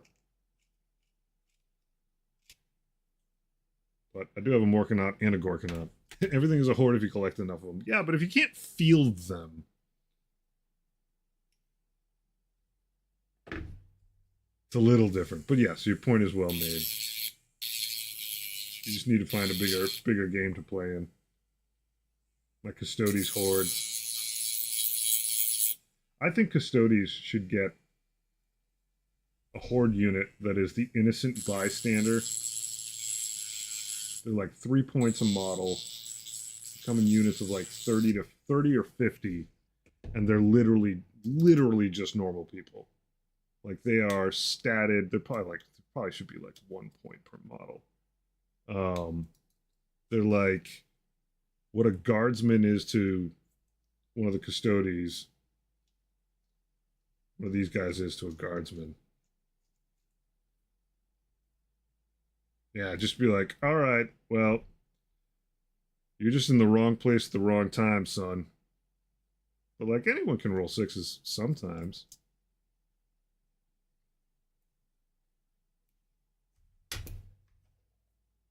Oh yeah, no doubt. Like the baristas, the like servitor bots that are not like admeched up things with massive guns on their head. It's like, oh, what's this guy's melee weapon? Oh, this is like this is a Baker servitor droid. So all he's got is like a rolling pin.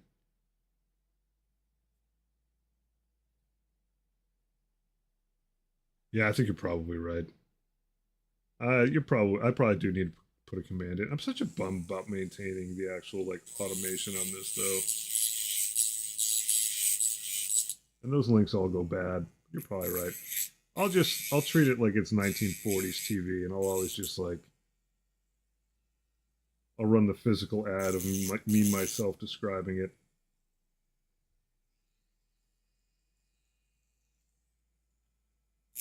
like right in the middle of Lone Ranger, and he's like, "Do you like soap?"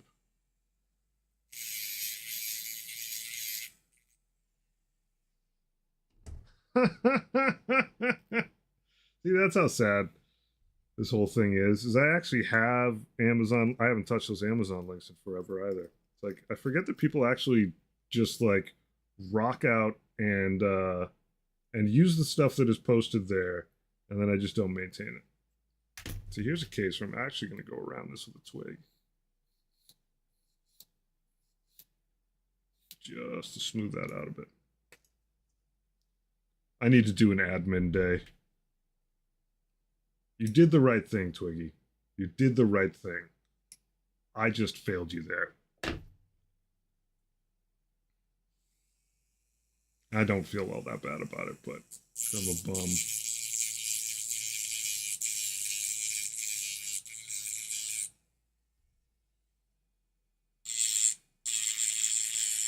I actually streamed on Amazon once, just to like early on, just to see what it was like. It's pretty funny. A couple people show up.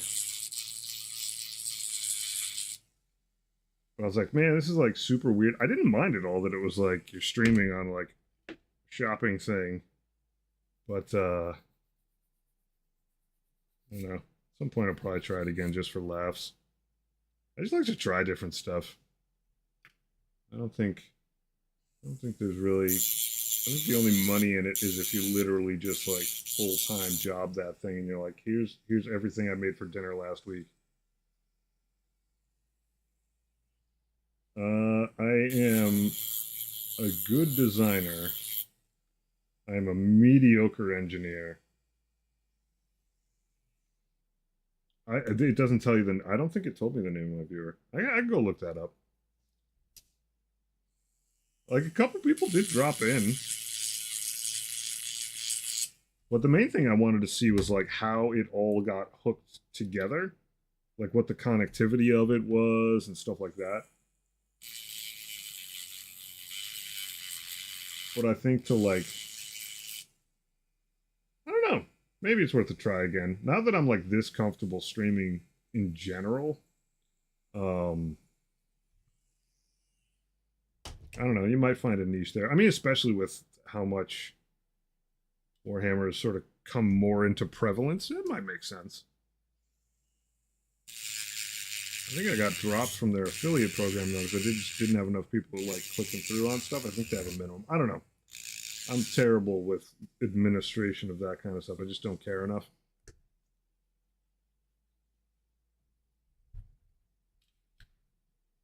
But it does seem like potentially like one and done kind of content where if you've streamed like painting a model, why does this fit so bizarrely? Does it just rest on this thing? There's a notch somewhere that I don't see. I don't think exists. Oh, fits like that. Haha. That's why. That's why. Boop. Perfect.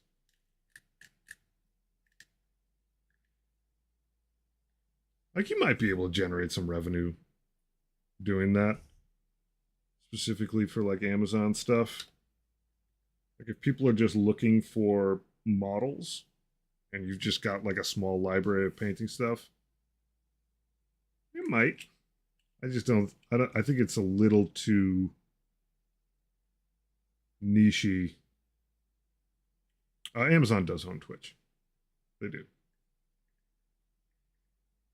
So I guess I am streaming on Amazon right now as we speak.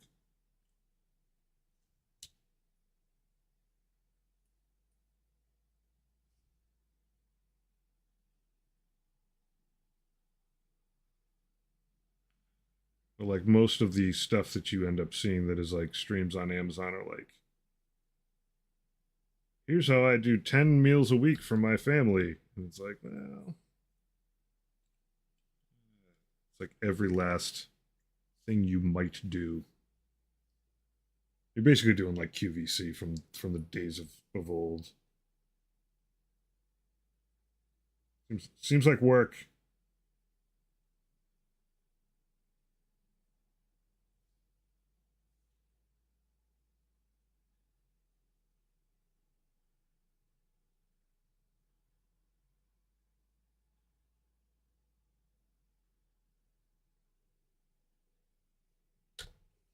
Awful lot of glue there, buddy. Zoop. This thing is about this. On the back, I can be pretty liberal. Make sure it connects well.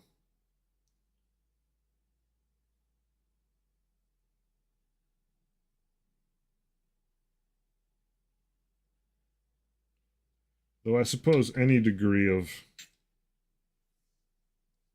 side hustle money is probably not the worst idea.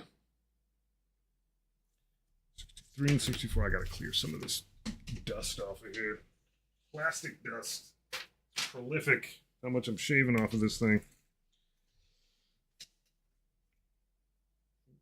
It's you guys. 63. 64.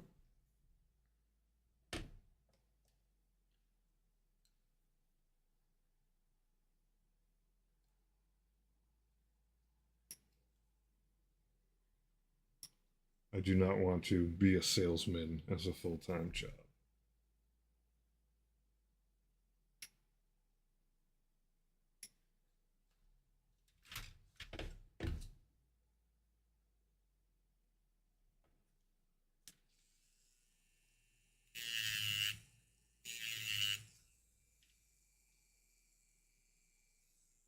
Oh, what a gnarly spot.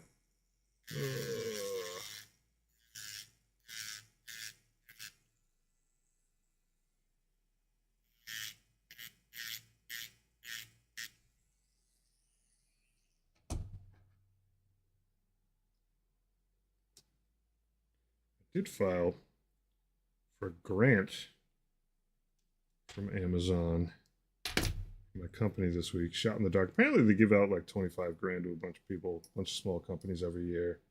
And the questionnaire is pretty short. They're like, how do you presently use Amazon for your business? It's like, I don't really buy, I bought a couple things on Amazon with like the business card, but you know, we don't make any money yet, so I don't buy that much. Then I was like, oh, stream design meetings twice a week on Twitch. That's an Amazon product. I don't know if that'll make it stand out, but they're like, how would you use Amazon's products? I was like, man, I would be jumping into a bunch of stuff that uses AWS if I wasn't worried about paying for it before it could possibly make me money. I don't know. That'll be a nice boost. A little tough right now to do like connected games. Me and Will definitely know how to use AWS a ton. Got to keep things lean, super lean. Oh, yeah. If anyone is morbidly curious, I hope I got the links right this time. Whoop. Here's some advertising for myself. Hopefully the Discord link works. I make video games. I have a demo on Steam for a game. Me and my buddy Will sit down and have design meetings twice a week. My other Twitch channel, company Twitch channel. So if that piques your interest, Monday and Thursday afternoons, 2 p.m. Eastern Time, we ramble on about games we're working on, and it's actually a legit design meeting, which I know a lot of people don't really get access to, so if you're curious about that sort of thing, check it out.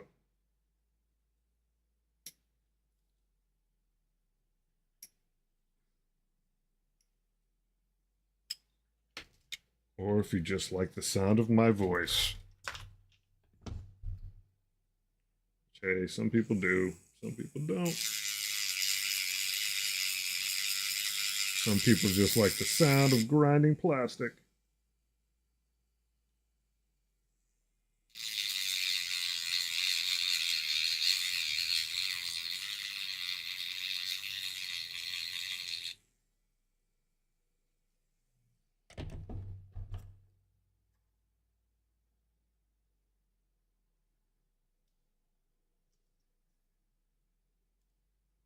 That's almost a little spicy right there. A little cut. I almost went straight into the thumb. I'm glad I wasn't using an X-Acto in that case.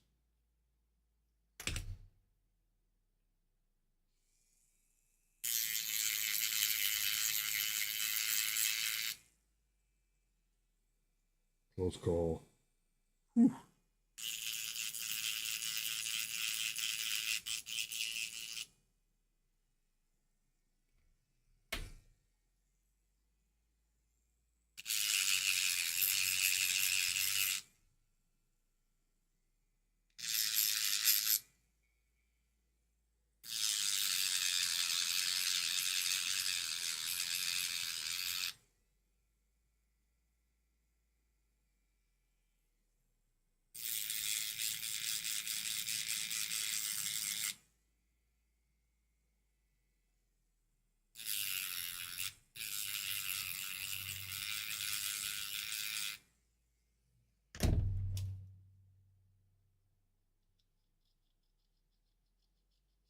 Scrapey, scrapey. Do like a mold line that runs all the way down.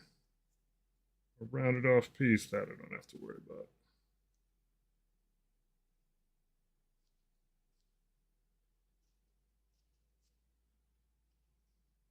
All the way up to these spikes, which you don't want to accidentally nick at all.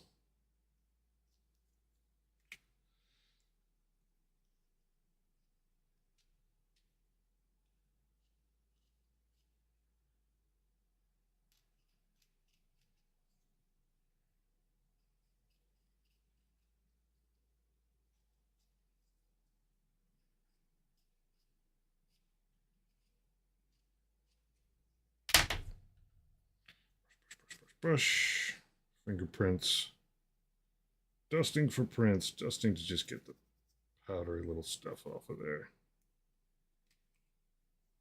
All right, so this is the apparatus that's going to hold up that mortar.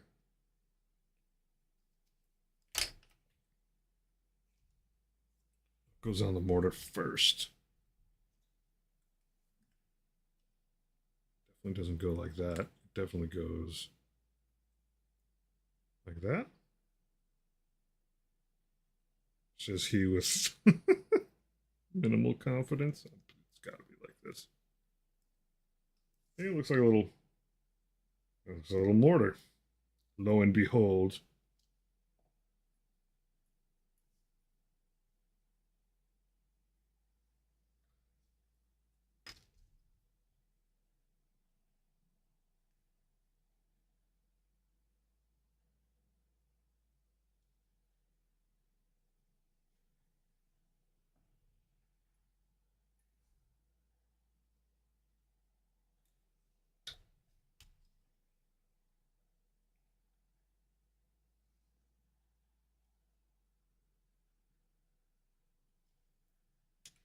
Oop, that go a little soon.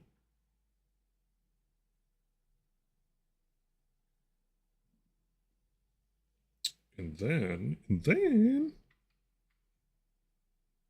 guy just sits pleasantly in his little spot like that. Someday, this dries a little bit. I'm going to turn the page a little bit.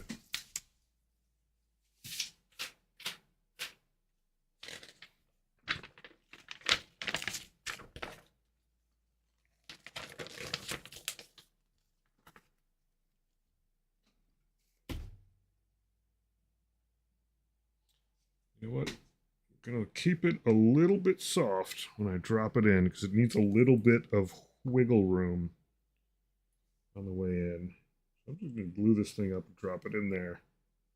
So it's still a little flexible when I do, and then it sit properly. I have to get my head in the shot.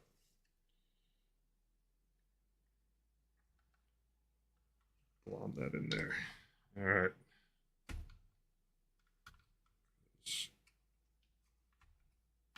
There we go. Oh, woof. Half of this guy is not quite lined up the right way. See how it just popped? Oh, yeah. Need a better connection.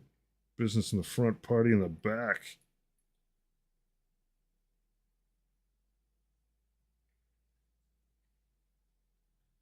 Woof. Not sealed. Oof. The deal is not sealed, Twiggy.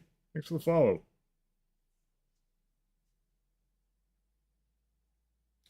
Now we're going to hold this model for a bit. Like, this thing is in here pretty solid, but this back here is just smushing around. I need some pressure. Everything just needs pressure. I don't have enough pressure in my life.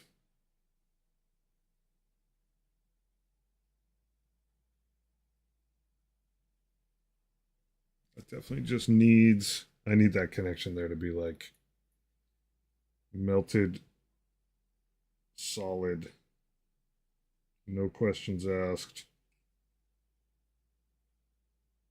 In fact, under here, I have, truth be told, just different pressure. I have the purely don't fail your family, start making some money sometime soon pressure. But it's way better than the try to appease a boss who makes no sense kind of pressure. Now I'm the boss who makes no sense. A month on call, have fun. Yeah, yeah. I think I'm all set with that.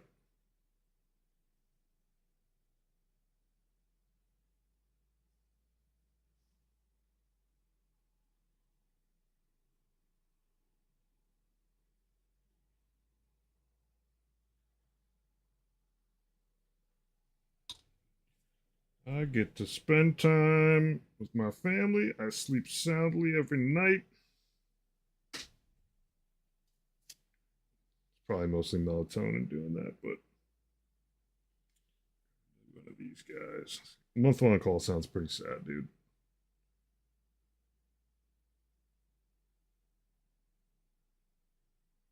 But you power through it. You power through it.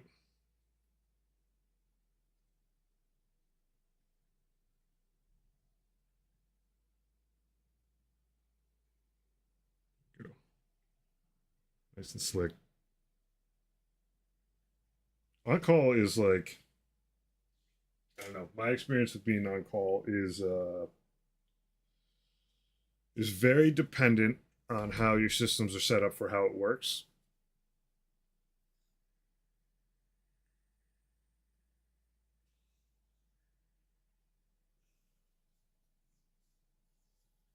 I'm pretty sure my folks run in circles around me when knowing where things are at. Yeah. Like sometimes the biggest part of being on call is just being on call so that people know that they've got like the stopgap of a human being that can make a call there. But it depends on the team and it depends on how the on call terms are set up.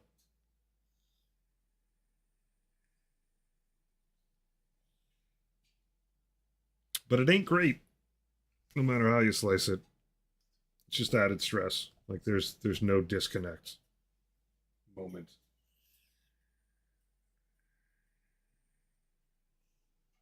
All right, this lad gets entropy cannons this time. My other one's actually a sprayer. It'd be nice to get some entropy cannons in the mix. A lot of people don't put the sprayers on play burst crawler, but I think a lot of people just park in a alleyway somewhere and try to get a good shot with something. But it's a nifty little vehicle. You drive right up on guys and just like hose a bunch of infantry down while you're still indirect firing a bunch of other stuff. It's kind of fun.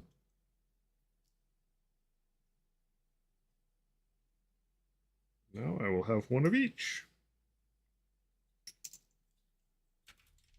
Even know what the profile for an entropy cannon is. It's probably because the entropy cannon is probably pretty good. Like, why would you spray infantry with this? No. For funsies, let's see. Oh, I shouldn't actually look through that.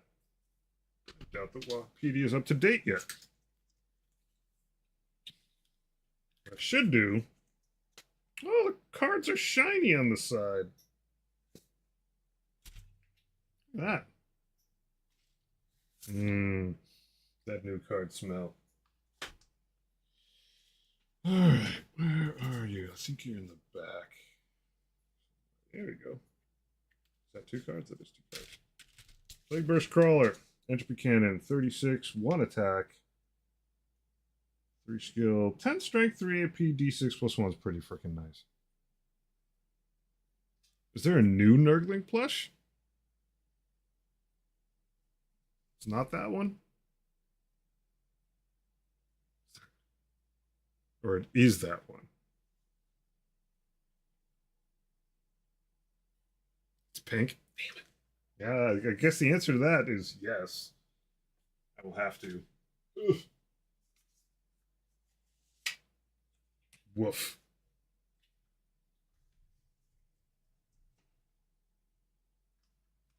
Okay, I can see the point of entropy cannons now, but it is fun to just hose people down. I mean, anti-infantry 2 ignores cover torrent twice.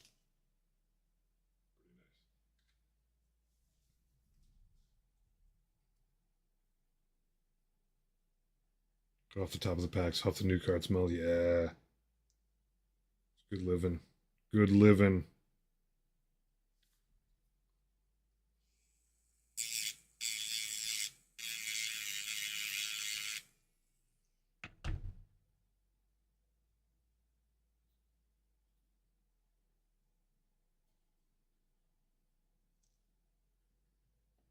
I do like that the cards are shiny on the side.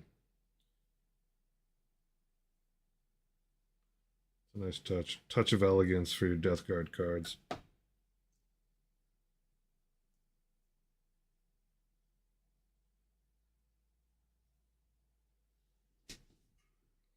Oh yeah, you can link just about anything as long as it's not like pictures of gangrene or something to make me intentionally look stupid.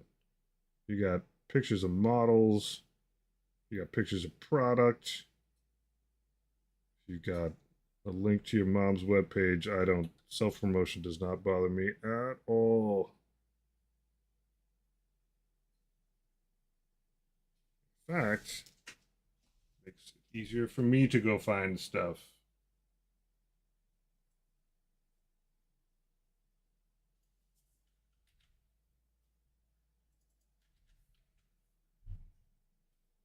Oh, that is sick. It is not clicking through. Look at that lad. Oh man, he's got a grenade. Oh, that's happening.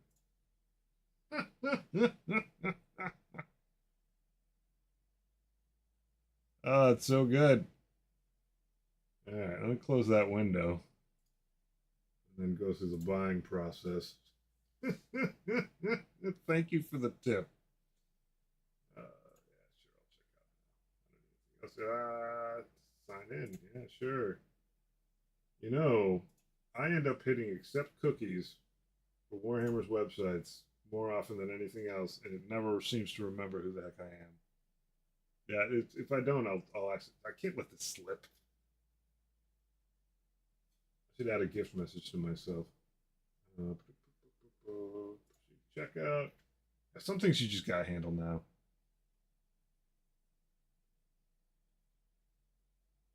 That sassy nerdling and squig, yeah.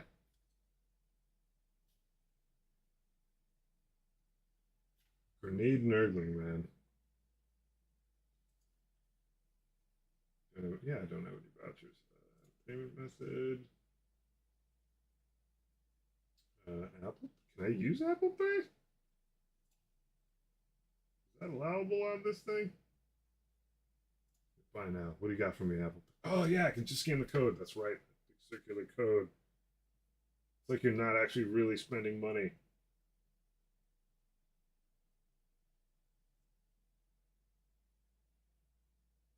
There you go, Apple Pay.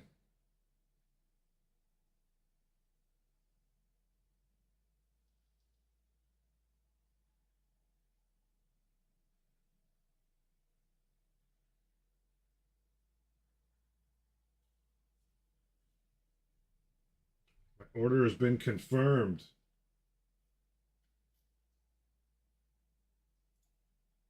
Booyakasha.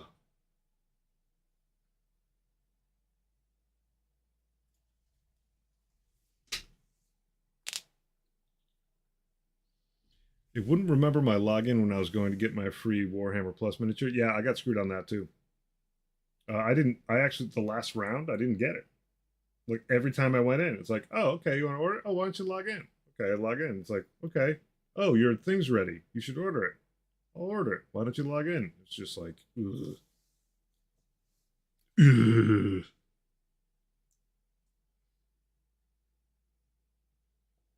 Like I do like Warhammer Plus, but a big part of it, the value of it, is getting that exclusive model.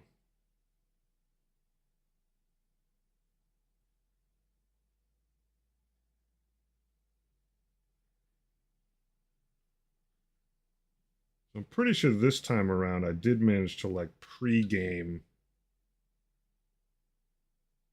Oh yeah, no, there's absolutely aspects of the website design that are just like really.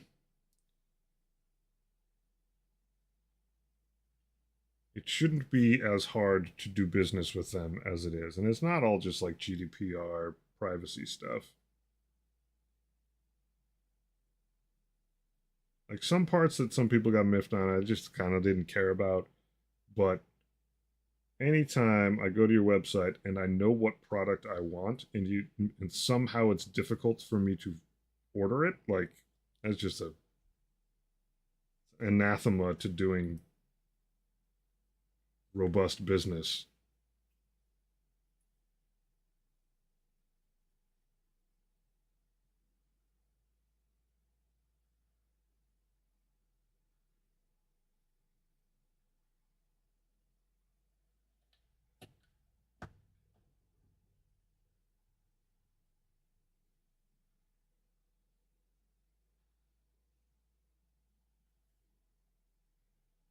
It'd be pretty funny if it was like part of a larger initiative to make sure that people go into the actual stores, that the website's just like such a pain where you're like, oh, I could have done this on this, but it never seems to work. I'm just going to go into the store and talk to my local nerd and square it away. I doubt it. But they do seem persnickety enough that they might try something like that. That's right, I said persnickety. I meant it.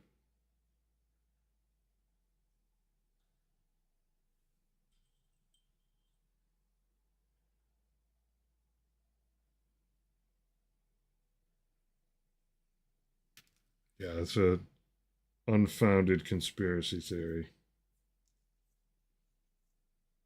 And a mediocre one at that.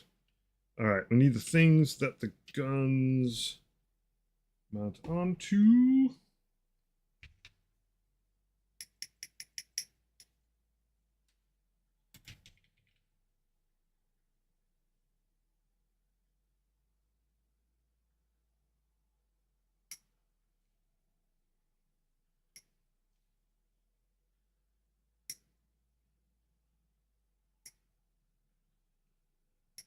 Yeah, their stores are pretty like it's interesting because you can get like it's a decent crowd for the ones that I go to, but the place is so small that it's like numerically not a great crowd.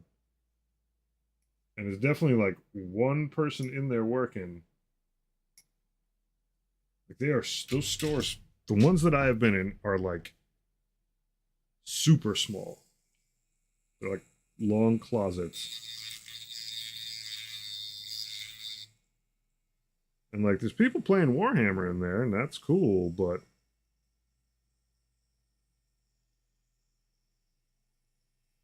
it seems like they've cut costs to the point where like it's not that interesting to actually be there.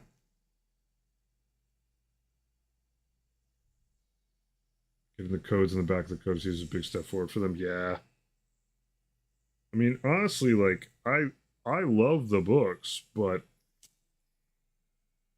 a huge part of the value of them is that like now I can just punch that crap into the app and just run it.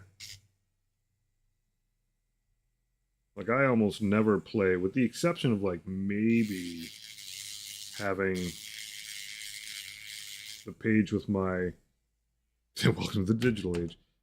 Maybe having my detachment rules open with like my enhancements sitting right there and my couple stratagems. We want to keep it formal.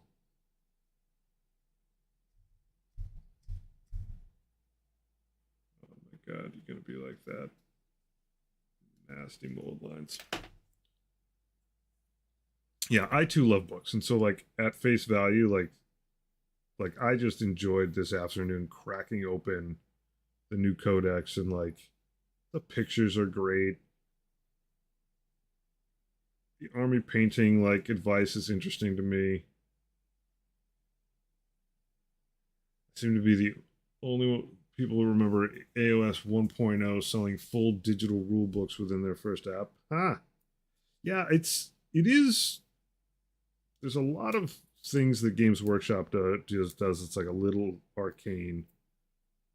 Like it is, like you can't actually buy. You can't just through the app like buy the rules, which is like, I mean, maybe they have enough data to know that they would be hurting uh, the book sales, and the book sales are where it's at. I mean, they're definitely like an event driven business, and like maybe to their point, like I went in, I pre-ordered through my local shop the codex and the box, and while I was in there, I bought one, two, three, four, five pots of paint, picked up the cards. And I wonder, I don't imagine that everything they do is data driven, but I wonder if like they know now that if I could just buy the rules digitally, then maybe I don't get the box. Maybe I still get the box, but I don't get the cards. Maybe I get the box and the cards, but I don't get the paint. I don't know. But they are like old school, behind the times on so much stuff.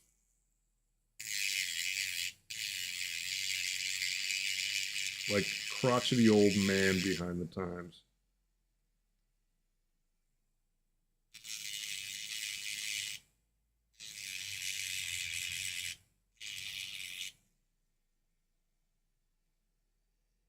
Like insufferably British Empire. It's kind of mystique about them.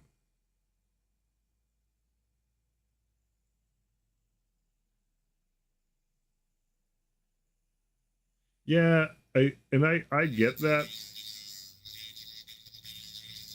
Like I like the book because the book, because similar sentiment. Like I like book, um, but that book does not need to travel with me to play the game.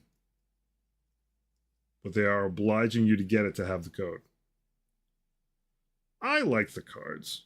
I don't know if no one's buying them. The cards are like, to me, a convenience. I find it easier to play the game if I've got a few of my cards laid out. Um, but I don't buy the cards for every army. But like for something like Death Guard, yeah, I'll put them out there, but they're not always going to be relevant. Kids lured me to watch a late night movie at the cinema. Sweet.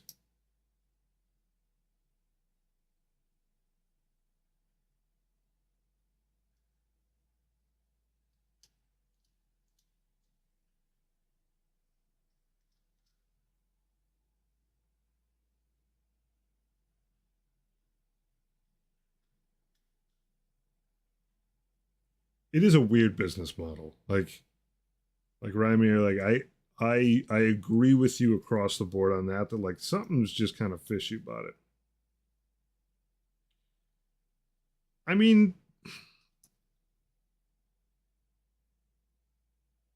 they absolutely get digitally overwritten, but it's not like universally so. Like I was using pretty accurately for the most part, like my Death Guard cards that I got with 10th. Like some things changed, but the convenience of the cards for me as a person was like still there.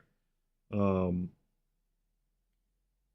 it hadn't like mystically gone away 100%, but you're like your points are all like totally valid. Like I'm not trying to refute you. Um but I think I do understand why people do get the cards.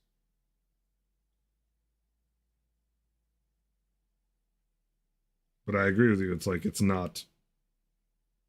They are neither necessary nor concrete.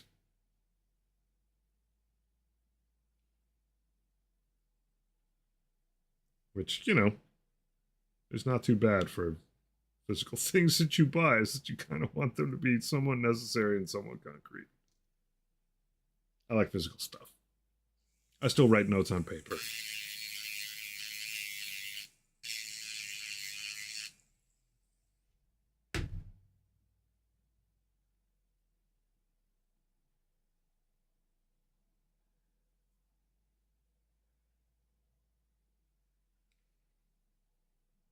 The book part of it, I totally disagree with you though on sectors. The book is cool. Like the book is cool. That the rules aren't going to last forever is like no part of that is at all to me a reason why I buy the book. Like it is a great snapshot in time of like what stuff does and what it looks like and how cool it is to paint things. But for me, it's like the time capsule and a cool thing to have on a table. I don't it being ephemeral, no big deal. I think I'd be fine with full digital books. I think that to me is like sort of maybe that's the checkmate of like I do like physical books, but like I would be personally disappointed if they didn't have real books, but like I wouldn't think it was weird.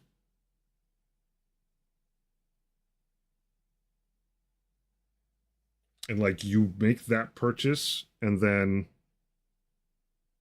as they do updates, they try to add some value to it. Maybe a couple extra images in when they drop some stuff.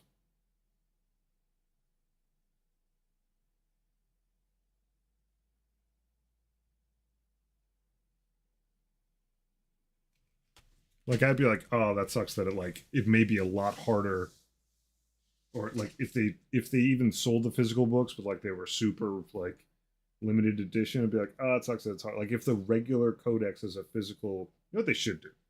Here's what they should do: is that they should make the codexes be purchasable digital and only sell the special edition version of the codex that comes with like the coin and the stuff if you get in a chaos army. Then it's like, all right, for someone like me who likes to have the thing on the shelf and likes to leaf through it and whatever, I get the super nice version, and maybe they print more of those.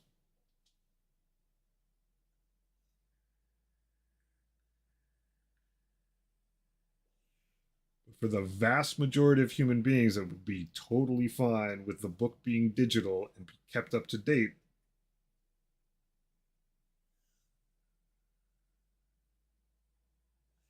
Also true. They could just do made to order. If you want the book, you can get it.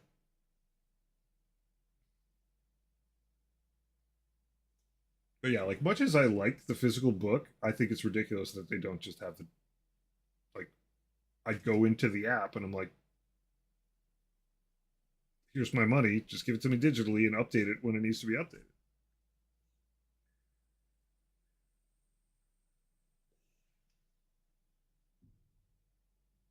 But like my preference should not determine what the most sound way of doing business for them is. That I'm certain of. This thing sticks on the bottom. Sticks on the bottom. Sweet.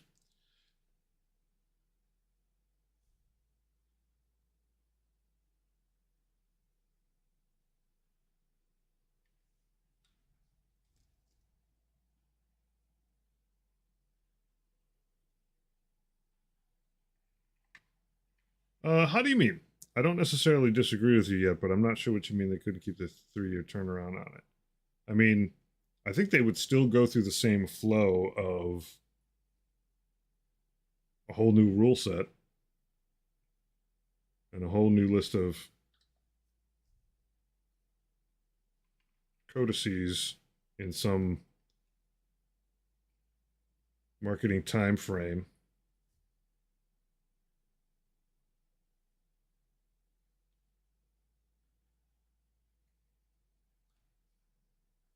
Oh, entropy cannons. You are going to be fun. And I did put them upside down.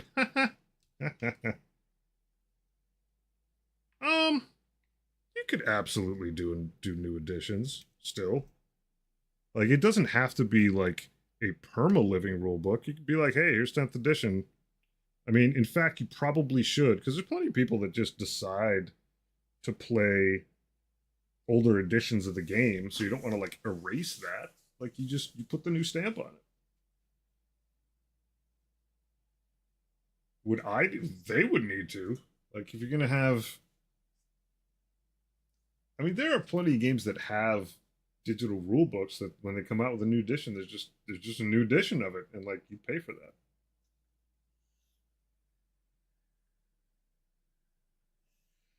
I mean, I don't know. I'm just saying that like I don't think going digital would back them into a corner in terms of time frame for when they choose to like roll editions out.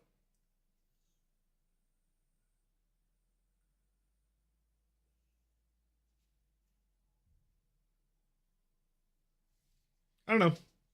I don't know. It's like obviously like there's some complexity there, but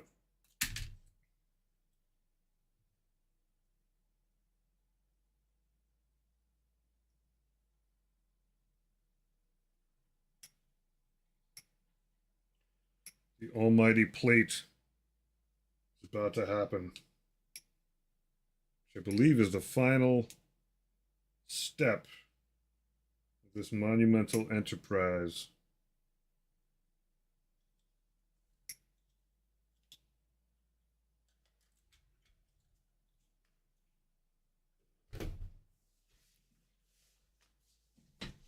A piece of me does love how crotchety Warhammer is. It's like old school beyond where it needs to be. Some of that like has novelty to it to me. I don't know if that's like not how you run a $3 billion business, but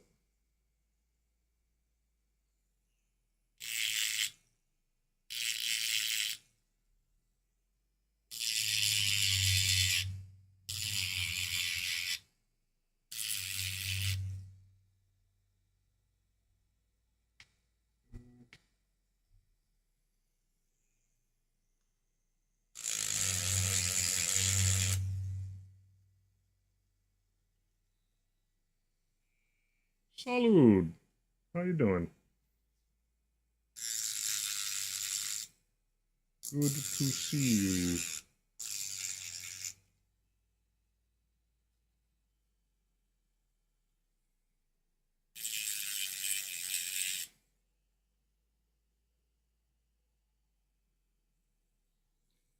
Marie Blight. What a name. What a good name.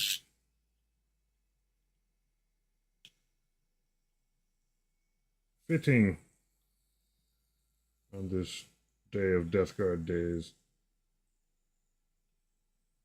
Oh, that's true. I think that there is some element of Games Workshop that is antiquated to stay. That is not an endorsement of that. But I think that is like, if they have a lane, kind of it. And it does bite them in the butt. Like, I do think they make less money based on some of the antiquated stuff that they just don't get with the program on. And I don't know that there's necessarily an upside that I don't know about for those things, but like the website is like Talk about like user friendly. Their website's user hostile, which is just crazy. Um, they're definitely. Do I really want to paint behind there right now? Oop, subassembly. That's what we're gonna do. The one thing we're gonna subassemble is the blade.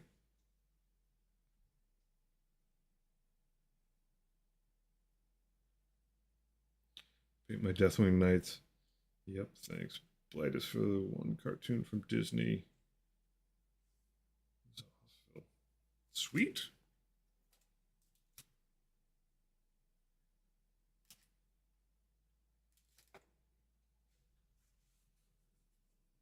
All right, we are going to subassemble one bit, and that's the blade.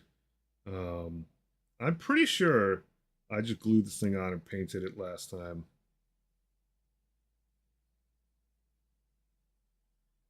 It's all right. Your English is better than my French.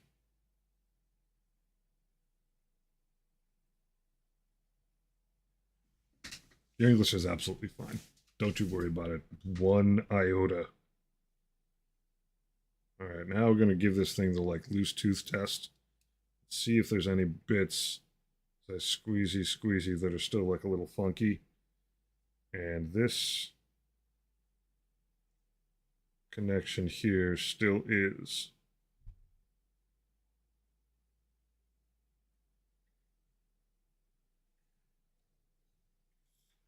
So one of the last things I'm going to do, I don't know how easily this shows up.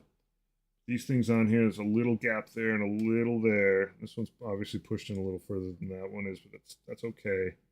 I'm going to just drop some sprue goo in there, seal the deal, give it a wipe so it fuses.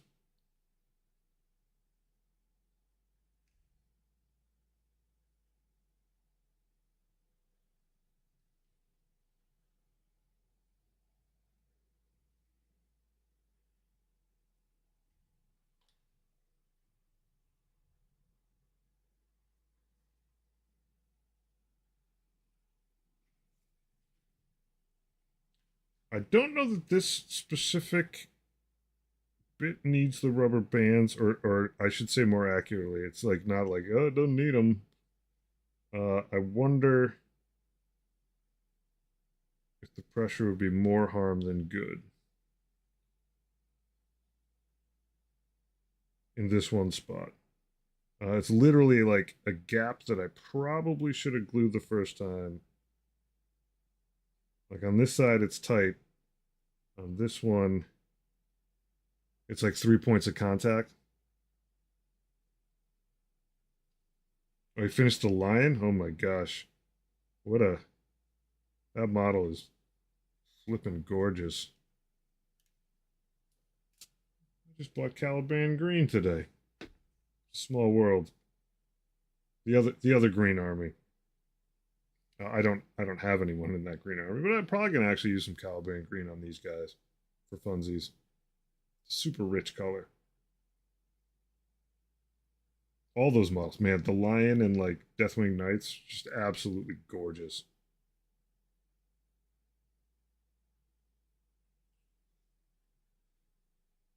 Super awesome looking models. Crazy imagery on them. Hey, thanks for the follow. You do see more Terran in the back. So I've only been at this for a couple of years now, and I wasn't gonna paint more Terran. I'll pull them out. I'll do a little show and tell once I can put this thing down for a second. Um, I was just gonna run a Chaos Knight, um, instead of him, and then but I got into this hobby, and my wife got me Mortarion for my birthday, like 6 months after I started painting models, and so I had to just bite the bullet and just like rise to the occasion. Such a scary model. Um, Not as bad when you get down to actually painting it. Um,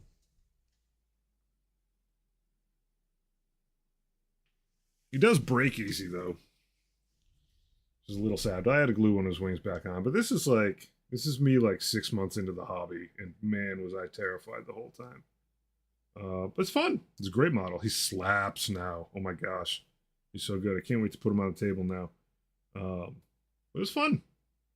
Super fun model. Learned a ton by painting this boy up. He's neat. Definitely a crazy centerpiece, but a lot of stuff. Yeah, he's. I mean, honestly, for me not knowing much about how to paint, I'm pretty proud of this guy.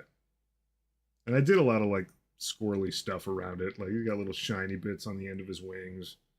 Um, like there's a little bit of color shift paint on him here and there. There's a lot. It's pretty wild. It's a tough model, um, but mostly just tough in terms of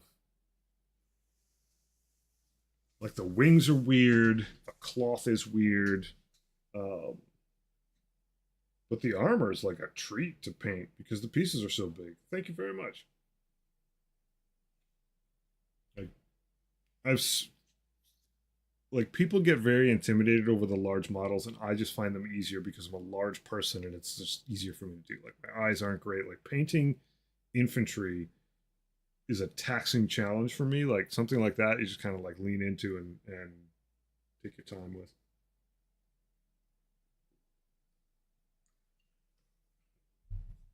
But it's crazy. Like I'm pretty sure I clocked like almost exactly like 15 hours on that model. Where like most people that are like good painters are like, yeah, it's like Mortarian's like 100-hour model. It's like, well, I didn't know enough to do that, and I'm glad I didn't spend 100 hours on it.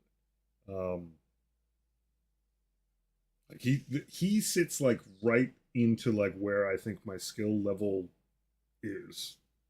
Um, and I like him, and he's not as great as some other people's Mortarians, but he's pretty good. I'm pleased with him.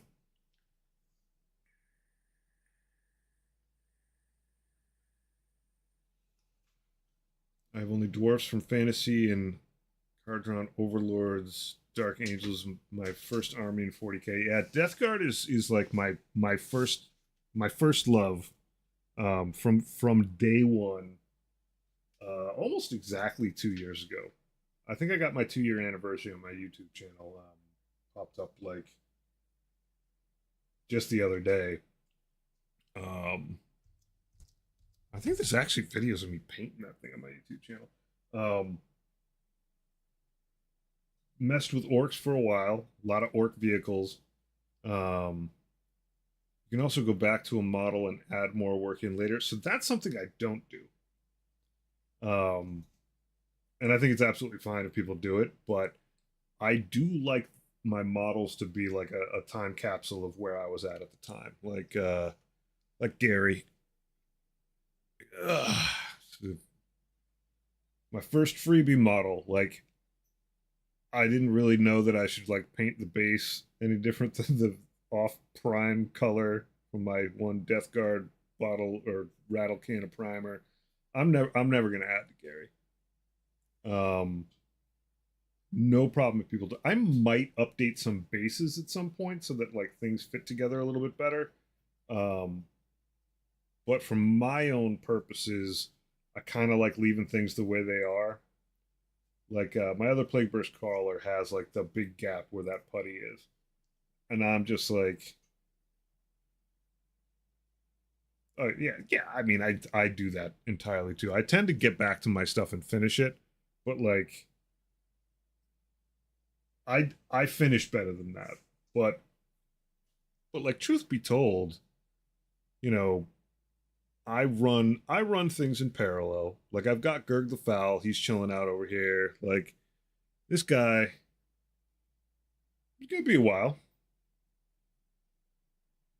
because now I'm building a bunch of stuff, and like he is Death Guard, and I need to finish him up. But he can. It's okay. He's fine. He can sit over here. He can chill out. But I do like to finish stuff.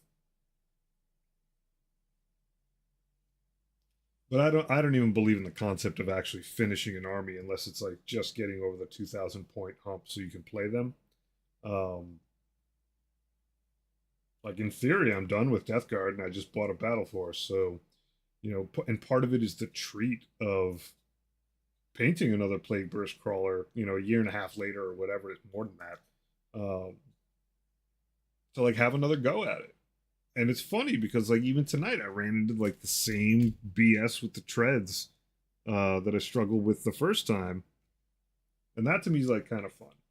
Um, like I think it's certainly for me like fine to have things in various states of doneness, but there's definitely a point at which I'm like I'm putting varnish on this thing. It's getting no updates. Some of that is so that I can like mentally manage moving on to another project. My Chaos Space Marines army is on hold right now, so there's that. The thing is, though, I don't have a bunch of models in like mid state. Like I spent a lot of time in just like the last week and a half, 2 weeks, knocking out Death Guard stuff that I had in that middle phase, just so I could feel like some level of closure. And as I just said, like I got Gurg, I got a Blightbringer, got some champ dude over there. I've I've got some models that didn't quite make the cut, but I got through my Poxwalkers. I got through my 7 Plague Marines. What else do I have over here? Who's hiding back here? Oof. Oh, I got a sorcerer who's like, middling, middling to nearly done.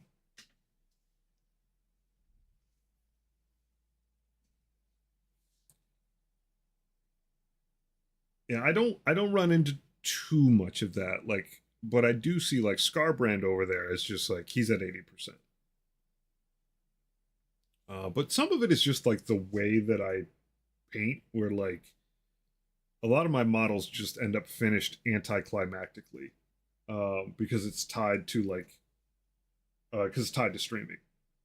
So like there's a lot of time when like there's really not much more to do to a model, and I'm like halfway through a stream, and it's like, well, it's like I set it aside for varnishing, and that's that. I also do get a lot of intermittent steps. Um, like on certain days, like my when I'm in painting mode, like I'll just crack open my wet palette like in between two things that I'm doing at work, or like I'm sitting at my desk eating lunch, eating a sandwich, and I'll like finish the sandwich and then just crack the wet palette open and like do a bunch of metallics on like 3 models and just kind of like move the ball forward. But I do like being finished. I'm I'm getting better at that. I think I'm worse at it in the winter.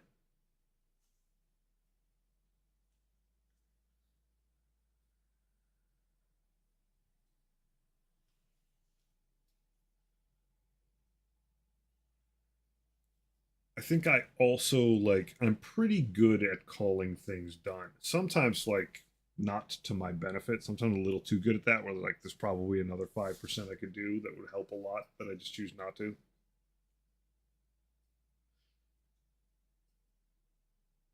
It's funny because like I'm not really a completionist in terms of video games, like getting every achievement and all that stuff. But I do have like an ingrained psychological thing for shipping stuff. Um, and so some of it is maybe an over tolerance to calling something done that probably has another step or two into it and being like, this is good enough for me, kaput, but it's helpful.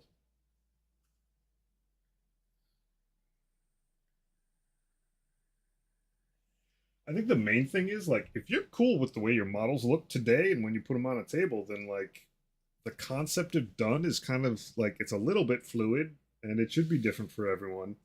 Um,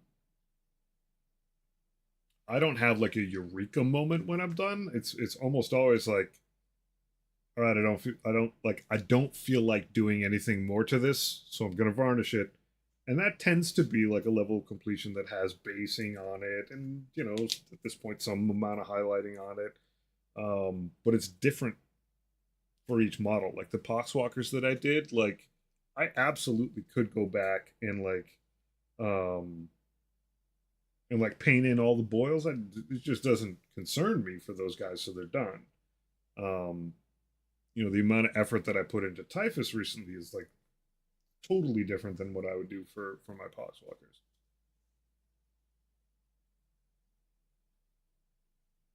I wanted to ask your opinion. The army I pretend to do, is it bad or good? Okay, I'm absolutely happy to give my opinion. Bad or good sounds strong. What do you have in mind?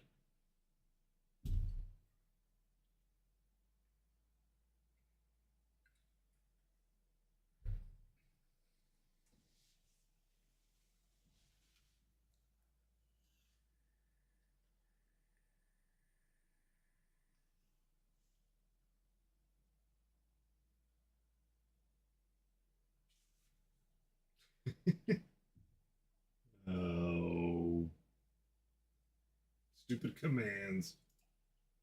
Let me cook up an invite.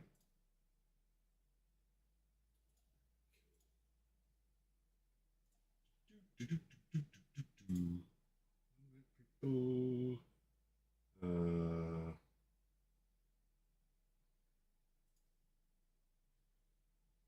first, yeah, sure, why not? See if this one works. Yeah, I thought it would work too, buddy. See if that link works.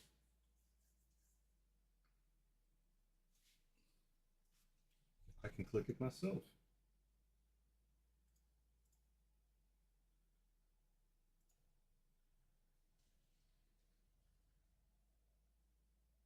There's too much stuff to keep up with and keep functional.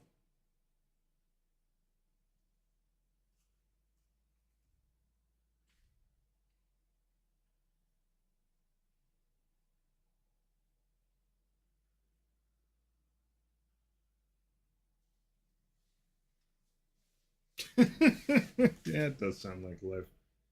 I think I might concede one argument though for the evening.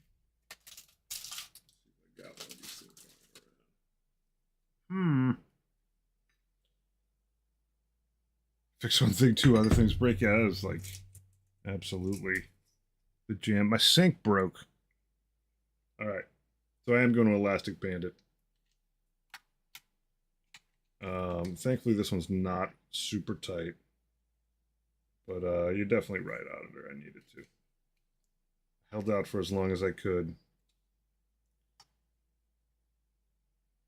That seems to be proper amount of tension. A lore question. All right. Depends on the lore. Some lore I'm pretty deep on. Some not. Is it Death Guard lore?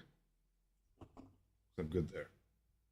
Yeah, we do love it. That's the other thing is there's like a solid contingent of people lurking about here that if I don't know the answer, they almost certainly do. All right, we have to clean this guy up. Sloppy there.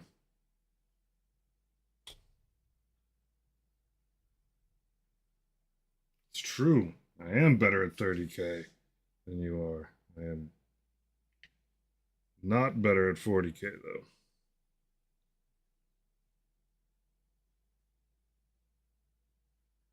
Zoop. Clean as a whistle. I recently come across a YouTube short about Fifth Chaos God, but I don't see much about him. Fifth Chaos God. So the bits, I know. As far as I know, not canon. Uh-oh. Auditor from the top rope. I mean, there is no like it might be referred to in a book, but it doesn't have any practical application in the game. He was in the comic, but the comic writers on him. Okay, that's interesting. There you go, and that's a good springboard for research.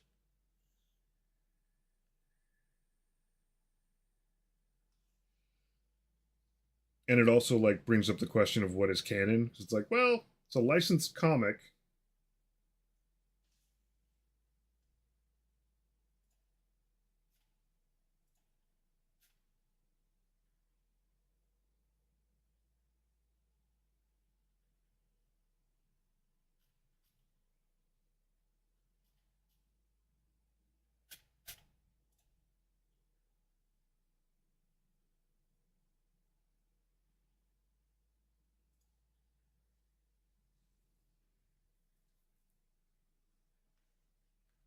That's some obscure lore.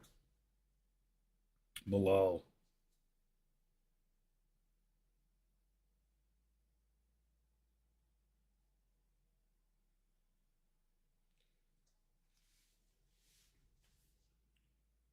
All right, folks. It has reached that hour. I'm not going to glue this plate on. I'm going to subassemble it. All the other bits are intact. We are elastic banded for the night. I am past my bedtime. It's Mother's Day tomorrow, so I should probably wake up on time tomorrow and make my wife's life a little bit easier. So I'm going to wind us down here. But I will hang for a minute as people have a discussion going. But I'm probably going to peace out in about 5. You're welcome for the stream. It was a good one. Getting this box cooking. Feels good. Feels darn good. So he was canon, then GW found out they don't have the rights to him.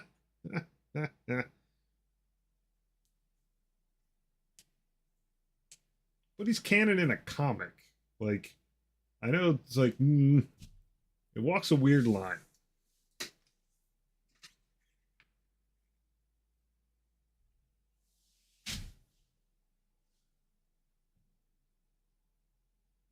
I can't wait to see more Primarchs. My goat Dante personally meeting all of them deserves that much.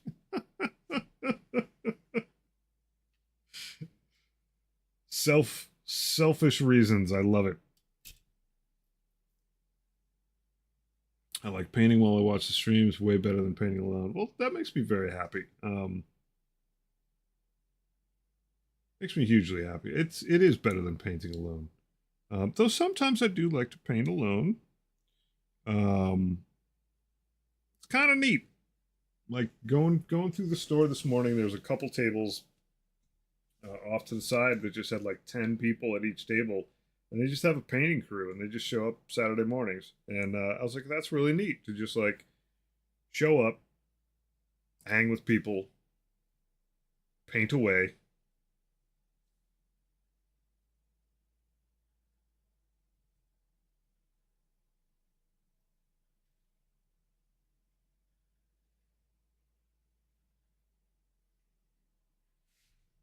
It is kind of neat.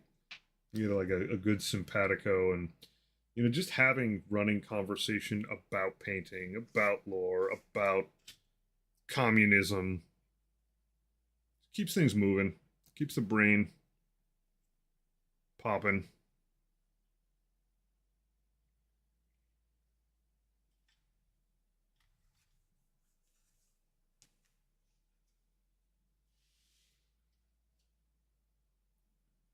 I mean, Dante served as leader of for vastly longer than Sanguinius. Sanguinius had technically had a pretty short run. The books are good. The books are good. Library. Lots of libraries you can get your hands on those books now.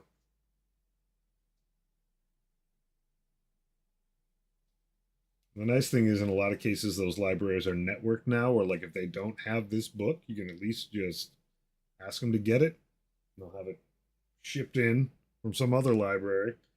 And you can make your claim to it. And you should read a lot of the Horus Heresy. It's fantastic.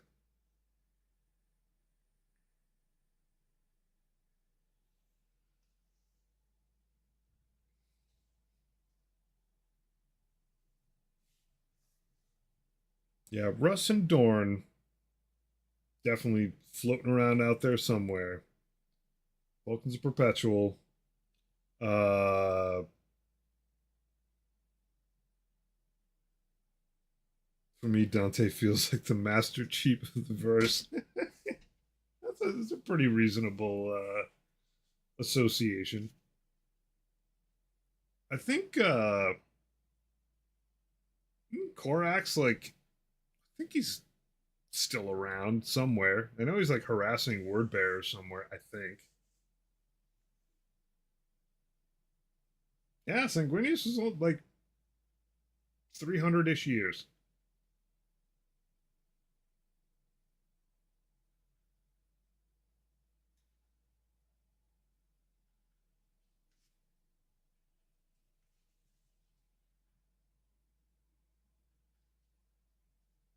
He made a big impression.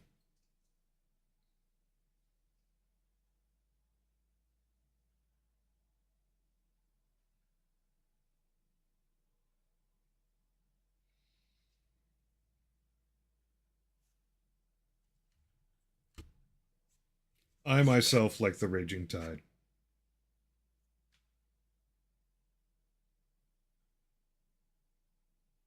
It's possible. There is one story. I'm trying to remember like what era the story is from, but I'm pretty sure it's like 40Ks, where there's these word bearers on some planet mining some like ruins or whatever, and they think some demon pops out and is attacking them, and it's actually Korax. And he seems pretty demonic when they face him, but that's only because he's like flying around. You can't see the guy.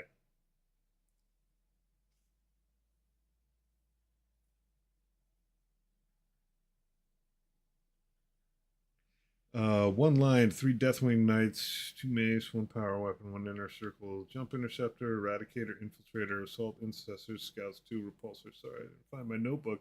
It's a lot to keep track of.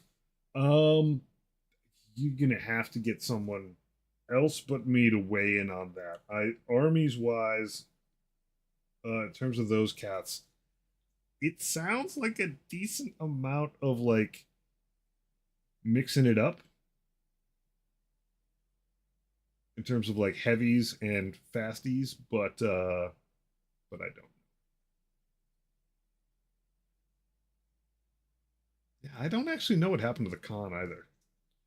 Um, Marie though, like if you pop on the Discord, you'd ask a rules question in the rules channel, and someone may be able to drop in. But I don't know quite enough about those pesky loyalist units to, in good conscience, make but the most high hand wavy thought on it.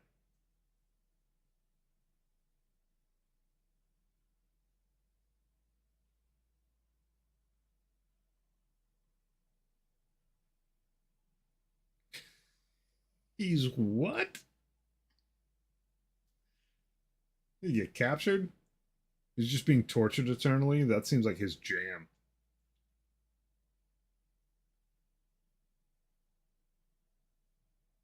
Being in the wrong place. Well, actually, he likes being in the wrong place at the right time.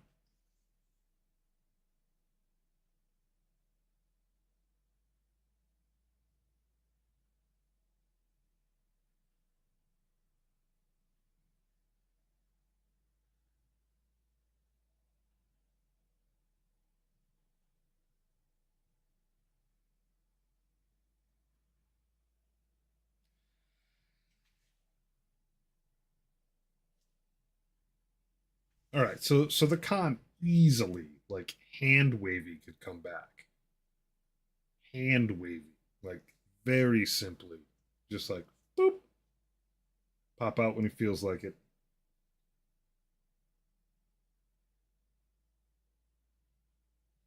Going through whatever content I can glean from YouTube. Feel bad for the Primarch who saw his own death. Let it happen. Yeah.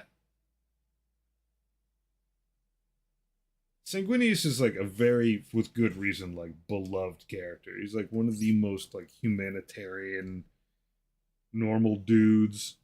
Just one of the guys, except that he's like also one of the most like perfect Primarchs.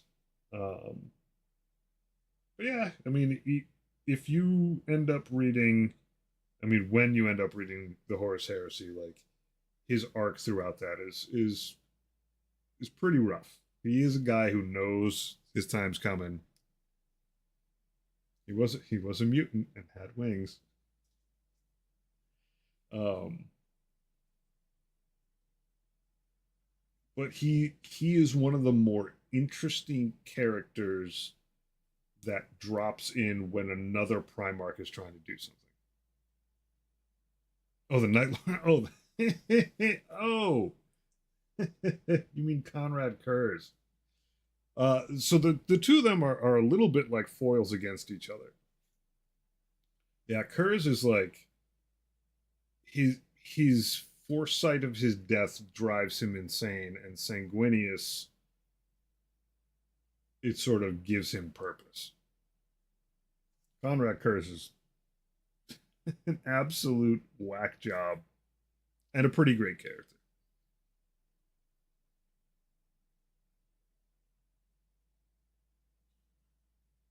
Yeah, well, before Sanguinius shows up, I can't remember their name.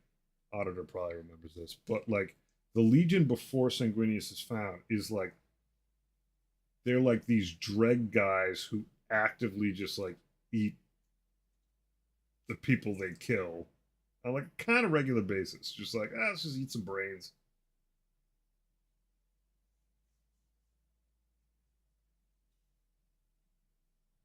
He's happily retired with his Calidus girlfriend. Yeah, it's short. And like Sanguinius shows up. So they're as a legion, like they're I don't want to say that they're lost before he shows up, but they're really not in a great place and they're not looked upon well. And they're kind of these like somewhat ignoble, bad reputation legion. And then Sanguinius shows up and he's like, let's be reborn and like find nobility in who we are and what we do. And he's just like so awesome that they all just like they get on board. Um, and so yeah, they are literal vampires, but like they find the sort of noble side of that, of not just being monsters.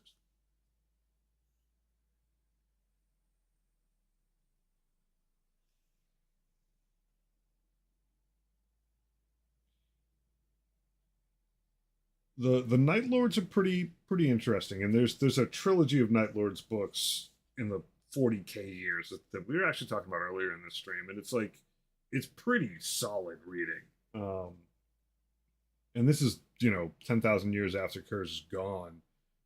They're still kind of messed up and still trying to like as a chaos legion figure out what the heck they're doing. Um,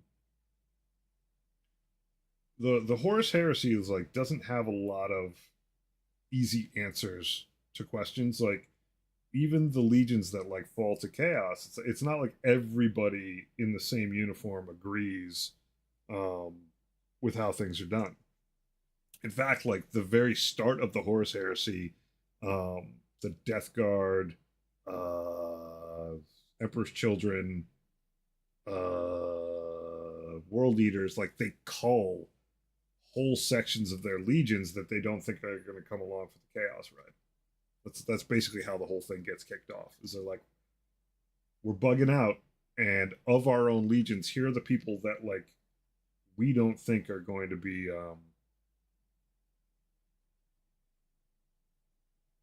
Down with the New World Order.